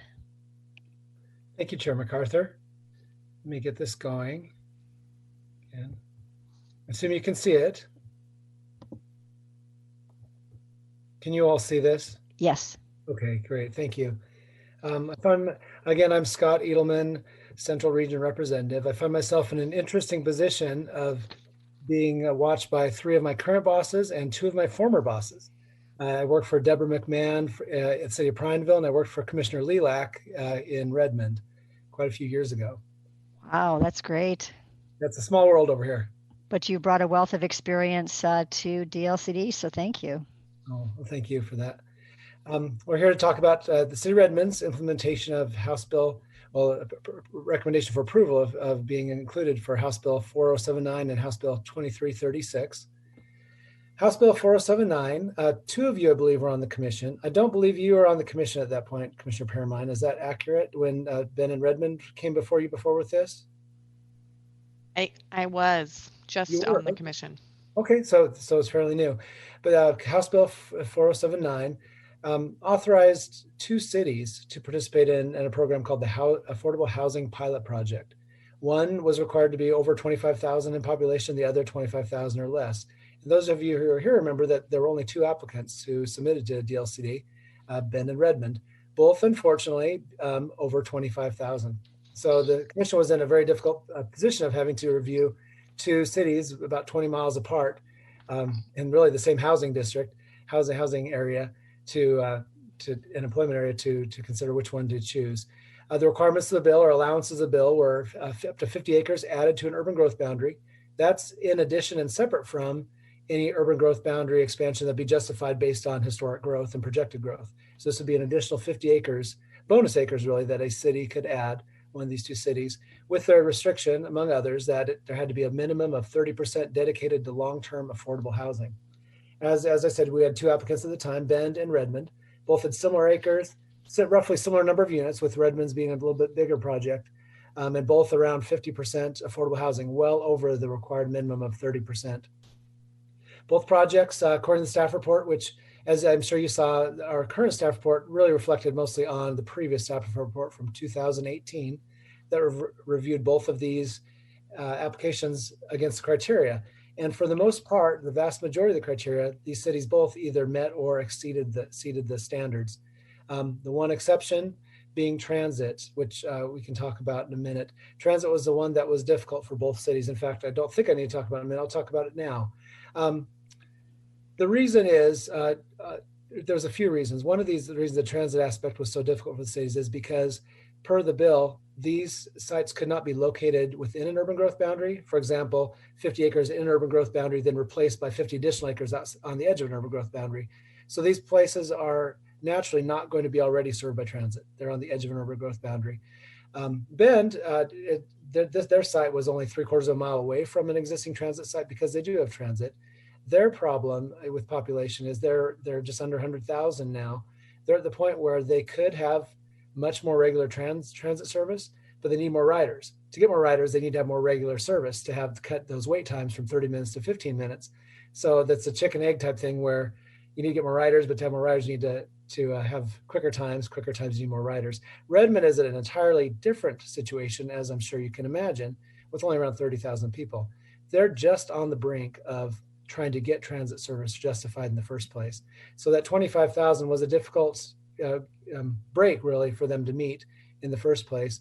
Being a taxpayer and citizen in Redmond, I've seen a couple ballot measures go through where they've tried to get transit, and it's on the brink. It's almost there, not there yet. So that is the trick that they had. In the end, the commission chose to go forward with approving Bend. They felt that they were able to meet the criteria a little bit better, but there was several commissioners did express at the time they wish they could have approved 2, because the both did seem to meet the criteria with the one exception of transit. So that brought us to House Bill 2336, which was specifically brought forward because of the political support for including Redmond also in the program. What House Bill 2336 opened up was the option for a second city over 25,000 in population if there were no applicants under 25,000, which, as you know, there were none. So that paved the way for Redmond to be approved. House Bill 2336 does say that LCDC still has to approve the city for the pilot program, which is why we're before you today. I'll just talk a little bit. I believe this is my last slide before we move to Planning Manager for Redmond, Deborah McMahon. Wanted to, for those of you who know the area or maybe don't, this is Central Oregon. You see Bend and Redmond, again, about centers of the cities are about 20 miles apart. And the area in question that this site that they're proposing is on the east side of Highway 97. Looking at the map with the arrow, you see that. Then if you look over on, I don't know if, can you see my arrow or not that I'm moving around? Are you able to see that? Okay. So you see this is part of I'll move your faces. East Side Framework Plan, which the City of Redmond has done an excellent job within their urban growth boundary of planning for the future with these various area plans, and East Side Framework Plan is one of those. So this is a part of that plan. As you can see, it is located just north of a large industrial area. This was EFU land, not high value farmland, but EFU land. It's also located just to the west of this darker orange is high density housing. The lighter orange is general housing, which is a sort of medium to high density housing there. So it's a growing area of residential on the east side of the city. As you can see, the vast majority is on the west side, but the city has made efforts to include in this area more residential to be closer to the jobs on the west side of the city, which is divided by not only highway, but by railroad tracks. I'm sorry, east side of the city. I lived in North Carolina for a while and define west and east by the ocean. And so I get confused still once in a while. As you can see in the map here, this is, again, along with being adjacent to other residential areas and industrial areas, employment areas, there is significant park space, publicly owned park space. And I'll show you in the next slide a picture of the site. That this is looking from the south. As you see, there was the residential to the west over there, and then this is some of the park areas. So it's right adjacent to a public park with ball fields. There's a miniature airplane strip right here. Off in the distance is BLM land that has some trails, some developed trails on it. And there's also just off the picture a BMX bike course. So there are some recreation opportunities directly nearby. This is highlighted the project vision. I will leave most of the description to Deborah McMahon. I've been involved in the advisory committee, but she's of course been in this from the beginning. And so I'm really pleased that she will be with us to provide a more in-depth description. But as you see, there are a number of different housing types, all on the higher density end. I believe the dwelling units per acre, it was required to be 7 acres, and it's closer to 12 or 12 plus units per acre with quite a mix of housing types. Along with that, you can see that there's various parks and greenways and shared open space. There's also 2 buildings that are not just residential. One will have some small scale neighborhood style commercial, and then another be a community center, which Deborah will talk about a little bit more. And there's also a transit hub to prepare for the transit that the city does expect. I meant to mention one item regarding the transit that I forgot. In their applications, both City of Bend and City of Redmond were not able to meet the letter of the transit requirement. What they did instead, in conjunction with Cascades East Transit, they received a resolution of support from, I believe, from Central Oregon Intergovernmental Council, who runs CET, to support the meeting those goals in the future when at such time as they do develop. So that was how they proposed, both Bend and Redmond at the time, to meet that requirement. That is all I have. I'm going to let Deborah McMahon, after you have any questions from the commission, have her screen. I've got this presentation on mine as well in case we need it, but I would turn it over to her, and I'll stop sharing my screen for the time being. Thank you, Scott. Quick question for me, and I think that Commissioner Lilac had his hand up too. Am I correct in assuming that Redmond does not have transit for any of its residents right now? There's currently no transit at all. Okay. As I mentioned, there have been several attempts to fund it, and they've not been voted on by the taxpayers at this point. Great. Okay, that's helping. And then Commissioner Lilac. Thank you, Chair MacArthur. And is this the appropriate time for me to declare a potential? Yeah, it's true. I think you can do it now. I was thinking actually maybe doing it in context with the actual, like making the motion and then have you mention that, but you feel free to do it now. I just want to make sure it's on the record sometime. So go ahead. Okay, thank you. I see Steve Shipsey shaking his head yes. So I've consulted with Steve Shipsey with council, and I'm declaring a potential conflict of interest based on the fact that the city of Redmond, like any other applicant, has paid a development review fee to my employer, Deschutes County, for review of the UGB, the Urban Growth Boundary Amendment associated with this agenda item. I do believe that my decision will be based on, and solely based on the materials provided to the commission for this agenda item and the testimony provided today. So I just want to put that on the record, and then I'll turn it back over to you, Chair MacArthur, or Steve Shipsey for any further discussion. Okay, thank you. So I think the other part of that, Steve, correct me if I'm wrong, once Commissioner Lilac proclaimed that, which he just has, did you say we should open it up to have other commissioners comment on that, what their preference is, or what is there a step that we take now? It's the presenting parties have the opportunity to object in any way or express concerns they may have with his participation if they choose to. Thank you. I read your email wrong, so thank you. So we could start off, since this topic is in front of us now, perhaps Ms. McMahon, you could comment on what the City of Bend, how they might perceive this potential conflict of interest. We don't perceive any conflict of interest at the City of Redmond. And I think we'd be just fine proceeding with Nick commenting and participating. Okay, thank you very much. Appreciate it. And you have the floor. Okay, can you see my screen? I can see a screen. I'm assuming it's yours, yes. Okay, with the layout. Yes. So we call this development for the pilot project Skyline Village. And there's a good reason for that, because it is one of the best attributes of this area. Future residents will be able to hop on some wonderful bike trails, access different areas, and get to Smith Rock, easy shopping, and close to employment. So this being part of the Eastside Framework Plan for a residential sector and zone, it just turned out to be the right spot to try the pilot program, and everything was in place for us to do so. What drove this particular design that you see before you was, one, we wanted it to be a self-contained community, one that followed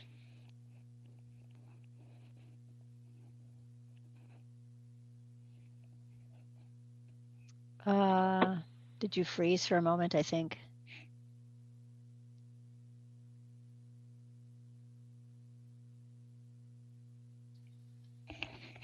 Maybe she has to log back on. Yeah, it might be. I was wondering if it was me that froze because no one commented when I asked if. So thank you, Commissioner or Vice Chair, for letting me know that it's not my computer I have to fix, but we have time certainly to wait for. We've all had these problems before, Deborah, so don't worry about it. We'll give you a moment to get back online. Okay. How's that? Sound okay? Yes, thank you. Okay, so let me go a little quicker. Anyway, the design is one where it's very walkable. We have affordable housing units. Half the units address housing needs at 80% AMI or less. The other half is market rate. In addition, it's not only mixed use, but it's mixed income, which means that you're not going to be able to tell where lower income housing is separated from market rate housing. So that'll be part of our CCNRs and guiding principles that manage this particular project. We have plenty of green spaces that link up for a variety of exercise options and open space options. And as you come down Kingwood Street, which is here at the bottom, in these blue areas, these are mixed use buildings, and our small service commercial, 3,000 square feet, and what we call a legacy room, because it'll be sponsored by one of the local banks, provides a community room for the residents. And transit will enter down at the bottom, right at this entrance point, be able to loop around where you see Transit Plaza, come back through down to 17th Street, and then back out or up north back to where 17th Street hits our next east-west arterial. So in a nutshell, that's how this lays out. You can see that we have cottages, 2 3-story apartments, 3-story apartments, fourplexes, townhomes. And we really feel that we're hitting all the needs for the missing middle housing that we're trying to focus on in Redmond. So with that, I'd like to pause and see if you have any questions before I take you through the flyover, which doesn't take very much time at all. Thank you. Questions from Ms. McMahon? Don't see any. Why don't you go ahead and continue? All right. I hope I can. Maybe a challenge. Let's see.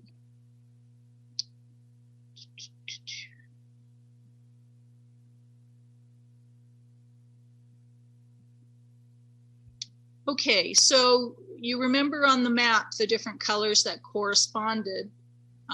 This point right here is the furthest west southwest point.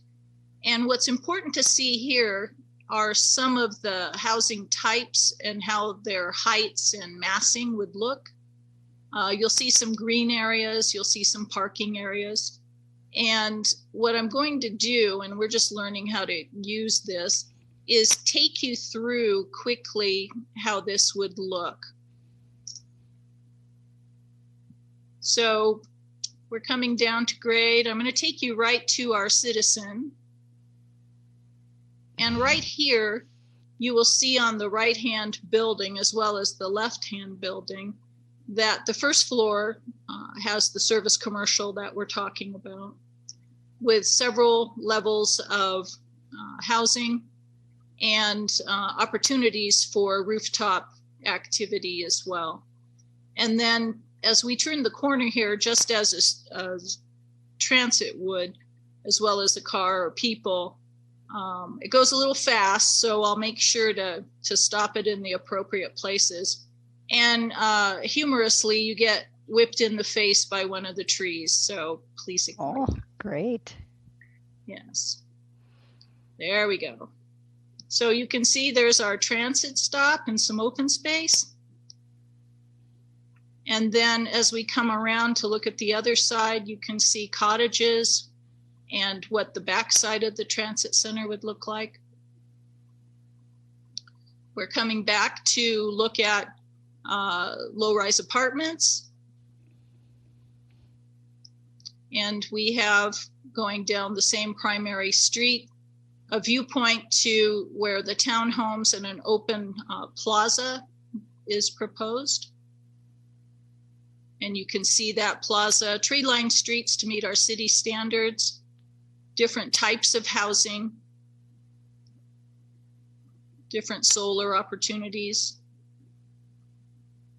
And we come back around, just some different views.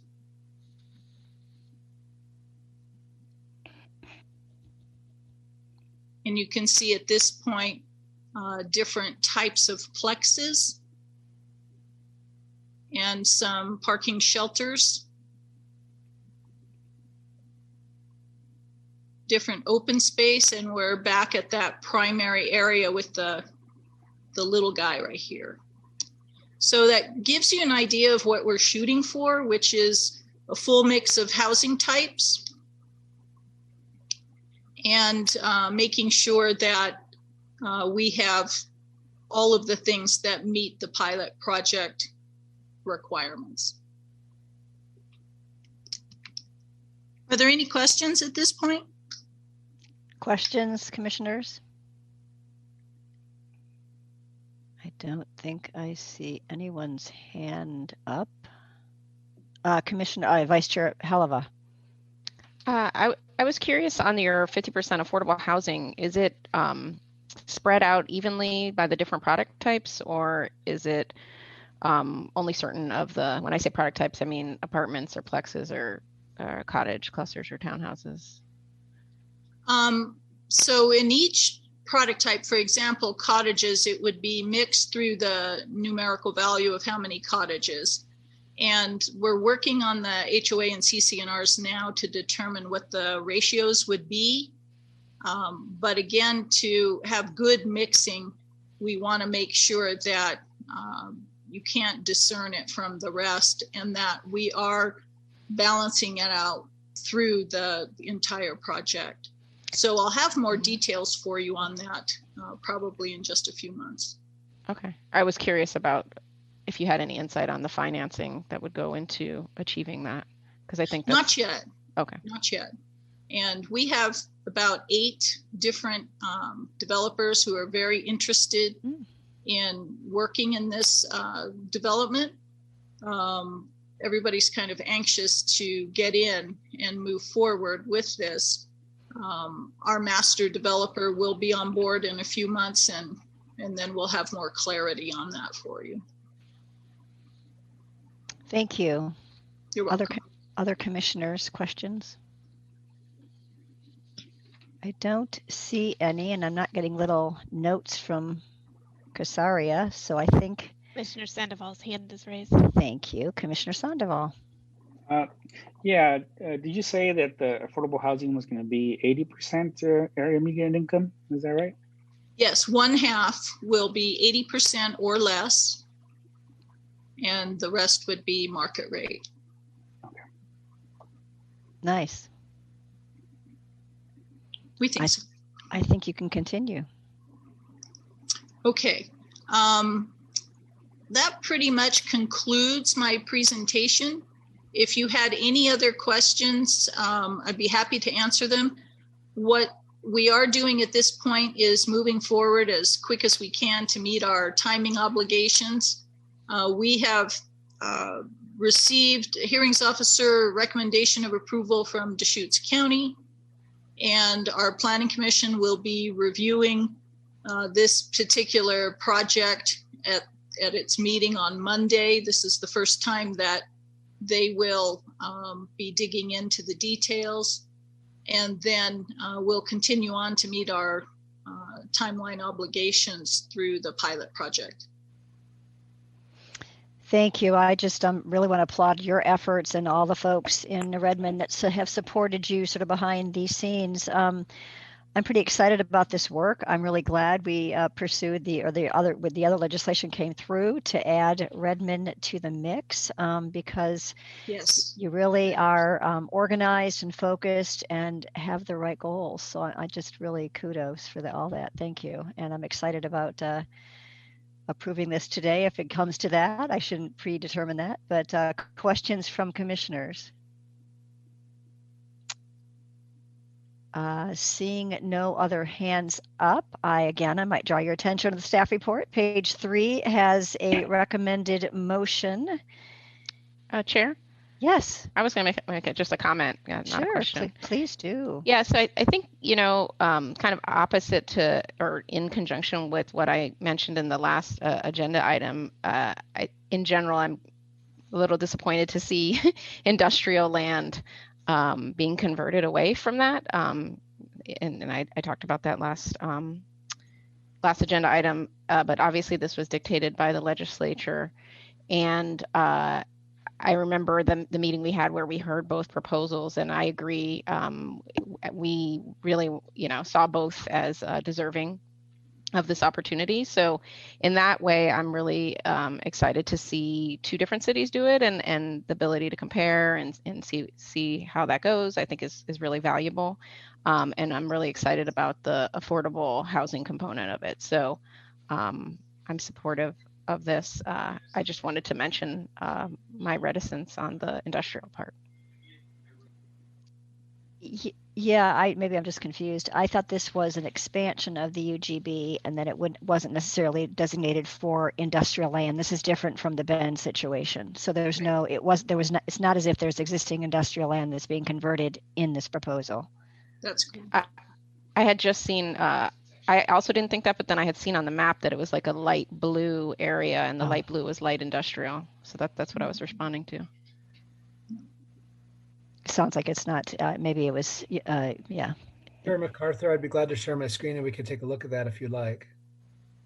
I don't know if we have to. I think Deborah already mentioned that they're not taking up industrial land because this was a UGB expansion. So perhaps there was industrial land just inside the UGB or something like that. But I don't know. Yes. But I think that located to the north of the urban growth of the industrial land.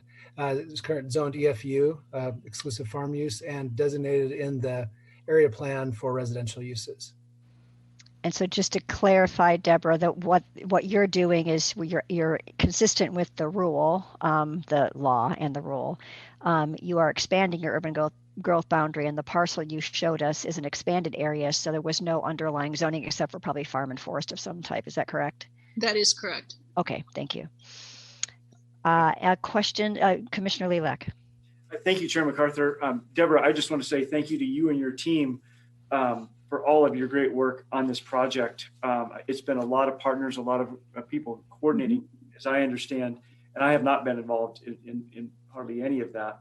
And one of the reasons I believe that I'm objective and I can review this is we're basing our decision on compliance with the rules, which is completely separate from the urban growth boundary, and all the development will occur within the city. But putting that aside, I think it'll be really interesting to hear the city's perspective at some point in the future about how the rules worked for you in this process. And because there were only a couple of applicants, as I recall, Bend and Redmond, and I think there were a couple of others initially for the program. And are there any suggested tweaks or improvements to the rules that the commission should consider at some point in the future to should this pilot project be expanded to be available to any other communities or to the same communities with more acreage, whatever the case may be? It'll just be interesting to hear your perspectives on that, either now or at some point in the future. Thank you. One thing that we had suggested amongst our team, Madam Chair, was putting together perhaps, and definitely with DLCD cooperation, forensic on how the project worked for us. And I can tell you right now, it worked really well for us.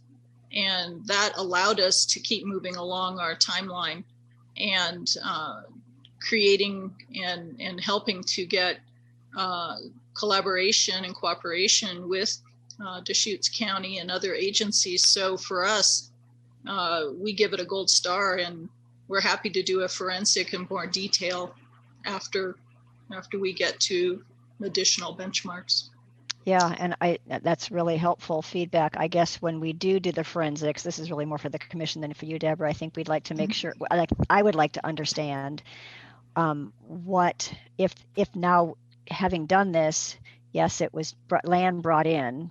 So is there a way to replicate this model with land currently in the urban growth boundaries? So I think I would want to look at that as a comprehensive analysis and not just assume that this is it's one tool and it's useful in certain applications, but I also want to make sure we kind of focus inside the UGB. So that would be part of our analysis. Other questions from commissioners or concerns, whatever you want to raise? Final thoughts? Seeing none, again, I'll draw your attention to page 3 of the staff report. If one of my colleagues would like to offer a motion. Oh, it's Esther once again comes through and she puts the motion on the screen. Make it even easier for us. Chair MacArthur, I also wanted to note that we do not have any public comment. Thank you. I will make a motion. I move the commission approve the application of the City of Redmond based on the submittal by the city, the analysis provided in the staff reports and the analysis provided by outside peer reviewers, and other information presented to the commission during the November 2018 and January 2021 commission meetings. Thank you. I can second if that's, I'll second. Great, thank you, Commissioner Lilac. So we have a motion offered by Commissioner Jacobson and a second by Commissioner Lilac. I don't believe we need to have more discussion on this point. So Esther, please call the roll. Commissioner Sandoval. Aye. Commissioner Piermine. Aye. Commissioner Jacobson. Aye. Commissioner Lilac. Aye. Vice Chair Halova. Aye. Chair MacArthur. Aye. The motion passes unanimously with Commissioner Warren having an excused absence. Thank you, Deborah, really, and all the effort you put into this. We will be excited to actually see the development as it occurs and then have you come back at some point in the future and give us a review of how all that's working. So thank you very much. Thank you. Thank you very much. Great. Well, that ends that agenda item. As I mentioned, there are no placeholder requests for appeal, which is exciting. And the only other thing left is agenda item number 15, which is other business. And I wanted to ask commissioners if they have anything they want to add or say or whatever. I do want to make a pitch for you to fill out your scorecards for this very successful 2 days we've had, but any kind of specific feedback you can provide staff is much appreciated. But commissioners, anything you want to discuss under other business or staff? I guess if Kirsten or Jim want to raise something, feel free. Seeing no one raise their hand, everyone would love to get out early, and we will a couple hours early, which is nice. I guess want to just take a quick moment and give kudos to staff. Esther, Casaria, IT, all the policy staff. There's lots of other folks that I know are working, and I can't name them all, and I won't attempt to do that. But really, again, these meetings are so amazingly successful, and I just really appreciate it. It makes our job a lot easier when you guys do such a good job setting us up. So thank you. Kudos to commissioners during, it was really funny. During one of the breaks, I was talking to staff to try to rejigger timeframes for our guests and the topic agendas. And I won't mention the person's name. They asked, well, we can move these things around, but how rowdy is the commission today? And I just had to smile. It was so fun. And I would say, yes, we're rowdy a little bit, but I think we're a really talented group, a curious group, a well-educated group, and a group that really wants to make a difference. So I guess that would be activist or rowdy, depending on your perspective. But Chair MacArthur? Yes. How about just committed? Committed group. Yeah. Yes. We appreciate your guidance. Yeah. I enjoy being part of a rowdy group. It actually is much more fun, and you guys make this work fun as well as important. I guess a final thing I'd like to say, I just really want to say I'm really honored to have been part of the historic moment of that we all appointed Commissioner Haleva to the vice chair position, and I think it's it's just symbolic of the direction we're going. And I'm really, really pleased to have her part of the leadership team. So thank you to all of you. Thank you. Any other, Jim, Kirsten, would you like to say anything? Okay. Thank you. Thank you. I think we are adjourned. Thank you, Scott. Bye, everybody. Have a great weekend. You too.